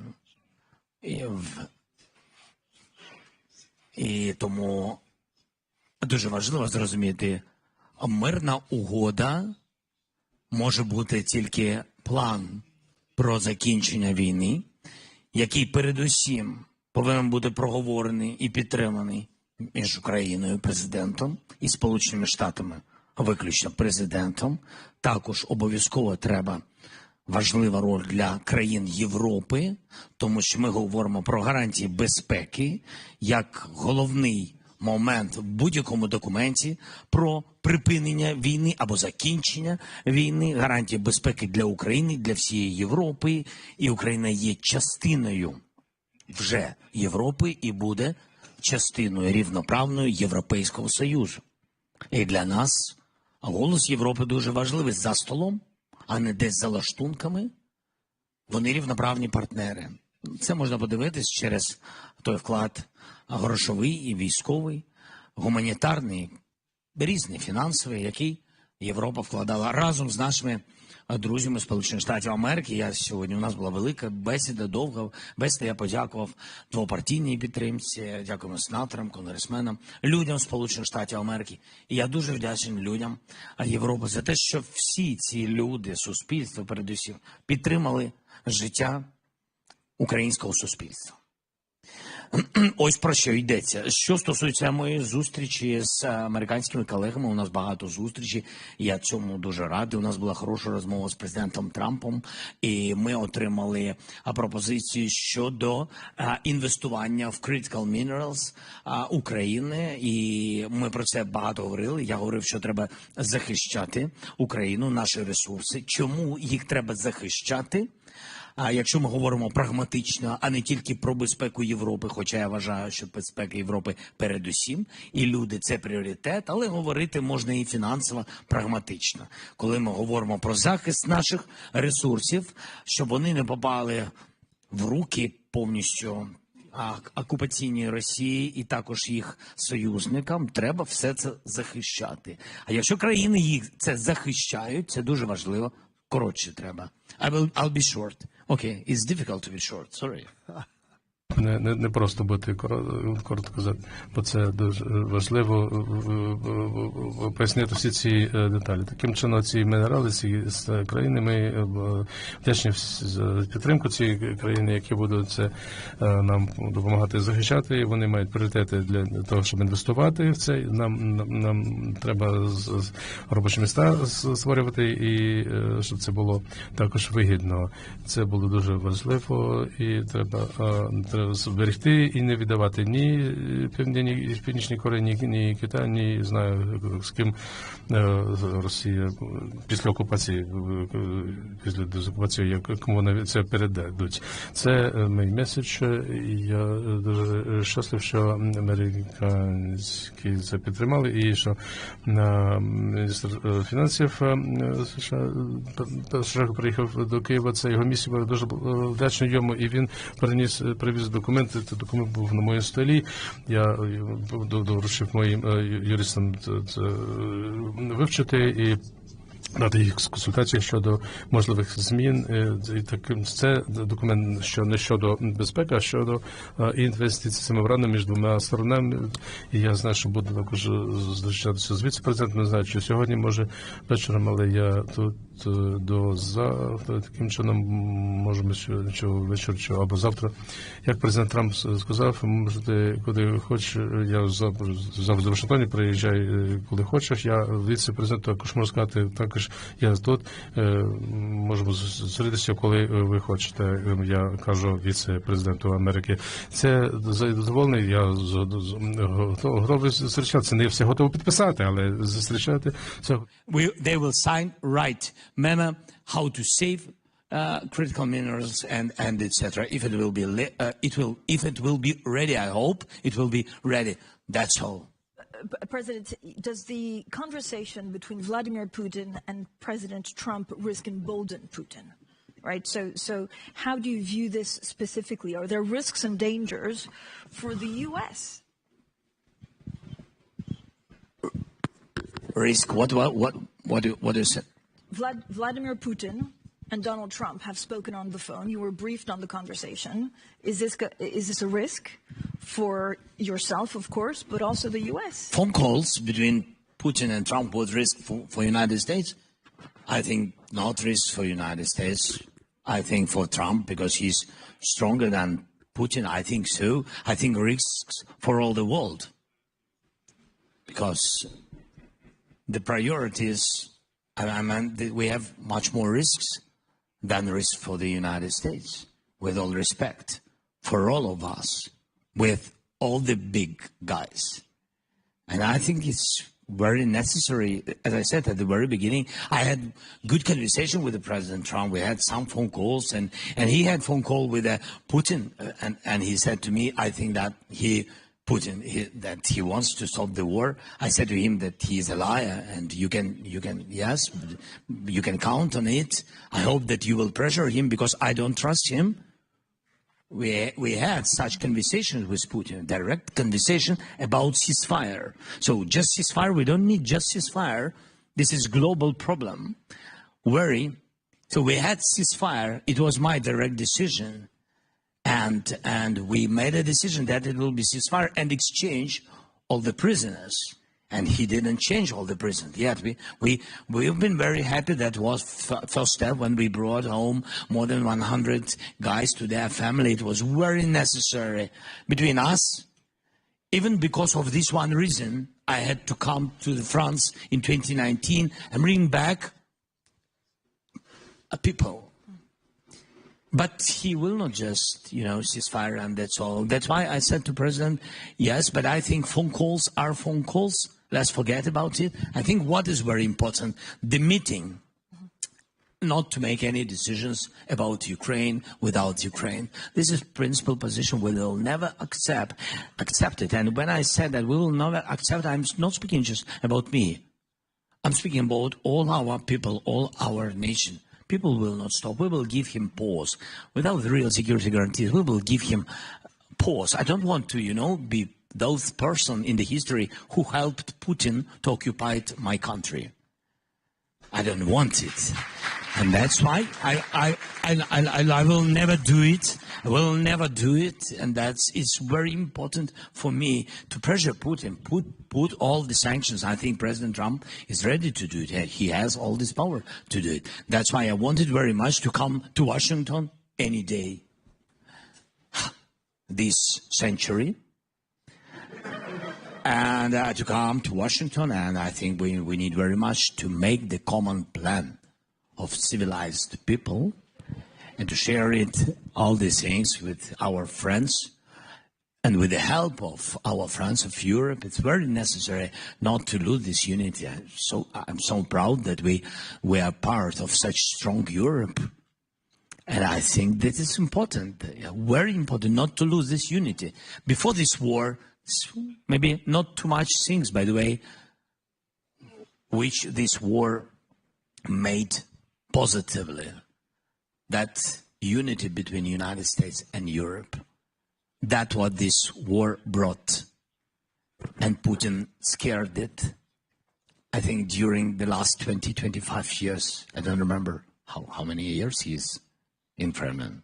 So, I mean, this is the first time when the unity could pressure him, and he couldn't occupy us because of this unity, because of our people and soldiers, of course, but because of this, not to lose it, and now to make a deal without us or without Europe is not a good idea, and I hope that President Trump doesn't have this idea. I count on it very much. I think I answered on 10 next questions. Sorry. I have 100 questions, but to the senators. Yeah, and maybe to the senators, please. To the senators, and maybe let's start with Senator Graham. Are you comfortable with a world in which the president seeks to do deals with authoritarian leaders like Putin or even China before consulting with longstanding allies like Germany and France? Yeah, I'm very okay with Trump talking to Putin. He talked to him. What I'm not okay with is the world losing deterrence. Why are we in this war? Okay, they invade in 2008 Georgia. They invade in 2014. They're back at it again. So rather than worrying about who Trump is calling, why don't we talk a little bit, how the hell did this happen? I've been coming to this thing for 25 years. John McCain, every conference, Putin sucks. He's a liar. Oh, no, you got him wrong. Putin was here. All the people worried about the phone call, where were you when we needed to stop Putin? Why didn't he invade when Trump was president? Because he was afraid of Trump. That's why he didn't invade. Why did he invade in 2014? Because he could get away with it. Why did he invade again? Because he could get away with it. I want to tell you and your people, you're the ally I've been hoping for all my life. Not one American has died defending Ukraine. You've taken our weapons and you've kicked their ass. And I'm very proud to have you as our ally. Now, how does this war end? It ends in a way I hope so we don't do this yet again. Do you all agree with that? So it doesn't matter to me who Trump calls or when he calls. It matters to me how it ends. Afghanistan ended poorly. Do you all agree with that? Well, this will not end poorly. President Trump is not going to do in Ukraine what we did in Afghanistan. He's going to try to find a way to make sure this war ends sooner rather than later. And when I talk to people about at home why it matters, Putin won't stop unless somebody stops him. Well, you're stopping him. But he'll keep going unless we get the conditions right. So here's what I think is going to happen. I think he's going to find a way to end this war in a fashion that Putin would be a fool to do it again. Very quickly, how do you deter Putin? You arm this guy to the teeth. Yeah, you give him a bunch of F-16s, not a few F-16s. You give them ATACMS, you give them tanks, because they will fight. Remind me not to invade Ukraine, okay? It just doesn't work out well. So let's arm this guy. Let's do the minerals agreement so we'll have our American business interests. Putin doesn't understand what's going on. If we sign this minerals agreement, Putin is screwed, because Trump will defend the deal. So the best thing that's going to happen here is he's going to do a deal with you, I hope, and he will defend America's interest. So this war is going to come in, I hope, sooner rather than later, and it's going to come in a way where it won't happen again. I have every confidence in the world that Donald Trump will end this war in a way that there will be no third invasion of Ukraine. Senator, would you rule out NATO membership for Ukraine? I think NATO is ruling that out, not Donald Trump. I think there are members of NATO who are not going to let this man in. But I've got an idea. It comes from the art of the deal. If we can't agree they should be in NATO like right now, can we agree that if there's ever another invasion, the moment they invade, they go into NATO? Let Putin put them in NATO if he wants to. Think of that. If in 2014 we'd had an agreement where if there was another invasion, they would be in NATO, there would have never been an invasion in 2014. So what do I think? I think we let Putin know that if he ever does this again, they're going into NATO really quick. Senator Shaheen?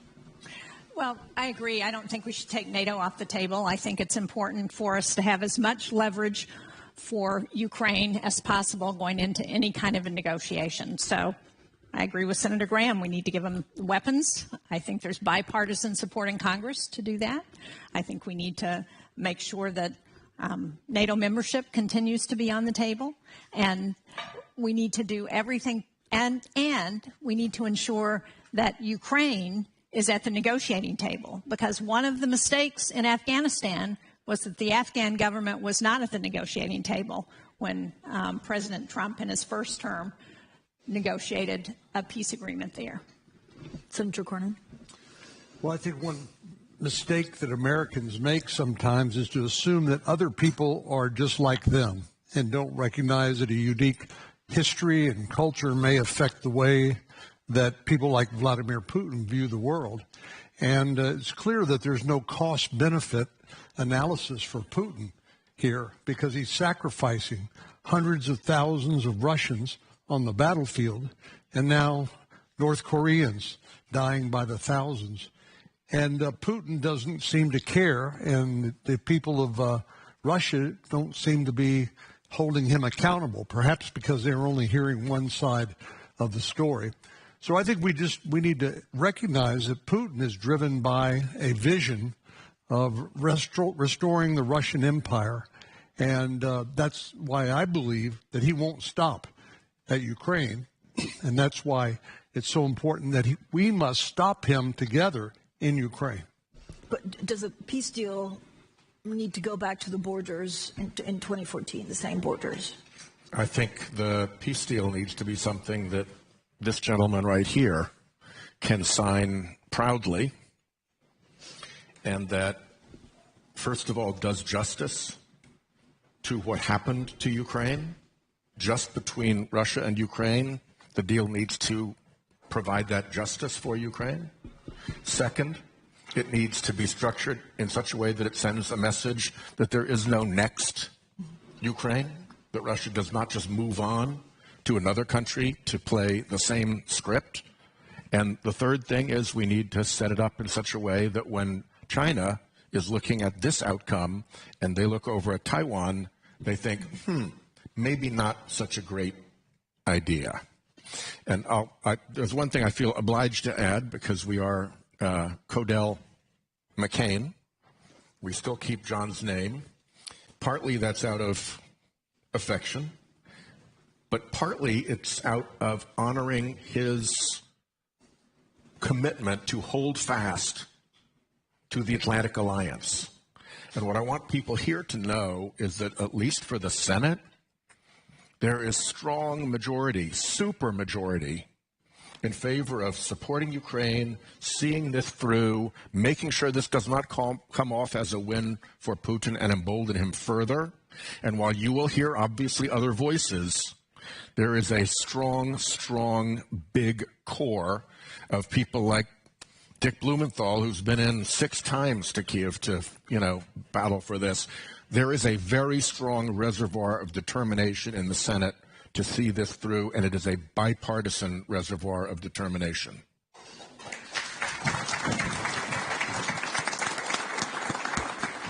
Can I add something? Yeah. Because I think one of the things we haven't talked about, we've talked about the U.S. role, but Europe also has a role.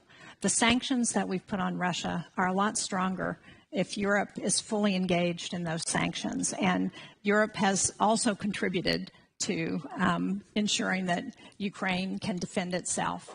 So we've got to remember that it's important for us to act together.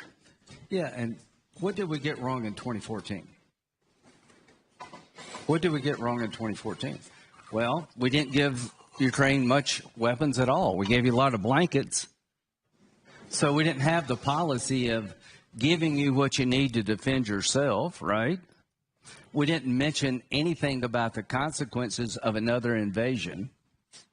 We didn't seize the moment to integrate our economies by doing mineral deals. Everything we didn't do in 2014, we better do now. Including going after that shadow fleet that is keeping his money flowing in. That shadow fleet has gotten away with way too much. But President Zelensky, I mean, what we understood from President Trump is that there'll be no NATO, no U.S. troops, and Trump is happy to carve up land. So again, a reaction to what we've heard this week, and how would you sell it back home? What's been the reaction in Ukraine?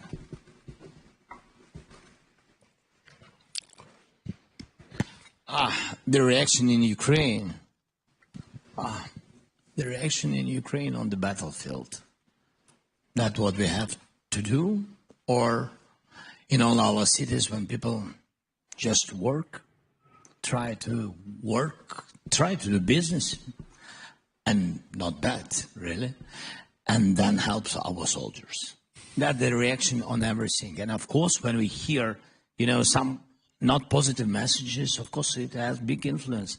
The worst thing when you have big influence on moral of the people, because, today I think only such things, love to Ukraine, believing and trusting that we will have just peace and will that we will defend our country, and we are right, and it's fair, absolutely. And I think that's things which really hold us. But about the NATO, I mean that I heard so many times from American side. By the way, Biden's administration and now from President Trump, I heard a lot of messages from them by phone. My first phone call with the President Biden, and my first question, will we be in NATO? He said no. And I said, we will see. And then we had more meetings, more questions, but be very honest, United States, they never saw us in NATO. They just spoke about it. But they really didn't want us in NATO. It's true. I'm not about people, and there are a lot of congressmen, yes, senators. It's true, who've been always in participation with our NATO will, but really on the level of leader of the country, on the level of president, never I heard it. But during my term, I never heard that we will be in NATO. Never. So it's not the question to Trump, to President Trump, with all respect to everybody. That's the question to the policy of the United States or of the White House. This is the policy that Ukraine is not in NATO. But it doesn't mean that we can't change this, because now we see that NATO in Europe consists of strong soldiers, mostly in Ukraine. We are not in NATO, but we really have strong army, which can really make stronger NATO everywhere. And I think this is in both interests, to have Ukraine in NATO, and both interests, in interest of Ukraine and in interest of NATO. And that's why when we speak, and we spoke with the President Biden, and we spoke with the President Trump, and especially now with the President Trump, I asked, so, okay, if it's not NATO for today, if it's not NATO, we will ask tomorrow, it doesn't matter. But if we're speaking about today, what alternatives? What do you know the alternatives? I don't know. What I see, if we don't have NATO, real NATO, we will make NATO in Ukraine. It means that we need to increase our soldiers, our army, twice. We have 110 brigades. Russia has 220 brigades, real brigades. So they are 2 times bigger than we for today. Yes, but they're increasing mobilization and training, what they're doing now. NATO, there's real brigades in Europe, what can I say? The real brigades in Europe, it's about 82. Today I spoke with senators, 82 brigades, and we have 110. Even together, we are not comparable with Russian army. Even together. So we have increased together. So if we speak security guarantees, we have to find money for a bigger army for Ukraine. And also we have to find possibility how to increase production and increase army in Europe.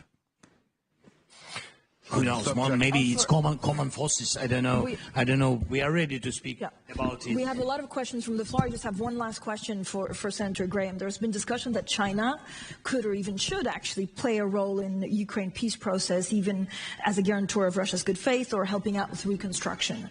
Is that scenario one that you can envision and that would serve U.S. interests? Well, if China wanted to help get Russia to end this war, that would be great. How many people would like to see China help Russia end this war? I don't know if they will or not, but I've got a bill called pre-invasion sanctions that if China invades Taiwan, we're going to have sanctions from hell and tell them what comes their way. Senator Blumenthal and I had a pre-invasion sanctions bill if Russia invaded Ukraine. Nobody wants to be provocative. If we put Ukraine in NATO, it will make Putin mad. Well, I think he's mad already. So it's not about you. He wants to take the place because you got $7 trillion. Quit worrying about making him mad. Make him scared. Quit worried about offending China. Make them think twice about what they're going to do. If you invade Taiwan, we're going to crush your economy. We're going to put tariffs on you. We're going to put sanctions on you. We won't treat you as a normal country because you're not a normal country. What kind of deal am I looking for? One that not only will deter Putin, will deter Xi and anybody else. It's not working being nice to these people and being afraid of these people. We have a question here, and then a second question over there, and then third. Oleksiy Goncharenko, member of the Parliament of Ukraine. And my question is to American colleagues. Very striking speech of Vice President Vance right now. He was very critical towards Europe, not so much towards Russia. He almost didn't mention Russia and Russian war against Ukraine. So my question is, today is a happy Valentine's Day. Happy Valentine's Day to everybody. Love and marriage between, and alliance between America and Europe made both sides of Atlantic Ocean great. You now want to make America great again. But is it right way at the beginning to make America single again? Thank you very much. Senator Shane. Look, that's why I said it's important for the United States and Europe to work together on Russia. The transatlantic alliance has been one of the longest relationships of allies, certainly in the U.S. history. And I think it's important to continue that. And I think Vice President Vance missed a good opportunity to point out the past relationship and why we have been successful when we've acted together. President Zelensky spoke. No, that's an applause line. Go for it. It's a ridiculous thing to applaud because he said yesterday, if Ukraine is not an independent sovereign nation, we'll sanction the hell out of Russia and maybe use the military. You must have missed that. But he needs to repeat it. It was in an interview, so maybe today would have been the right way. Another time to say it. With respect to President Zelensky's comment about his need for resources and Senator Sheen's comment about the need for the U.S. and Europe to work together, one very easy way to tie all that together would be to seize Russia's frozen sovereign assets. Amen. Or, if that's too frightening, collateralize them against a massive loan to Ukraine that they then backstop if Russia doesn't make good out of reparations afterwards, and get that money flowing. I think that the bankers are frightened about it. People are frightened about what it means for the currency. But I endorse Lindsay's view that this is what do they call it? A nettle that is worth grasping. Another question. I'm from the Baltics. In the beginning, nobody wanted Baltics in NATO. And nobody had even defense plans. We had no troops. Now we have it all. And it was legendary Senator McCain who started that campaign. So Senator Graham, if you represent that group, you know, we have many Lithuanians, many Ukrainians, many Poles. We have Central and Eastern European coalition, 25 million American citizens of our descent. We will vote for you. Do it what you did for us. Make Ukraine NATO member. Well, yeah.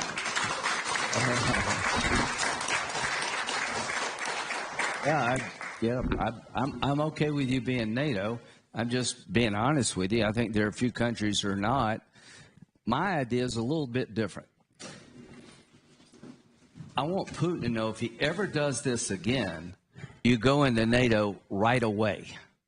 I want to take the mystery out of what happens if there's another invasion. You get sanctioned. There's a bunch of bad things come your way. We'll have troops on the ground in Ukraine. We'll have American business interest. We'll have a Ukrainian military that nobody in their right mind wants to fight. But how about this idea? If we can't get this man in NATO, like right now, can we tell Putin, sorry, if you ever do this again, he's going in NATO, like right away? Do you think he'd do it if that was clear to him? I don't think he would. We have a question here. Trudy Rubin from... I think we can hear you. Yeah. Труді Рубін, колумніст із Філадельфія Інквайрі. Президент Зеленський говорив про потребу абсолютних гарантій безпеки, але з твітів президента та його заяв під час телефонної розмови і те, що сказав міністр Хексет, видається, що Америка розглядає тільки європейські війська там, без підтримки з боку США. Я хочу запитати президента, чи вам потрібна американська підтримка для будь-якої європейської контингенту там? І я запитую сенаторів, особливо сенатора Грема, чи ви підтримали американську підтримку для європейського контингенту?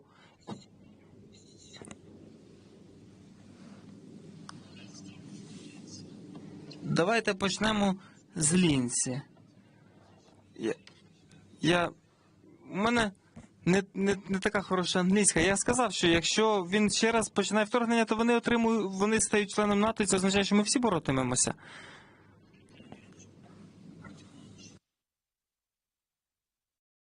Окей, ми говорили про контингенти дуже багато разів, починаючи з цієї пропозиції від європейських партнерів, від Еммануеля. Ми говорили про це з Еммануелем, зі Стармером.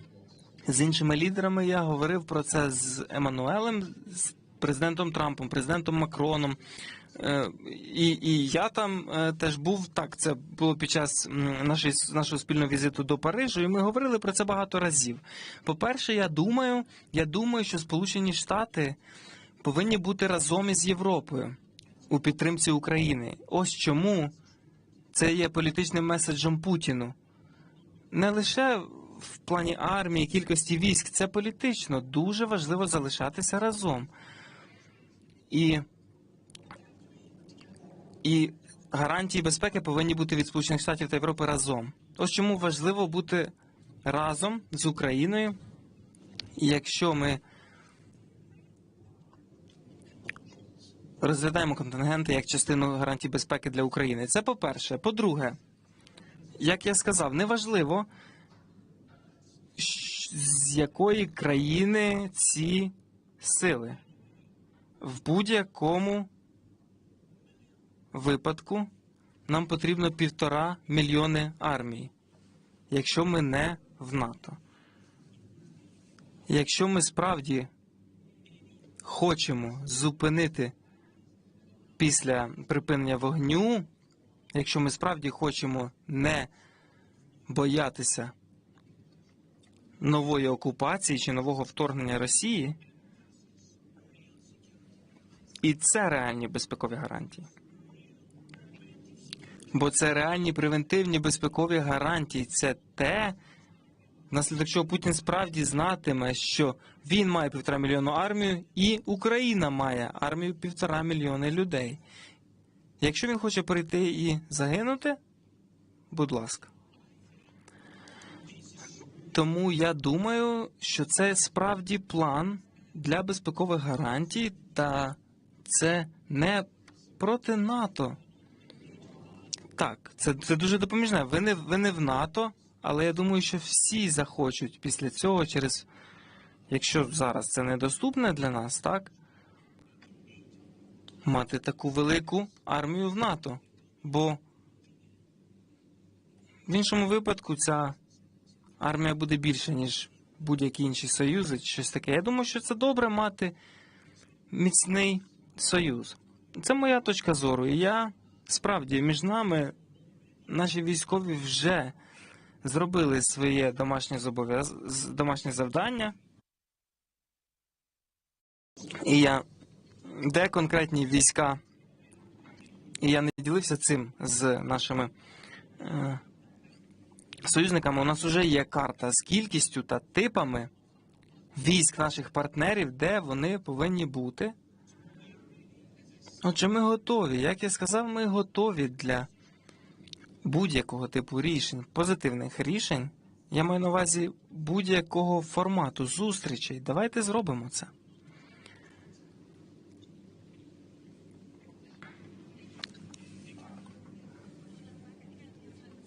Мені здається, у мене є можливість тільки для 2 запитань. Одне тут і одне від пана там. Я думаю... Так, два запитання до вас, пане президенте Зеленський. Я з Аксіос. У вас був дзвінок з президентом Трампом, і навіть він вам дав свій особистий номер телефону наприкінці дзвінка. Це було хорошим жестом, але чи ви відчули, чи ви... А ви йому свій не дали, так? Чи ви відчуваєте, що окрім цього жесту... Чи ви відчуваєте, що президент Трамп справді відданий, як в такому ж плані, як і відданий сенатор Грем Україні?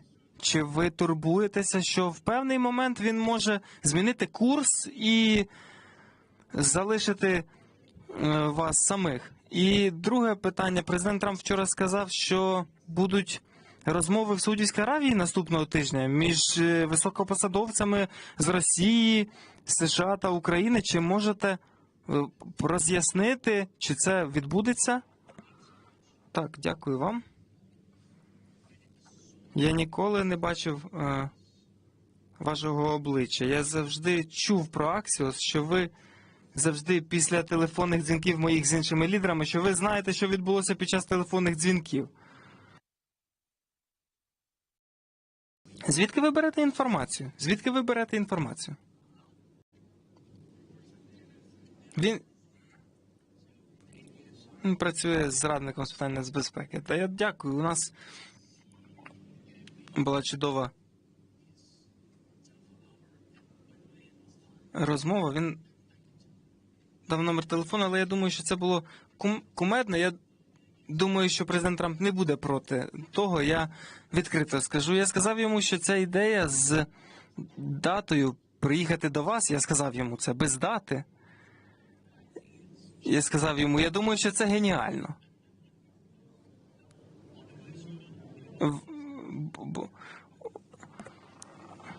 Я сказав йому. І він сказав, ви можете телефонувати в будь-який час. Я сказав, так, дякую вам дуже.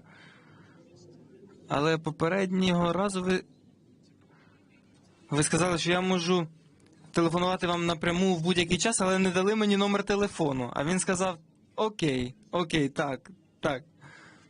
Можете дзвонити в будь-який час, і я сподіваюся, і ми розраховуємо, що справді президент Трамп допоможе нам, і я справді розраховую на нього, бо він президент Сполучених Штатів. Народ Сполучених Штатів, вони проголосували за нього. Він президент. І Сполучені Штати – це найбільший постачальник під час війни, я маю на увазі у порівнянні з іншими країнами. Європа також, я сказав, але Європа – це загалом континент, а США дали багато, і ось чому я розраховую на нього. Люди проголосували, і ми справді думаємо, я бачу, що так, що він сильна людина. І якщо він стане на наш бік і не буде посередині, я думаю... Він натисне на Путіна, щоб закінчити війну. Він може це зробити. Це по-перше.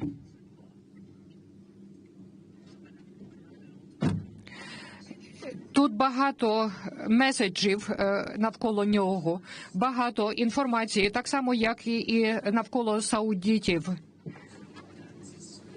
В інформаційному просторі, що це неправда, що це дезінформація. Можливо, росіяни, можливо, хтось інший, можливо, різні люди запускають цю дезінформацію. Це політичні турбуленції. Такі речі, вони руйнують єдність між нами. Це небезпечно. Наприклад, Саудівська Аравія. Я з першою леді відвідаю Саудівську Аравію.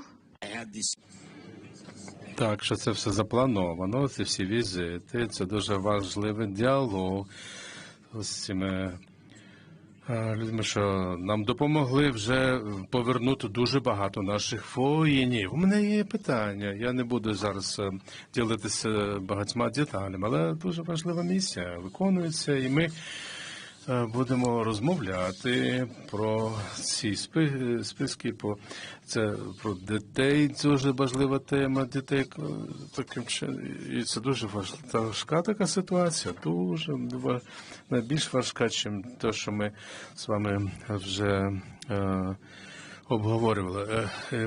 Йдеться про десятки тисяч вкрадених дітей Путіним з України.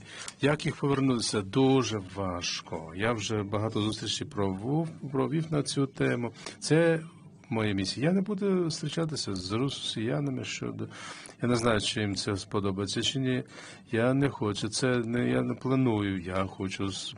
Я буду зустрічатися тільки з одним русським, це з Путіним.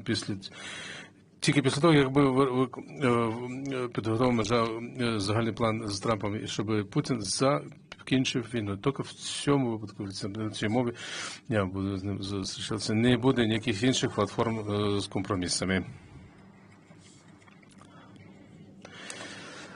Дякую президенту Зеленському, дякую сенаторів за участь в нашій панелі.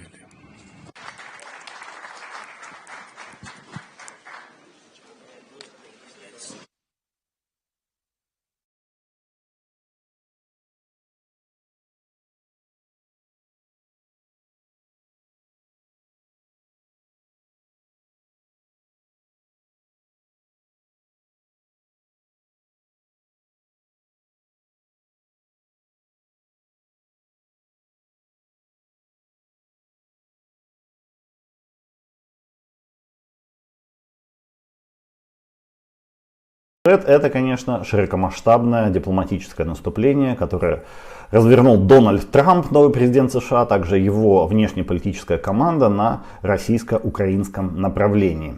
Само это направление и само это наступление в последние дни превратилось в настоящие эмоциональные американские горки для тех людей, кто наблюдает за этим процессом, и особенно тех, кто переживает по поводу всего происходящего, потому что там то хорошее, то плохое, то хорошее снова, то совсем ужасно, что-то совсем. И на мой взгляд, если, собственно, вам интересно мое мнение, сейчас все идет очень хорошо, все идет просто прекрасно, хотя, конечно, найдутся те люди, кто со мной и поспорит. Но давайте обо всем, что называется, по порядку. Итак, цель заявленная американского дипломатического наступления — это за 100 дней добиться перемирия как минимум, а лучше вообще прочного мира и прекращения войны между Россией и Украиной. Конечно, те, кто интересуется вопросом, задаются сразу же целью, можно ли достичь этой цели, насколько это реалистично. На мой взгляд, можно. На мой взгляд, это вполне реалистично, и в принципе, американцы могут сделать так, что даже быстрее, чем за 100 дней можно все прекратить. Однако, тут начинается проблема. Дело в том, что американцы сейчас, очевидно, с самого начала выбрали путь такой, знаете, обходной к этой цели, через ямы, через горы, через канавы.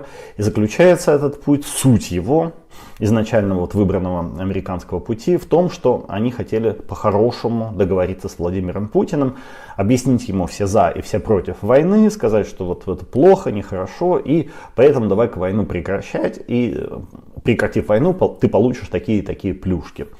На мой взгляд, это очень наивное представление о Владимире Путине, о его интересах, о том, как он ведет дела и о том, как он добивается своих целей.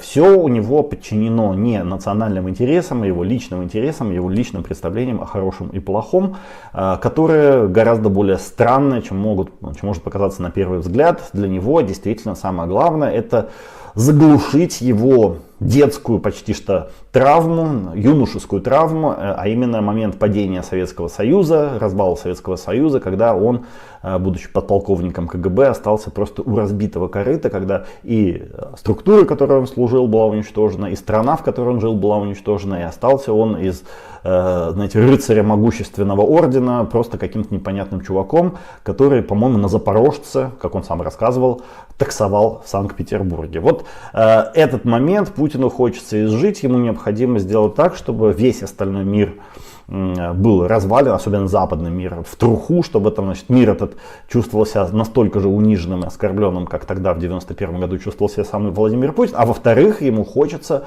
в как можно более полной форме восстановить Советский Союз, то есть как бы отыграть назад, провернуть этот фарш назад в мясорубке и сделать так, как было, чтобы оно было только лучше и красивее и, как говорили эти самые КГБшники, говорят, у них спрашивали, а что вы хотите? Они говорят, мы хотим, чтобы все было так, как было, только чтобы еще и все было. То есть Советский Союз плюс товарное изобилие они хотят.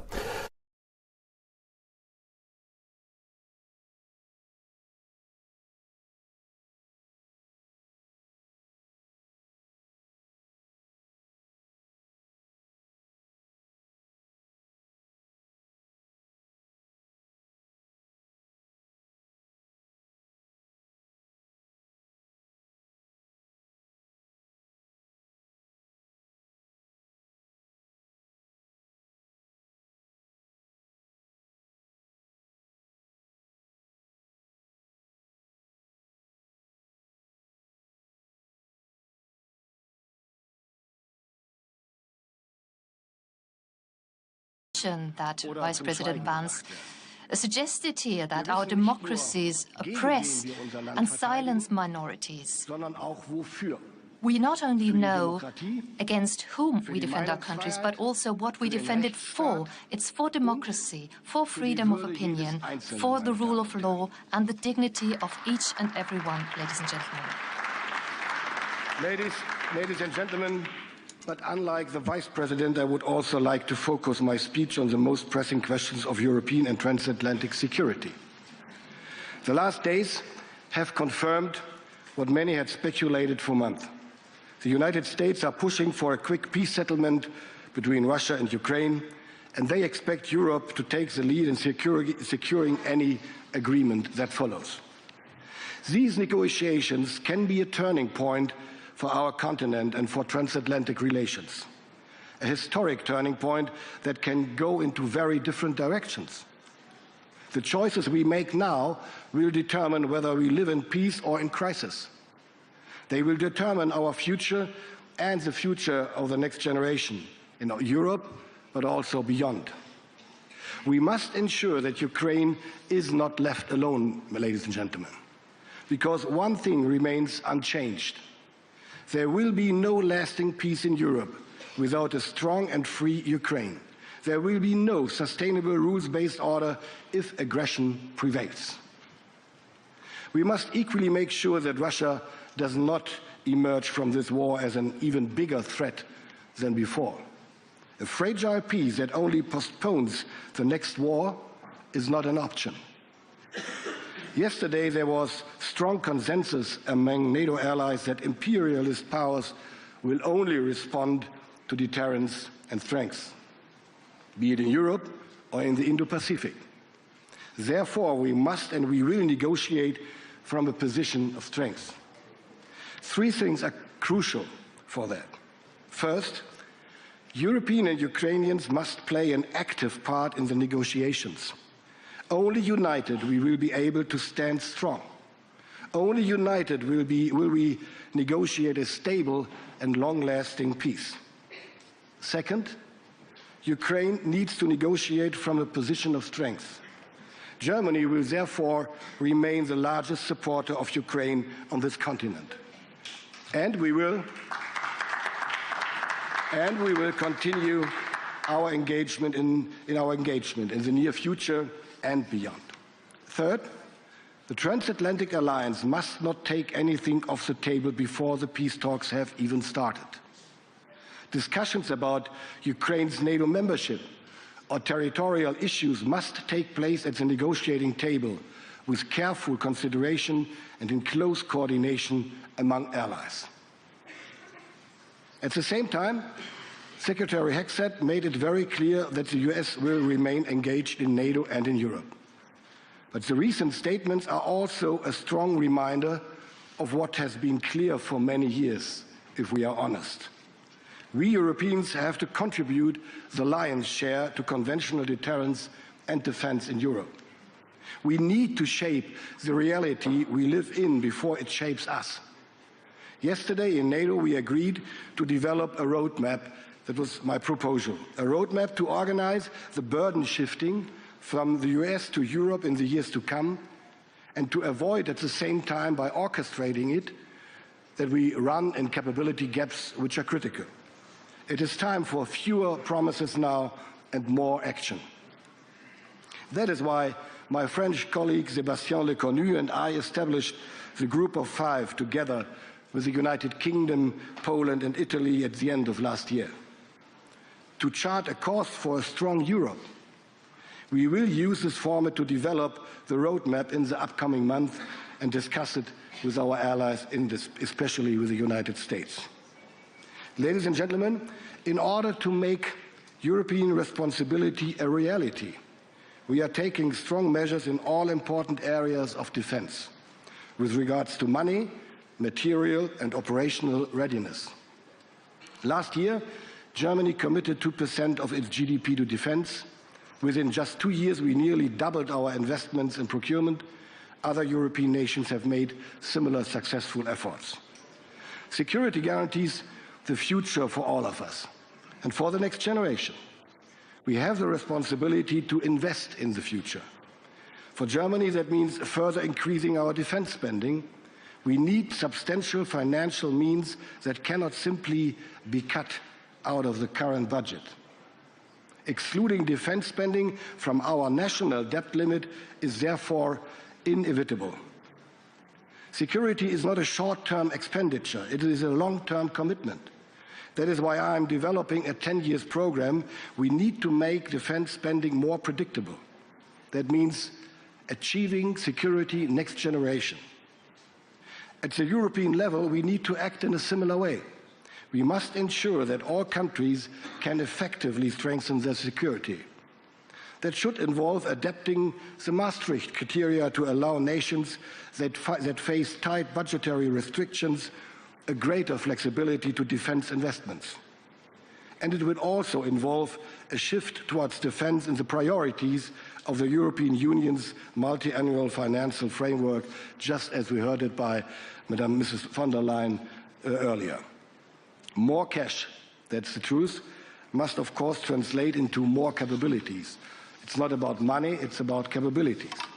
Germany launched a defense industry strategy to create the right political, economic and regulatory framework to quickly make our defense industry more innovative, agile and resilient.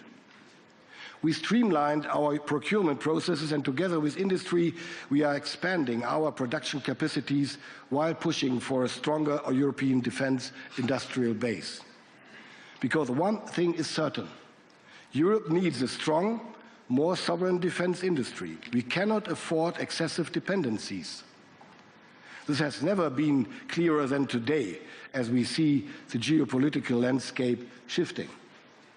Maintaining our technological advantage is crucial, particularly in areas such as artificial intelligence, space and quantum technology. These investments generate positive spillover effects across our entire research landscape and overall economy. We need more European solutions while maintaining strong cooperation with our transatlantic partners. We need both in order to increase our defense capacities as quickly and comprehensively as possible while building and maintaining a strong industrial base. Simply put, we Europeans must develop together, build together, buy together, deploy together, even if that involves adapting and merging certain industries and setting aside national interests in some cases. This requires better coordination of who produces what to avoid duplicating efforts. We have proved that we are capable for this. The European Sky Shield Initiative is an example. The same is true for the European long-range strike approach initiated by Germany and France. And let me mention one more example, the German-Norwegian submarine project. Soon, German crews will be able to sail on Norwegian submarines and vice versa. This is European defense integration in action. We are inviting additional nations to join, also from across the Atlantic.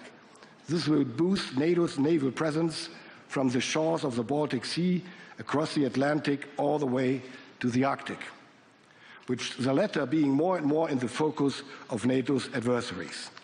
Projects like these are the future of procurement. They show what we can achieve when we act together and overcome national constraints. That brings me to operational readiness. After Russia's full-scale invasion of Ukraine, we have significantly scaled up our efforts to secure NATO's eastern flank. We increased our presence in the air, on land and at sea. As of this year, 35,000 personnel stand prepared at the highest readiness levels to defend NATO's territory if needed. In Lithuania, we are moving from a rotational to a permanent presence. Together with our allies, we have as many as 1,400 boots on the ground today as part of the multinational battle group Lithuania. We are in the midst of preparing the permanent deployment of a full combat-ready brigade. We will have roughly 5,000 personnel permanently in Lithuania in the years to come. On this note, thank you very much, President Nausėda, for being such an exemplary partner in the historic endeavor.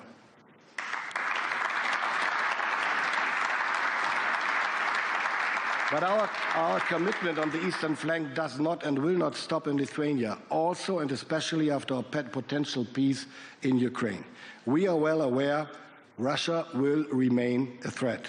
We are assuming more leadership responsibility in the multinational core, Northeast, to bolster deterrence and defense in the region. This is a true example of our shared commitment to security. Ladies and gentlemen, this week has a week of decision. Next week, it will be the German voters that will make a choice. A lot is at stake in this election. I trust that the German voters will send a strong message. Germany will remain a reliable ally. Germany will continue to work towards a stronger and more secure Europe. And Germany will continue to take on more responsibility and leadership in Europe.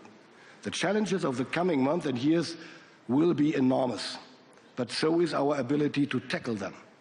As long as we stand together, as long as we remain committed to our security and our values of liberal democracy, I have no doubt the future is ours to shape. Thank you.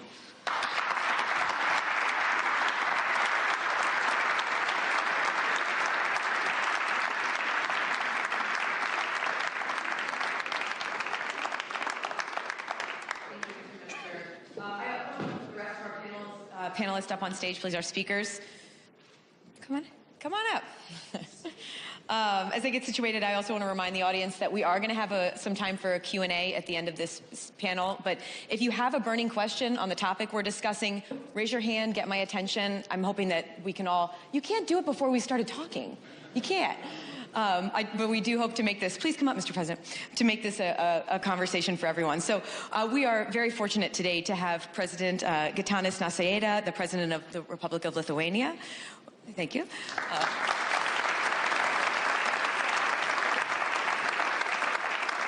We've just heard from Minister Pistorius, of course, and then we have the Secretary of the Committee on National Defense and Armed Forces, Natalia Pozirev. Thank you for being here, ma'am. Madame.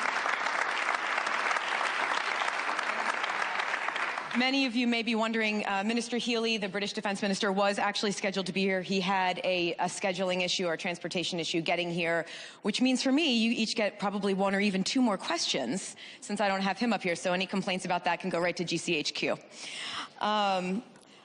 When the wonderful conference organizers came to me, first approached about a panel discussing whether Europe would have to accept more security responsibility several weeks ago, it seemed almost theoretical at the time.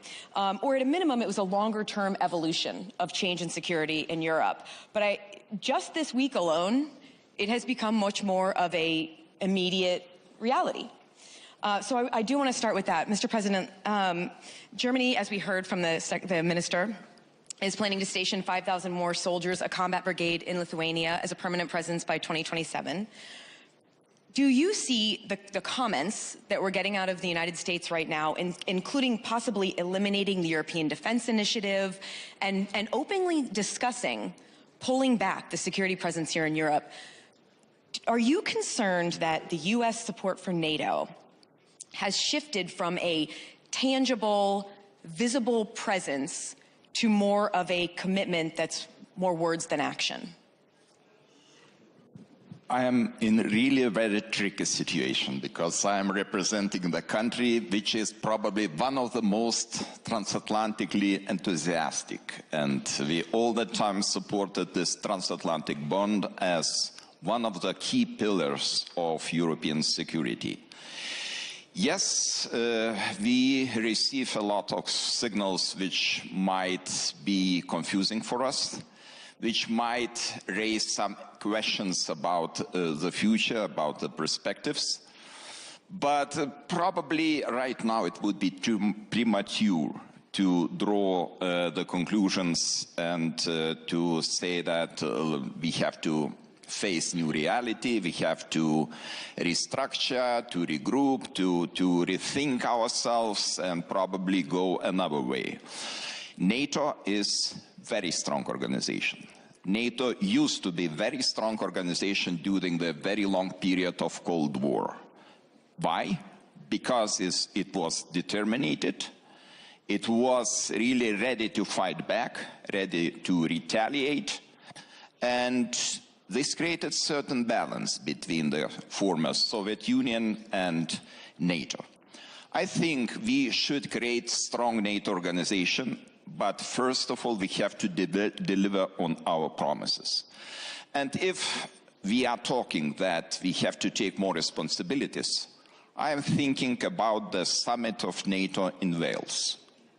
There was a promise to invest 2% of our GDP 11 years ago. What happened in Vilnius? Vilnius summit, we were hosting in Vilnius NATO summit in 2023. There was the promise to spend on defense, yes, again 2%, but the 2% as a floor of investment. And now we are talking, approaching The Hague, we are talking about 3% spending. But the situation is totally different. Average spending of NATO countries is 1.9% of GDP. Despite long discussions, despite nice plans, we are still below threshold of 2%. In this situation, I think we have to be honest to ourselves and to do much more. And I'm talking not only about defense spending, but I am talking about support to Ukraine and other issues. My country is ready to do what is needed, and recently we have announced that the defense spending in 2026-2030 should reach the level of 5 to 6% of GDP. This is really pretty high figure, and we will be putting a lot of efforts in order to achieve this level. Another important element of Eastern flank countries, and especially Baltic countries, close cooperation with our friends. And I really have to say that Mr. Boris Pistorius, the Minister of Defense of Germany, is a person who was very emotionally engaged into this project. And probably you, dear Minister, were the person who was truly believing to the success of this project from the very beginning. And now this is a matter of our honor to do the rest, to deliver on our promises, to implement all the measures which are necessary for full accommodation, training of a German brigade. And we are sure that we will be able to deliver. I see the defense minister of Lithuania, and she agrees with me. So I think this is good guarantee that we will proceed. But coming back to your question, I think we have to take more responsibility. We have to deliver more. We have to require from ourselves much more than we did in the past. And we should use all the possibilities not to lose the transatlantic bond. I still strongly believe in the transatlantic bond, but of course we have to closely work with our partners, United States, and this is our duty to do. It's generally a good idea to agree with the president for job security, just so you know. Smart. Because the president brought up money, Mr. Minister, I want to ask you about that. I believe Germany reported to NATO spending about 90.6 billion euros in defense spending in 2024, but about 20 billion of that was from the special fund. That met the 2% threshold for Germany. But if I understand it correctly, the special fund may not be around for much longer. Correct me if I'm wrong. I'm a journalist. Math is not my strong suit, clearly. But is it even possible, now that this discussion of 5%, I mean, that's becoming more mainstream, or at a minimum 3%. Is it even possible for Germany to meet that? From my perspective, it's not the question whether it is possible or not or achievable. It has to be. There's no doubt about not a question of whether, but of when and how quickly. Because, I mean, we can discuss about 5%. I don't care. Sorry to say that, because my primarily focus is to achieve the NATO capability requirements which we have to face in summer. And the head of states will then conclude. This is the challenge we have to fulfill, and to do that in between the years we get for that. And that might cost in 1 year 100 billion in Germany, and the next year 120, and the next 90. I don't care. We have to make it possible. We have to make it happen. And therefore, I'm quite convinced, and I mentioned it earlier, we have to understand, we need to understand in Europe and in Germany too, that security is absolutely crucial. Without security, anything else is nothing. If we don't acknowledge that investments in security is investment in our future before we can discuss anything else, then we make a severe mistake for our children and grandchildren. And therefore, and I know very well it is a challenge for every society, to be honest. I mean, we are now spending, you named the number, in 2028 the special fund will be spent totally. Then we go back, if nothing happens, to 52, 53 billion euros a year, which means something about 1.3 or something like that. So the next government coming in office after the elections, Sunday 23rd, anytime, the first challenge it will have to face is to solve that issue. How do we manage the budget for 28 and follows? Because we need at least 85 to 90 billion euros in 28 for achieving 2%.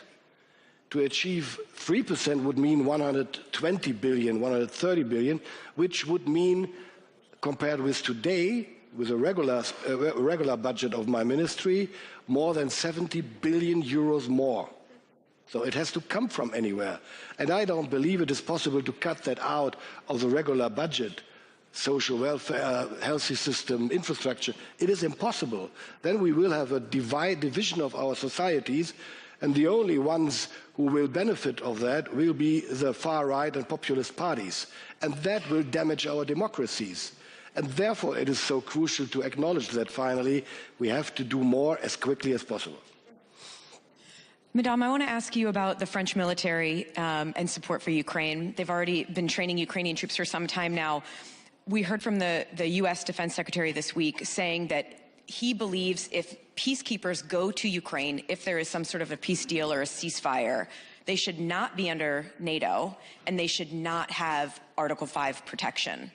Do you believe that France should send peacekeepers if there is an agreement, a peace agreement, and should they have Article 5 protections? Yes, it's working. Thank you. First, I wanted to thank Minister Pistorius for his words, because if we have to compare the freedom of speech in Europe, I think it's better than in Russia. Yeah, much better. So coming to the question, yes, it's again a question, a matter of political will. And we often refer to the coalition of the willing and the capable, and this is part of the European Constitution treaty. So, of course, the threat is not perceived the same way by different countries, but I think we more or less all agree that Russia is a long-lasting threat. It's even existential to some countries, like the Baltic countries. I think Russia has a plan. It will start by Moldova or Georgia, but it can, penetrate even Europe. So we are really in danger, and the manipulation of information is part of the risk we have to face, because it can jeopardize our democracies. We have seen it in Romania recently. So coming back to what the coalition of willing and capable could do, because I don't see France going on its own for sure, so we need to have partners, and there are partners I know that are well prepared. We have within the Weimar Triangle, plus, I would say, and plus the UK, plus other partners.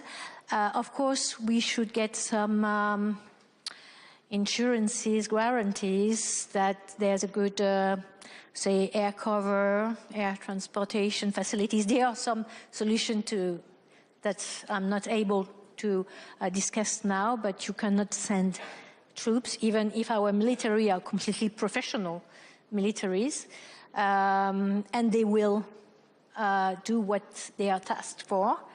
But of course, it's not that easy. The thing is that because of the threat, we have to give security guarantees to Ukraine. And if there's a way that European can make it on a way or another, securing the border, providing more equipment, of course, we shall consider it. And we have certainly, on the other hand, to ramp up our industrial capabilities. This is what we are doing in France, trying to produce more munitions, missiles, and so on. On the third point is really we have to invest in R&D, because there will be a huge transformation of the combat on the ground. I think we'll use more AI, as it was said, quantum computing, to speed up the process, so that we can have this kind of collaborative combat, using drones and everything, and it will need a lot of investment in these technologies. And this is where we have to prepare for the future. We have really to take our responsibility, because it's for the next generation. We have to prepare for the skills. It's not only about, producing equipment. We need to have the competencies, the skills. We need to have the engineers. We have to have the technicians. They should not go abroad to be able to work on AI and so on. So this was part of also your remarks. So maybe I will stop there. Great. I promised I would take audience questions if you have something that's burning. Here, grab my mic. I feel like Oprah. I'm walking into the crowd. Thank you very much. Alexei Goncharenko, member of the Parliament of Ukraine. My question is, striking speech of Vice President Vance. He was very critical towards Europe, not so critical towards Russia. And he didn't mention Russia and Russian war against Ukraine almost at all. And so my question is, yesterday I heard from Pete Hegseth, new Secretary of Defense, that Uncle Sam will never be Uncle Sucker. And I completely agree, but also Uncle Sam should never be Uncle Shame, So that is important. And my question is, what will be done by Europe in order in 1 year not to listen to speech like this? Thank you.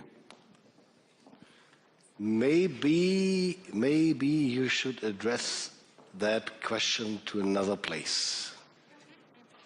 I don't know. I mean, what should I do? I mean, we admit all the time that the critics are right, that we have to do more and that we did too little in the years before. Much too little, to be honest. 2% is not enough, everybody knows it, and up to date, the President mentioned it earlier, not even all countries in NATO members in Europe have already achieved the 2%. And it's a challenge, as I mentioned too. So we don't disagree. And I even, when I talked to Pete Hexet yesterday, I said to him, I fully agree that you will shift your focus more from Europe to the Indo-Pacific. And together we need to shift more focus, more attention to the Arctic too at the same time. So to expect from European side that the US will engage as much as in the past, in the future too, while at the same time doing more in Indo-Pacific and Arctic would be naive. And we have to take that responsibility. So therefore, acting is better than words in that place. If we do that, I don't know what's happened. And I don't know whether we will have to listen to a speech like that again. But anyway, it's better to have a hot heart and a cool head than the other way around. Can I ask you, just since you mentioned that you were with Secretary Hexet yesterday, this week, what did you think when he said that the United States does not believe that NATO membership for Ukraine is a realistic outcome of a negotiated settlement? Well, it's no secret what I think about that. I emphasized it already several times. I'm not the world's most important and famous deal maker. But if I were, I would know that I don't take any essential point of negotiations off the table before the negotiations begin. I would never do that. And Did it damage Ukraine's standing? to all? I don't know whether it damaged anything or not, but it makes it much more complicated and difficult. And afterwards, I heard some news from Washington, Wall Street Journal, and others that might be the final position. So what we experience in the moment is like we have in German the nice word like cacophony. Multiple voices all over the world, and maybe we should step back a little bit and wait until all the noises get lower. Please, sir. I would like to comment a bit on you mentioned in your initial speech about the quick deal or a quick peace in Ukraine, and is closely related to your question. I think this is very dangerous idea to achieve the quick peace in Ukraine, and I have discussed this issue today with the President Zelensky. Ukraine will never take such quick peace at any cost.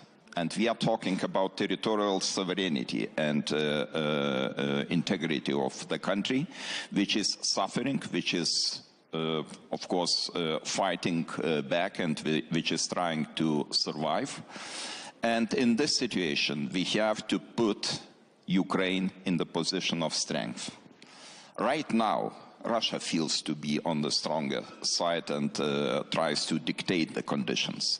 In this situation, we have to negotiate tough, and we have to be at the table of negotiations.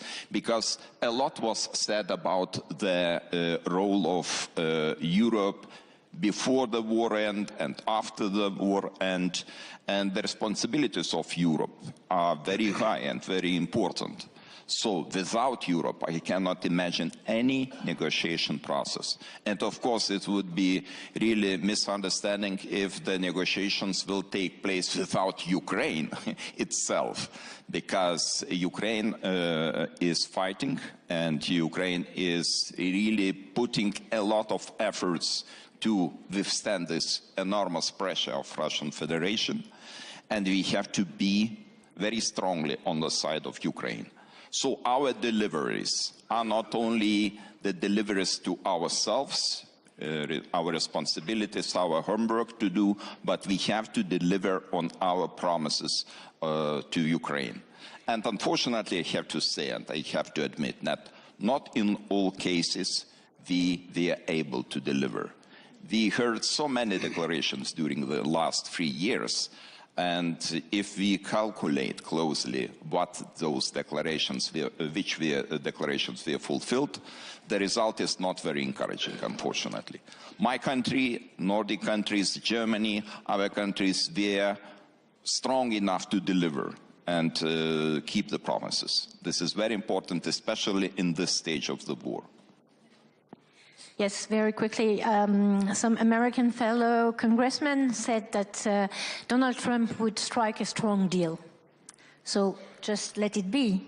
Let's hope it will be a strong deal, and that it will imply that the Europeans will be involved in the negotiation along with the Ukrainians, of course. I do want to take a question from one of our Munich young leaders. Hi, thank you very much. First of all, I'd like to very much thank you, Minister, for what you said on European democracy at the beginning of your speech. I think you captured the feeling of many people in the room, so I just wanted to thank you for this. My question is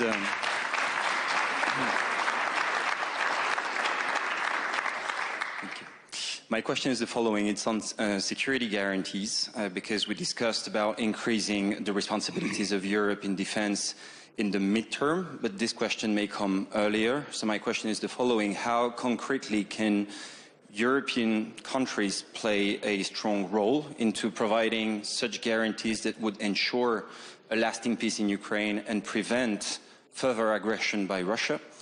And as a sub-question, what could be, would be, should be the role of the US in this respect, also in light of the recent statements we've heard, and you referred to it, by Pete Hegseth in the past few days? I would like, if you don't mind, to put that in the order of what is coming up. I mean, the first step was a phone call between President Trump and President Putin Wednesday at lunchtime, I think. Nothing happened since then, as far as I'm informed, except correcting the first decision that Ukraine is now will now be at the table anyway. It's a good correction of what they said before. But we have to wait what's going to happen now, because if European countries, I don't want to name it, 5 or 7 or European Union or whatever, but if no European participation is guaranteed and is achieved in that process of negotiations, it's hard to imagine that Europe will then afterwards have the responsibility to achieve the guarantees. I mean, this is quite crazy. So it is about negotiating together with Ukraine, Russia, and the US, of course. And Pete Hegseth said yesterday there will be no US boots on the ground in Ukraine, and the European allies has to achieve that on their own. And I said to him quite frankly and publicly that we have to acknowledge and realize that we have a gap of deterrence capabilities in the among the European NATO members. That means without the US deterrence capabilities, we won't be able to achieve that security guarantees in Ukraine, at least for the next years to come, not alone. So that's the same challenge we have with NATO and doing less by the Americans in the years to come. In both cases, we need a roadmap. We need a concept which we work on together, hand in hand, and which we go alongside step by step together. Then everything is thinkable for the future, but not for the short-term future. Yes, I would like to come back to the fact that I said earlier that Putin has a plan. His plan is to demilitarize Ukraine, to make it neutral, to get rid of Zelensky, to put a man in place, and not to allow any NATO, of course, but any European troops in Ukraine. So we are far from, a negotiation that can deliver what we think it could be. But of course, we are at this defining moment of, thinking about a possible resolution. But we are far, far from it. Therefore, I'm so, cautious to speculate about what we might do in a couple of years. I don't take part in those discussions, at least not publicly. We only have about 2 minutes left, and I have 12 pages of questions left. Okay, so let's succeed. I'm going to, yes. It's my Unless we fault. have 3 more hours, I'm going to do a quick lightning round with all of you. First, the speech by Vice President J.D. Vance today. Yes or no? Did you expect that he would come up here and criticize Europe for the need for more free speech and democracy? Madame, I'll start with you. Very quickly. I thought he would speak at least about Ukraine and Russia. I could not believe he would speak about the freedom of speech in Europe and point out, Germany and UK. Of course, he would not mention France because it's better not to mention France. But it's not my... But no, for me, it was unexpected. Mr. Minister, I think we heard your feelings, but yes, did you? I'm fine. Yeah. I exceeded my speech, so please, Mr. President. Mr. President, did you expect to hear that from the Vice President today? First of all, I would like to expect that we come to the table, we discuss all the issues honestly, frankly, as the friends do. And even probably right now it does not look like this, but I remember 2019, London, summit of NATO. The conversations were not very polite at that time also, between Donald Trump, between former Chancellor of Germany, Angela Merkel. But at the end of the day, we managed to take very important decisions in London and afterwards. So let me hope that we still have the potential to cooperate together, because everything is at stake. And right now we don't have the right to make the mistakes. And one of the cruelest mistakes would be just to abolish our transatlantic bond with United States. I know that I am unpopular here, talking about strong transatlantic bond. No, but believe me, it's very important for the Baltic states, which currently host 1,000 American soldiers, battalion on the persistent basis.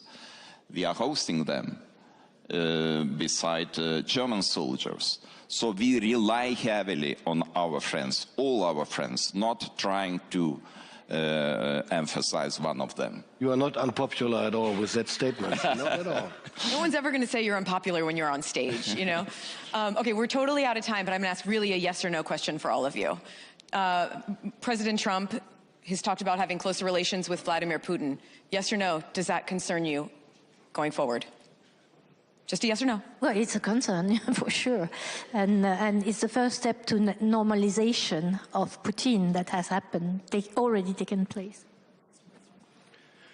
I mean, the experience we made in Europe with Vladimir Putin is quite clear.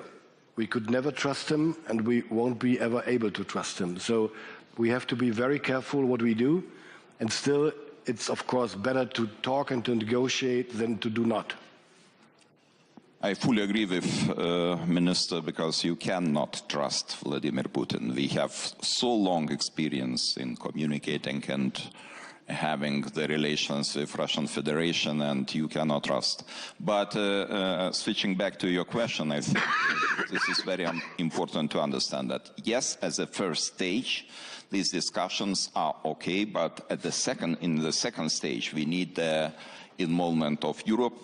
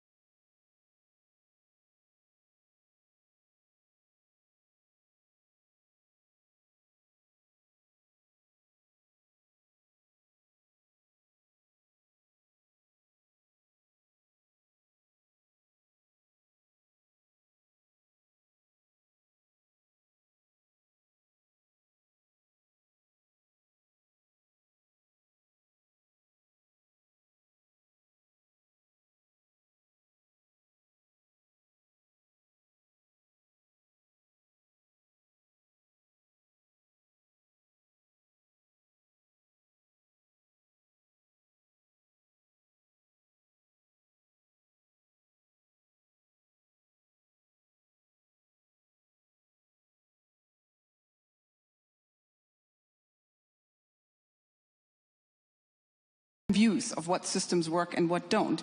We used to assume in the West that our system is the one that everybody wants to adopt over time. So I guess the question to you, India, of course, being the largest democracy in the world, is your sense among your counterparts in, again, for lack of a better term, the global South, that democracy is still a system people aspire to, countries aspire to, or are there now powerful alternatives, such as the Chinese model, which may be more attractive to people? Well, look, to an extent, all big countries are unique to an extent, but we would certainly hope, I mean, to the extent we think of democracy as a universal aspiration, ideally a reality, but at least an aspiration.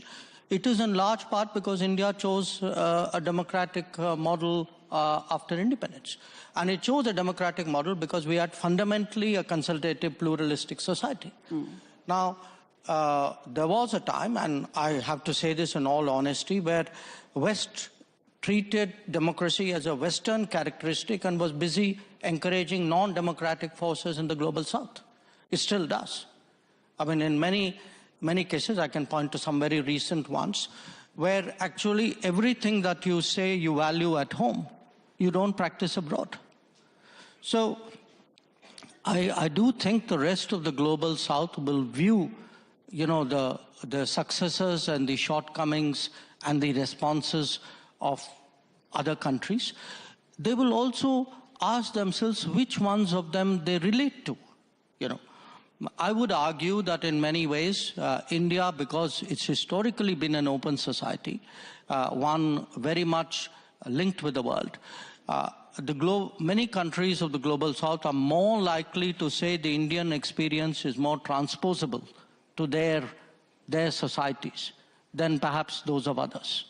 So I do think in our progress as a democracy, the fact that, you know, for all the challenges that we've had, even at a low income, we have stayed true to the democratic model, which is almost, if you look at our part of the world, we're pretty much the only country that has done that.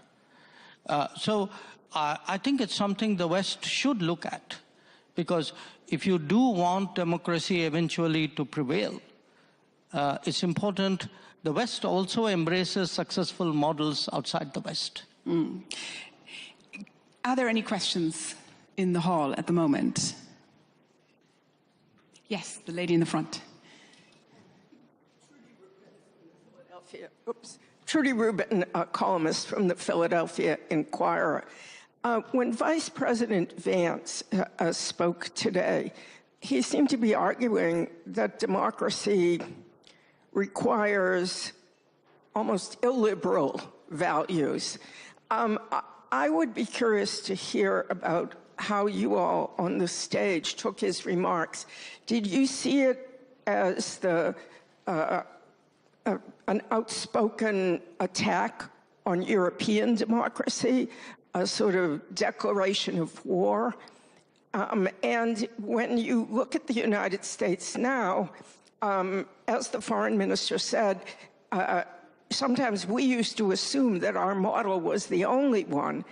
But when you look at the U.S. model now, does it have anything anymore to offer the rest of the world as a model? Do you want to take that, Rafał? Well, I can tell you just one thing, that we in Poland have an experience with different models, because, you know, I grew up under communism. So, I mean, I don't have to be, and the society in Poland doesn't have to be really convinced about the merits of democracy, because we know what it means to live under an illiberal regime. Our problem is, and I think that this is the gist of our discussion, is that it is sometimes very difficult to explain to the people what democracy really means, because it's so abstract. And, you know, when people use the word like, you know, the judiciary, the rule of law, and so on and so forth, people are lost. As the Prime Minister was saying, you know, people think about the economy, they think about the security, and so on and so forth. So it is the most difficult task for us is to explain that when someone is proposing an illiberal regime, that would actually mean taking our basic freedoms away from us. And I would submit to you that that's why we were successful in Poland, because we were able to tell the people that this is not just some abstract rule of law, but that by introducing a medieval anti-abortion law, you know, the basic freedoms were taken from our women to decide their lives and to decide on their health. That by introducing indoctrination in schools, you know, we were coming back to the communist system, where we would want to have a school which teaches us skills, not indoctrinates our children. That when populists, you know, talk about national interest, somehow, quite often, they prove to be completely ineffective when it comes to influencing the outside world, because they cannot construct the winning coalitions that you need to be constructing in order to actually promote your interests. That if you want to really talk about migration, that you cannot simply allow populists to hijack that issue, because that can be dealt with by Democrats as well. And that we should be focusing on some of those most important concerns. And I think that our task today is not to sort of like, you know, catch others, you know, and sort of like interpret the words, but to focus on what we can do in order to prove that we are better. We, on the democratic side, are actually better at resolving issues, and that we can be as effective or even more effective at providing security, at providing growth. I mean, you know, this is the winning argument, and that's what we should be focusing on. Because if at the end of the day, ultimately, I mean, the question is whether my life was better under a different regime, then I mean, the only winning argument is that we can provide it, and we are not taking at the same time the people's basic freedoms away. So this is the argument, and I think that you know, turning to us is always a good point in question, because we lived under both regimes, so we can tell the difference. But just maybe to reinforce the sense, I mean, maybe to sharpen almost a little bit more what we just heard as a question is, I mean, was there anything in what J.D. Vance said about the shortcomings, supposedly, of European democracy that spoke to you? Was there something, for example, in this idea that we freeze out far-right parties in certain countries? In this country, for example, with the firewall, are we afraid? Are we too afraid? Are we perhaps not? Are we more liberal than actually democratic sometimes? Well, I think on that one, first of all, I think what is refreshing is that when we come together here, there is freedom of speech. And the Vice President can decide that this is how he would like to address his audience. He likes to raise these themes. And although we may disagree, that is fair enough. I think, you know, not addressing some of the key security issues that we face today is a missed opportunity. I don't agree with him that what's happening in Ukraine, what's happening in Russia, what's happening in China is less important than the presumed loss of freedom of speech in Europe. I disagree. The other element which I think is interesting here is that, you know, coming from the US perspective, reading a parliamentary system in Europe, it is different. So this party is free to run in elections in Germany, but other parties are free to tell their voters whether they are, you know, open to cooperate or not. This is part of parliamentarism. You know, I run a minority government in Norway. I have to find solutions in parliament, and I seek solutions where I can have them with parties that share my platform. That is how that works. So I think, you know, this was a kind of a simplified approach which I don't share. But what I do share is that constantly focusing on, you know, accepting different views, accepting even outrageous views in our debate, accepting that people have faith and beliefs. He made points of that. I think that's what we should remind each other. I mean, he is here now speaking to Europe. If we were going to your country to speak about what we see in the US about, you know, tech dominance, is there access to media for people? What's happening to our youth under control of social media? Is that, you know, challenging freedoms and democracy? I think that's also a discussion to be had, but, you know, not here. Jay. Can I make two quick comments here? One, look, I would challenge the equation of, you know, liberalism in a kind of an international way with democracy. I do think different societies have their own cultures, their own values, their own ways of doing things. And the idea that there is some kind of universe, one truth and one judgment and one norm, and that should be preached, propagated, evaluated, and judged. I think that is one of the big issues we're having today in politics. And it is done by think tanks, it's done by people who do ratings, it is done by newspapers.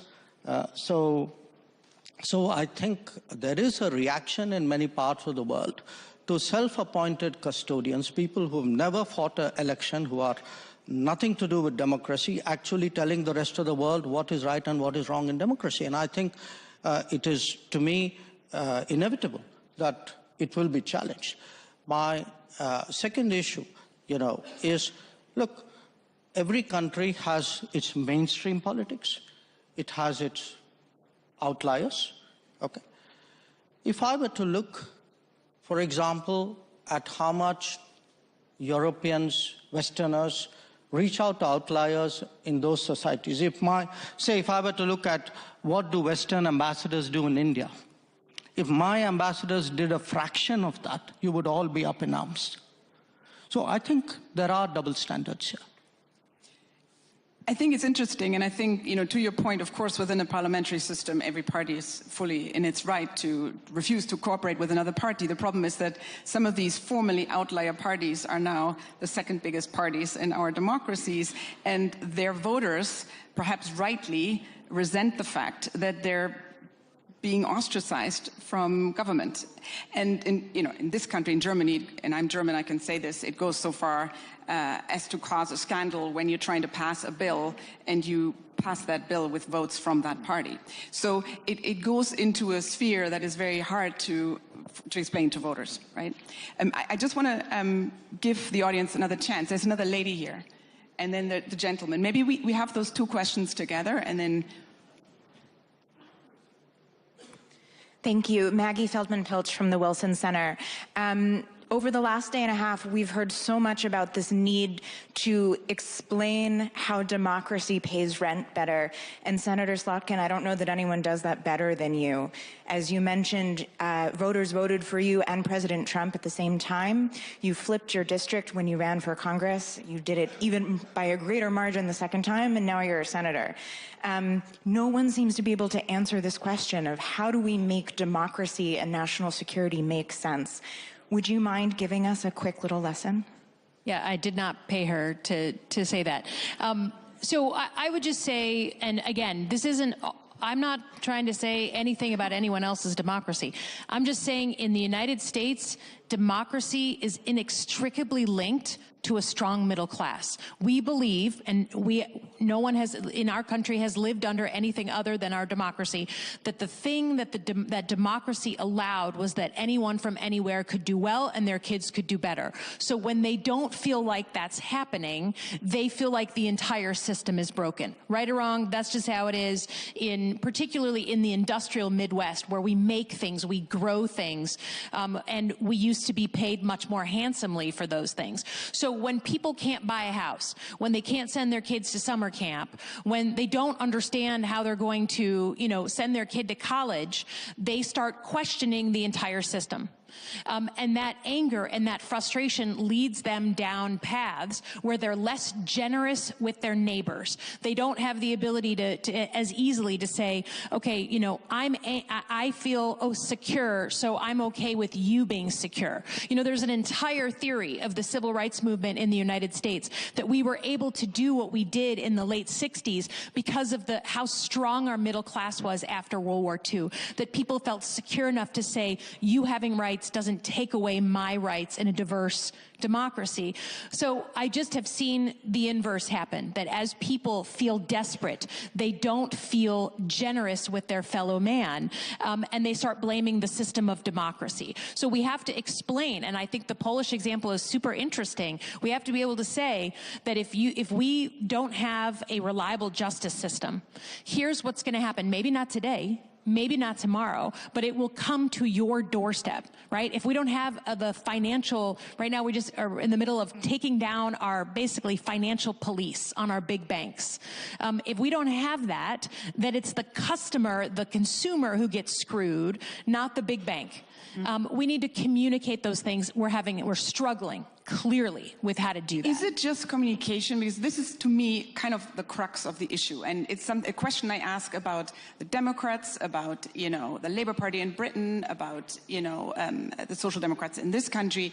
Did you guys sort of lose your way when you kind of signed up to the neoliberal consensus, and you went too far with the deregulation and the kind of free market religion almost that, you know, the Reagan-Thatcher consensus brought in? And was there something in this hyper-globalized, financialized economy that we've gone for that actually undermined your ability, even if you want to, you know, keep that middle class strong, to keep that middle class strong? And do you need to rethink that? There is most definitely a question mark on globalization, especially from a place like the Midwest where we feel like we've lost so many jobs. There is a question every day about our relationship with China. There's a question every day about NAFTA and whether we should have signed that free trade agreement. Every single day in my state, that's a question. And that is why you're seeing this conversation in the United States about tariffs, including on friends. It's why you see a growing sort of spirit of protectionism. It's because people are fundamentally rethinking whether globalization allows us to have the secure future. I think that's an issue of real debate. I don't think there's a black and white there. And I can tell you tariffs on a place like Canada would screw Michigan before any other state in the country. But I think that's a legitimate conversation about whether democracy continues to thrive in a globalized world plus social media. That's a big ass question. Yeah. But so, I mean, that's why the response is this, that basically we, on the Democratic side, we have to prove that when it comes to providing, you know, economy, when it comes to providing security, that we can be even better than the populists and more effective. And that we are not going to take away the freedoms, but we hear what the people are saying because the world is changing. I mean, we've seen it after COVID with Russia attacking Ukraine, with more assertive, to put it mildly, China and so on and so forth. We have to, you know, learn the lessons and tell the people, listen, we hear you. It's not just the populists who hear you, and we are going to deal with that. You know, we are going to focus on migration, we're going to focus on the economy, we're going to focus on security, but we are the ones who actually are going to deliver that in a much more effective manner, and we are not going to undermine your freedoms. And, you know, this is the thing, to concentrate on the issues. Because if you say, I mean, if there's any lesson, and from Vance and so on and so forth, I mean, it is true that sometimes the populists were even better at framing the issues. They were not very, and at least pretending that they were hearing the people. But then, of course, they were terrible at providing, you know, the real solutions to that. So we need to prove that we can hear, we can frame the issues, but we are better at solving them, at the same time not undermining the individual freedoms. That's the name of the game. I want to end, and I'm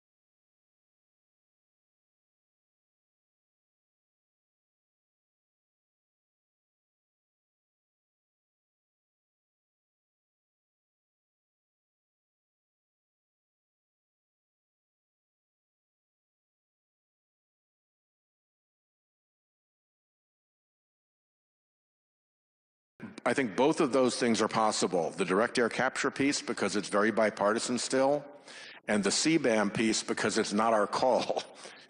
People can't tear that down in the United States. The EU is doing it, the UK are doing it. It's really important that they stick to their guns on this.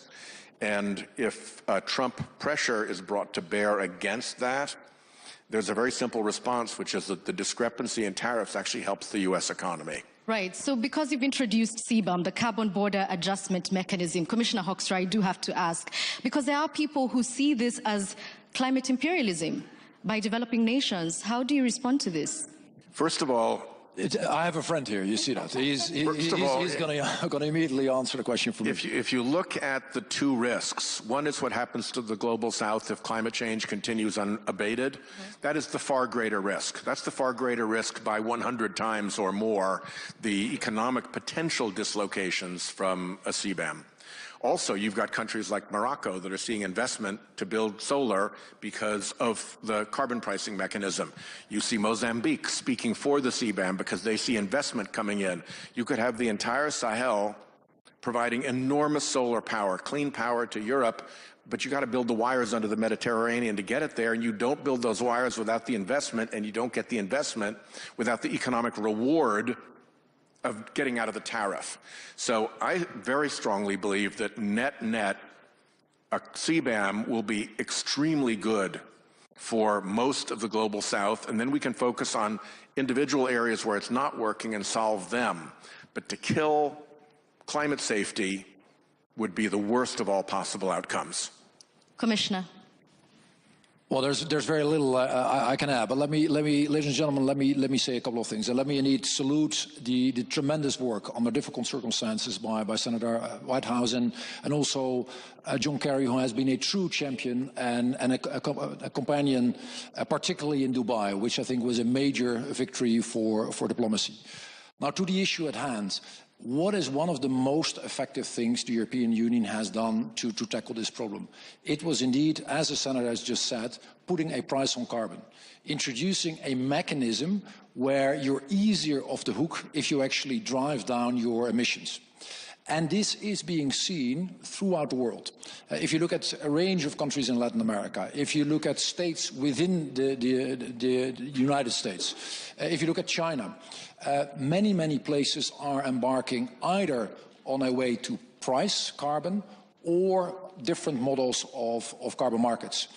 And that is the way forward. That is the way we should continue, because actually it does help and it is a fair system. Now, let me just give you one other data point to put this into perspective, because I know some people are trying to fuel the criticism of ETS in general and CBAM in particular. Who will be most affected by CBAM? It is those who are putting stuff into the European Union that still has carbon to it. Make no mistake, CBAM is a tool to make sure there is no carbon leakage from the EU to outside.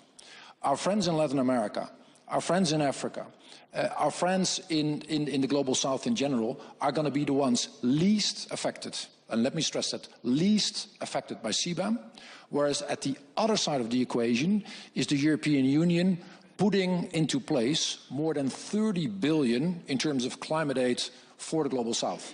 That is the numbers, and that is the reason why that equation is actually helping not only the Europeans, not only the global south, but the world at large.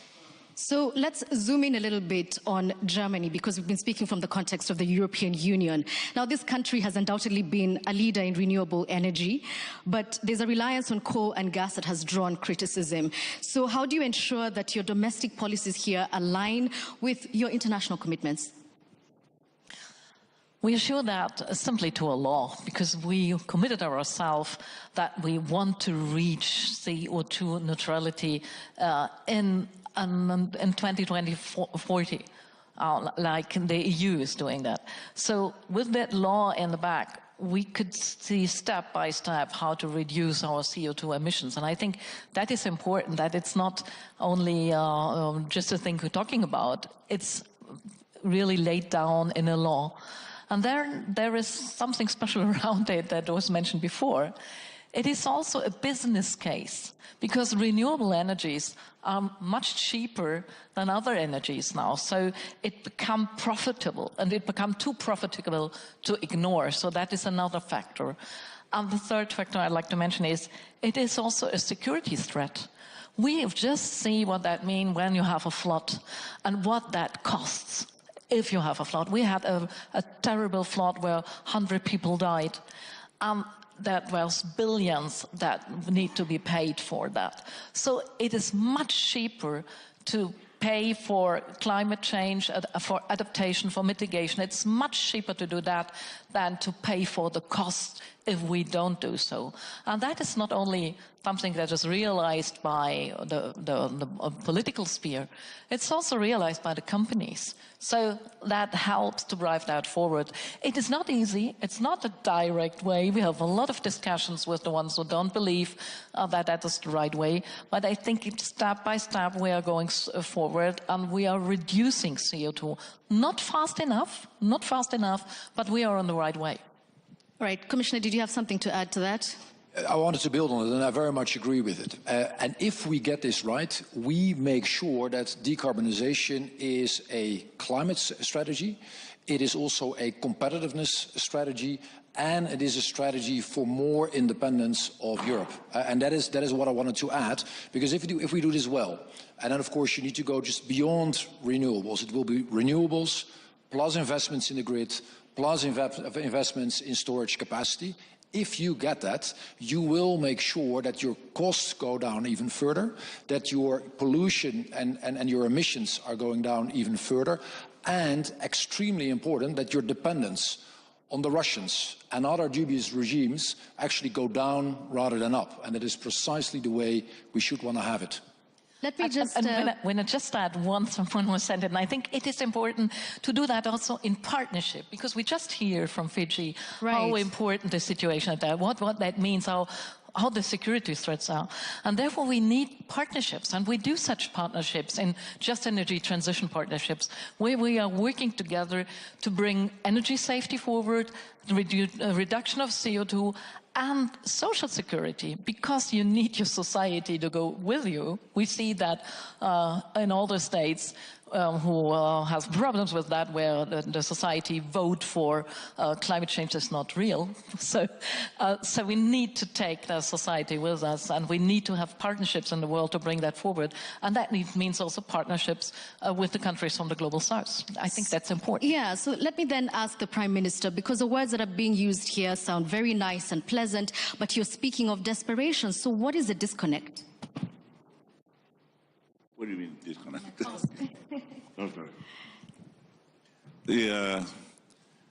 The disconnect perhaps is how much reliance we now have, how much we would rather not be relying on those long logistics chains, which makes cost of living at home very, very high, because the cost of transportation of fossil fuel all the way to Fiji is very, very high. So we have to look at the cost of setting up our own solar fields and all the renewable energy sources that we can get. Those are also expensive. So nothing comes cheaply now for the small island states, particularly the island states of the Pacific.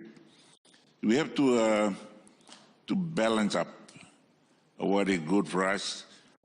Somebody told us that, okay, don't cut your trees. I said, how do we pay for the fuel?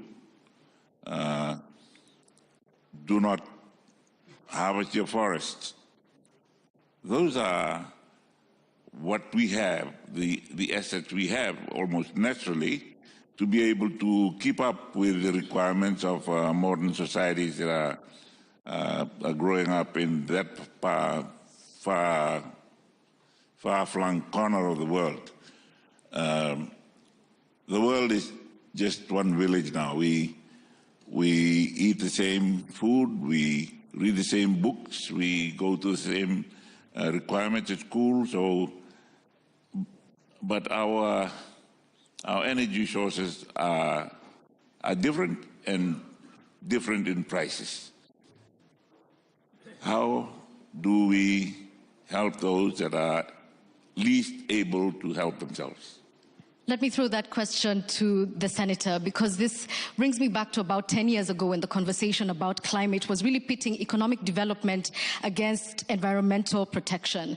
So is it possible for a nation to be climate leaders, to be a climate leader while continuing to exploit, as the Prime Minister here is saying, its natural resources? Yes, and I think we have to. I mean, if you look at a corporate consulting firm, Nothing Green, the Deloitte consulting firm, they look forward 40 plus years, and they said, if we get climate right, that will add about $40 trillion in GDP to the world. If we continue to screw up and fail on climate, that will reduce global GDP by around $180 trillion. So there's a $220 trillion swing between getting it right and continuing to fail. So if you're talking about economic development, you want to be developing in a world that has $220 trillion better GDP than a world that is in climate failure. So if you look at the big picture, it is obvious that climate success is the way to go. To the minister's point, Lindsey Graham and I wrote an op-ed piece some time ago saying that if we move to clean energy tomorrow, we'd have a safer world. Russia is funding what it's doing in Ukraine because, as our friend John McCain used to say, it is gangsters with a gas station and an army.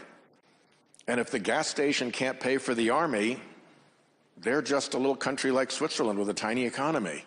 So there are real advantages in every economic measure of focusing hard on climate change. And again, back to our EU friends, the CBAM becomes so essential to all of this.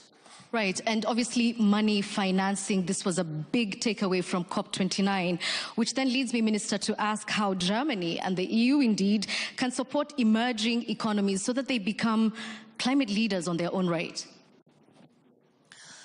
I think we need more partnerships in the world. We need to have an exchange about our knowledge, but we also need to help with money.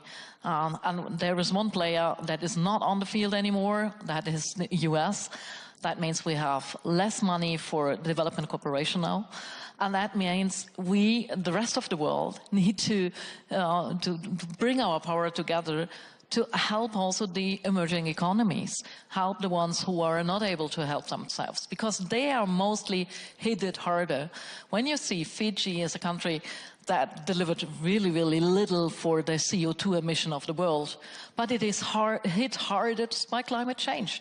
So it is the responsibility of us, of the others, to help Fiji, to help other vulnerable countries to deal with the challenges they have. And we do that in the European Union, we do that internationally to just energy transition partnerships, where we help to provide energy security, affordable energy access, renewable energies, and social justice. Because if you phase out coal, for example, that means that a lot of jobs that are well paid, that these jobs are away. And you can't tell the people, okay, so sorry, you need to suffer because of climate change.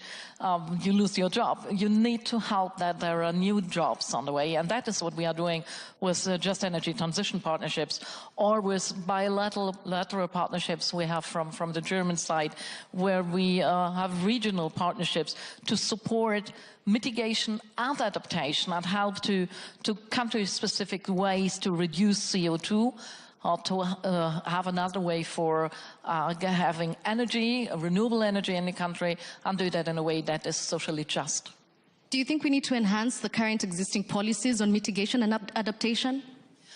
I think we need to deliver, and that is what is missed. We know what we need to do, but we're talking a lot about that, but we do not deliver, and that is the problem. We need to do more in reality, not only in the paperwork, and that is what we are missing, and that is why we need more action in that. That is why Germany have now the Hamburg Sustainability Conference, a conference where we try to bring forward just action from people, because we see that in a lot of fields.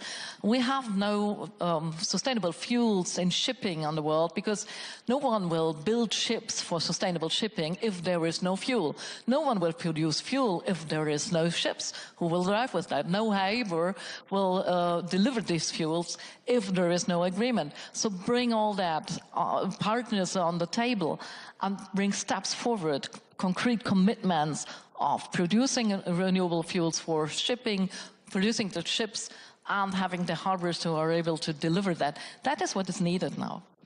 But it does occur to me that there's something else that we don't talk about, particularly in rooms like this, which is indigenous knowledge, Prime Minister. So how does a country like yours or Pacific Island nations leverage knowledge that exists in communities like yours and mine to adapt to what's happening in our world? Thank you. Can I just go back? 2 weeks ago, I was opening a big solar farm on one of the islands, and we are projecting that that island will be free from using fossil fuel in a very few years' time. While we celebrate that, how many other islands, how many other island territories are going to work to their program so that 2035 we are free from using solar fossil fuel, 2050 carbon neutral? Those sort of things, they are exciting to government leaders. We have programs, we've set ourselves those programs. What about the rest? Are we keeping abreast with those changes? What about those that are still encouraging others to import their exports of fuel? It keeps them going. We heard it keeps them going, keep their armies going, keep their weapons factories going. Where is balance? Where is equity in all this? We can only ask. We can only ask, and we can do our bit, even if we have to be audited on how we are being true to our various programs of being friendly to the environment, and then get rewarded rather than having a promise. There's so many hundreds of billions of dollars sitting there, and you have to ask for it, and the way to ask for them is very, very long and winding and complicated. You come and check, you've done it, bring. Can they do that? Yeah. So, Commissioner, in light of that, do you think it's time to consider having non-state actors, perhaps such as corporations and indigenous groups, to have voting power in climate negotiations? I think one of the great things that we see in the discussions on climate is that actually many actors from all sorts of walks of life are more active than in most fields of diplomacy that I have come across. And for the right reasons, because it affects all of them. And particularly if you look at businesses, it is extremely important to make sure that they do what is expected of them. And you have a couple of them who do an amazing job. But in the end, if you look at the emissions that come out of countries, it's typically not the countries themselves. It is companies within these countries that are responsible for emissions, because we as consumers consume the stuff we consume. So I would be very much in favor to basically involve each and every one of these groups to make themselves heard, but also to take responsibility, particularly in the case of companies. Would you allow me to maybe connect the dots between what the Prime Minister just said and the Minister? Because I think that is at the heart of the conversation we should be having. I'm fully with the Minister that not only Germany, but the European Union at large is doing more than its fair share in terms of sharing the burden and helping our friends in the Global South. There is one item, though, and the Prime Minister was touching upon this, that where I think we can do more and where we can also apply more concrete solutions. And that is indeed the domain of solar. We all know that if you look at the cost curves of solar have gone down rapidly. And every single time you look again, they are outperforming our wildest expectations. And that is extremely good news. Now, what is here the problem, but also the opportunity? As a commissioner, I always try to talk as much as possible for the 27, but let me give you one example from my home country, the Netherlands. Those who know the place know that most of the time there, it rains. And yet, the Netherlands alone has more solar panels than the whole of Africa combined. And Africa gets 40% of the world's sun. I can confirm that.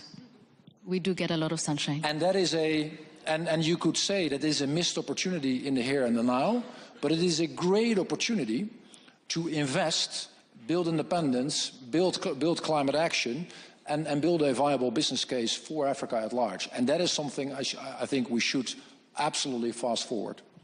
All right, so because this is a conversation for all of us, I'd like to invite Secretary Kerry to give us his first impressions, followed by our Munich young leader.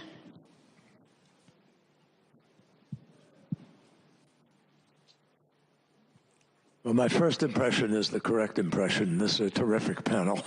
I agree so much with everything they've been saying. And Sheldon Whitehouse and Wapke and Mr. Schultz, Mr. Prime Minister, you've all been real champions, and we really don't have a prayer of getting where we need to go without champions. Just very quickly, I'd say to everybody, no country in the world has enough money to be able to implement or affect the transition that we face. It's somewhere between $3 to $5.5 trillion every year between now and 2050 in order to achieve the 2050. So we have a daunting reality. We need money to be able to push the technology. The IRA in the United States is an example of that. We need to be able to push the technology curve because we've been put in a position where the politics of this issue on a global basis, together with the reticence of a lot of people to sort of sign on and face reality, is presenting us with one of the toughest public policy implementing challenges I think I've ever faced or any of us have ever faced. We're facing daunting negatives. And most people around the world are now becoming personally familiar with them because Mother Nature is teaching us weekly, monthly lessons as you see the floods, the droughts, the impact of intensity of storms, all of which is traceable to the changes in our climate and weather. When you have the reality that 90% of the warming from the sun that's taking place goes into the water, into the oceans, 90%. And that increases the amount of moisture that is then going up into the atmosphere and then falls in these bomb bursts that flood people out of their homes. And so the question is, are we human beings capable of making the tough decisions that we need to make to win this fight? Now, the CBAM that Sheldon referred to, that Wapke's working on, et cetera, is one really powerful, important tool. The truth is that if we could price carbon, which we should price, if we could price carbon, we have a chance of winning this battle. If we don't, we've got to persuade people to do the kinds of things they're resisting now, which is deploy more of the renewables, where we are told by the International Energy Agency that if we just deployed existing technology that is available to us now, solar, wind, geothermal, nuclear, et cetera, we could, in fact, meet our goals of reduction heading up towards 2050 net zero. So, but we're not doing that. We're just not doing it. In Dubai, the toughest negotiations of the world are actually multilateral negotiations. You bring 200 countries together in one of these places where one country can walk out and say, that's it, we're killing it. But they didn't do that in Dubai. Almost 200 countries signed on to saying that we must transition away from fossil fuel. I mean, fossil fuel countries signed on. We must transition away from fossil fuel in order to achieve net zero by 2050, according to the science, and the according to the science phrase meant 1.5 degrees, which we're now blowing past, and we must accelerate in this decade. And we're not sufficiently. You know who is accelerating this decade? China. China has built and deployed more renewables than all of the rest of the world put together, and thereby is going to be moving their target goals, which were way back in the 2060s. They'll be moving them forward just by the action they're taking now. So here's this, the bottom line here, folks. I believe, and I think a lot of folks who work at this really hard every day of their lives, Johan Rockström at the Potsdam Institute, for instance, other scientists, we believe we could win this fight. Everybody here believes we could win this fight. But the only way we win this fight is if we organize ourselves. Minister Schultz mentioned partnership, coming together and face the realities of what we have to do, and strip away the disinformation and the lies that have been used to try to get people to oppose offshore wind because it allegedly, kills birds and gives you cancer. I mean, the misinformation is staggering. But the point I would make is that we have the ability to win this battle, but we have to deploy things that we're working at. We have to bring them to scale. We have to go faster, bigger, and get to scale quicker. And the kinds of things are actually really exciting. What I've been working on right now out of government is accelerating the transition. And everything we do should be geared to do what we said we would do in Dubai, which is accelerate the transition.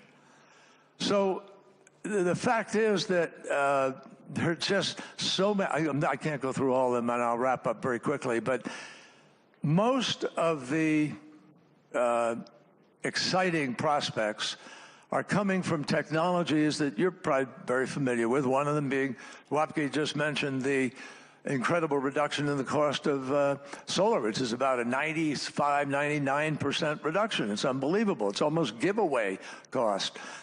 And yet the cost of continuing to burn fossil fuel never gets properly accounted for.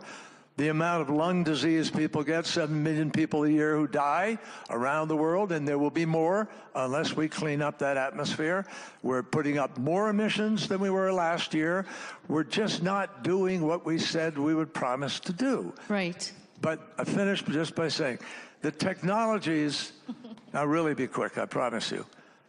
There are better batteries now. They are balancing the distribution of power. There are new transmission lines that are 5 to 10 times more powerful than the ones we had before. So they're lighter, they carry more power. There are possibilities of fusion in just a few years. There's an amazing amount of technology development. So if we can somehow find a way to pull ourselves together and organize our lives, I regret to say the United States is in probably the worst position to be able to make that happen, because we have a president who's absolutely decided he's not going to be involved in this. He's going to move in the other direction. But here's the good news, and frankly, Ms. Venya, you mentioned the United States off the playing field. We have 37 states which have renewable portfolio laws, and the governors of those states, Republican and Democrat alike, will implement those laws. So they will continue to be part of the fight. In addition to that, we have 1,000 mayors joined up, all the major cities of America, last time the president got out of Paris to say we're still in. So the American people stayed in while the president pulled out. The result was 75% of the new electricity in the United States 4 years ago came from renewables, and in 23, 90% of the new electricity in America came from renewables. So we're not exactly completely out. And I hope what we can do is work together to build the kind of partnership necessary to win the fight. And it's only by coming together. 25 countries equal more than 80% of all the emissions. Get those 25 countries, demand them being responsible and living up to global initiatives on this. Thanks. Thank you so much, Secretary Kerry.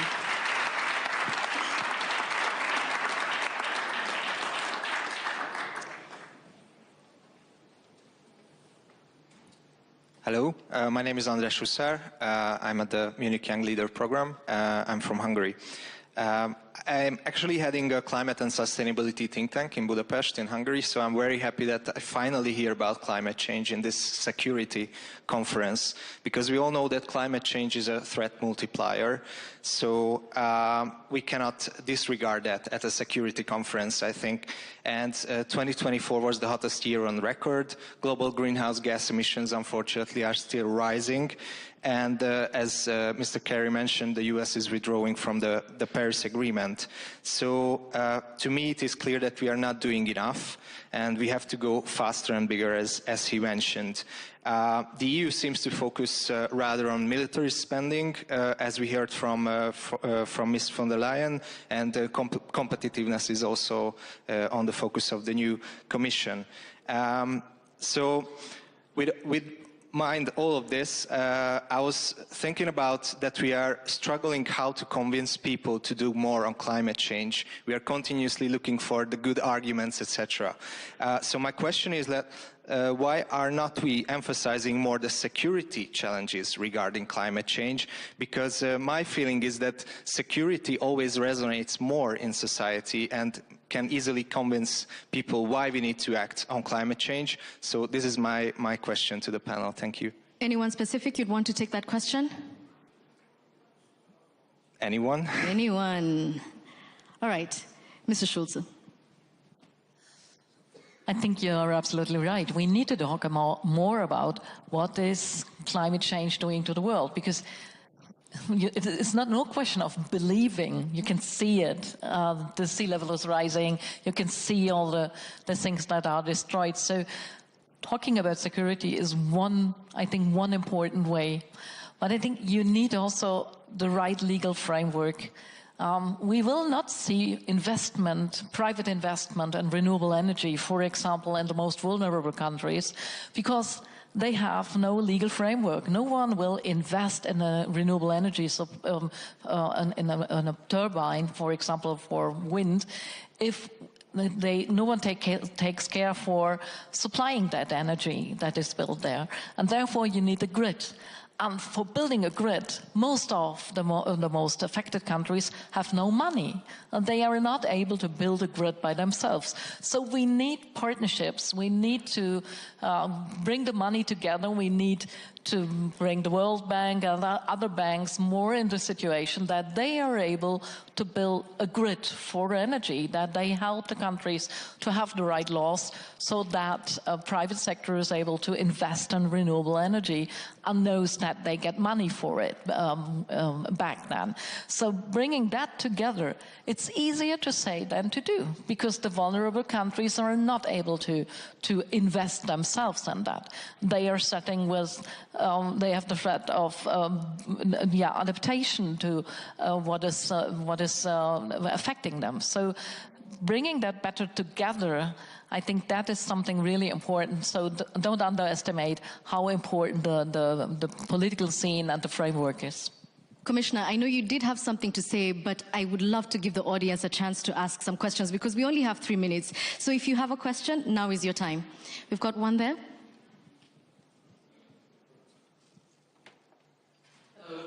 I'm Lydia Pereira, I'm a member of the European Parliament, and I have been recently head of the delegation on behalf of the Parliament at COP29, where I teamed up with Commissioner Wokster. I was listening to all the comments, and I'm really concerned with the word multilateralism, because I'm afraid that in the next COP30, which will be as well an historical event, that we might fear the absence of some countries. So I would like to hear your reflection on whether we can still rely on multilateralism to address climate change, because to be very frank, what we see at the moment in Europe is that very clear from the voters. Alone we cannot fight climate change. We really need to mobilize our efforts across the globe to deliver. So this would be my question to the audience, to the speakers. I would love to hear what Senator Whitehouse has to say about that. I don't, I mean, multilateralism on its own is not necessarily going to be successful. You can get a lot of people in the room and they can reach an agreement and emissions continue to go up. The one thing that is left, I believe, that can really change the trajectory is the EU CBAM. And that is pretty multilateral because the EU had to get together and agree to do it. The UK agreed to join. Australia's in negotiations. If we're mean enough to the Canadians, they might jump on too. So there is a way to build the economic signal in that gets us onto a pathway to climate safety, even if Donald Trump is denying climate change. And as John pointed out, who, by the way, is probably the single human on the planet who has done the most to address this problem. That's an applause line. The governors and the states are going to continue to do this. If California is the 5th biggest economy in the world, throw in Illinois, New York, Pennsylvania, Michigan, you can create a group of states in America that, by working together, can set standards for emissions and for disclosures and for pushing back on fossil fuel industry lies that actually drown out the absence of the federal government. So I'm less worried about multilateralism than I am about the absence of a proper economic signal. The free-to-pollute business model that the fossil fuel industry has defended with immense amounts of corruption is at the heart of the problem, and the sooner we get rid of the free-to-pollute business model, the quicker we get onto a pathway to climate safety.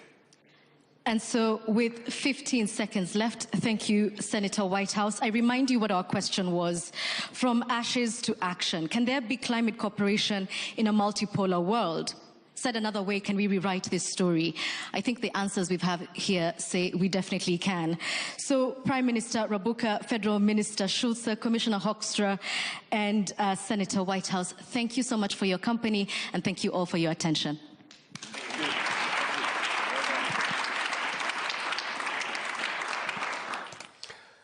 And that's a wrap for the first day of the Munich Security Conference 2025. Thanks for watching BR24 Live. We will be back tomorrow at 9:30 a.m.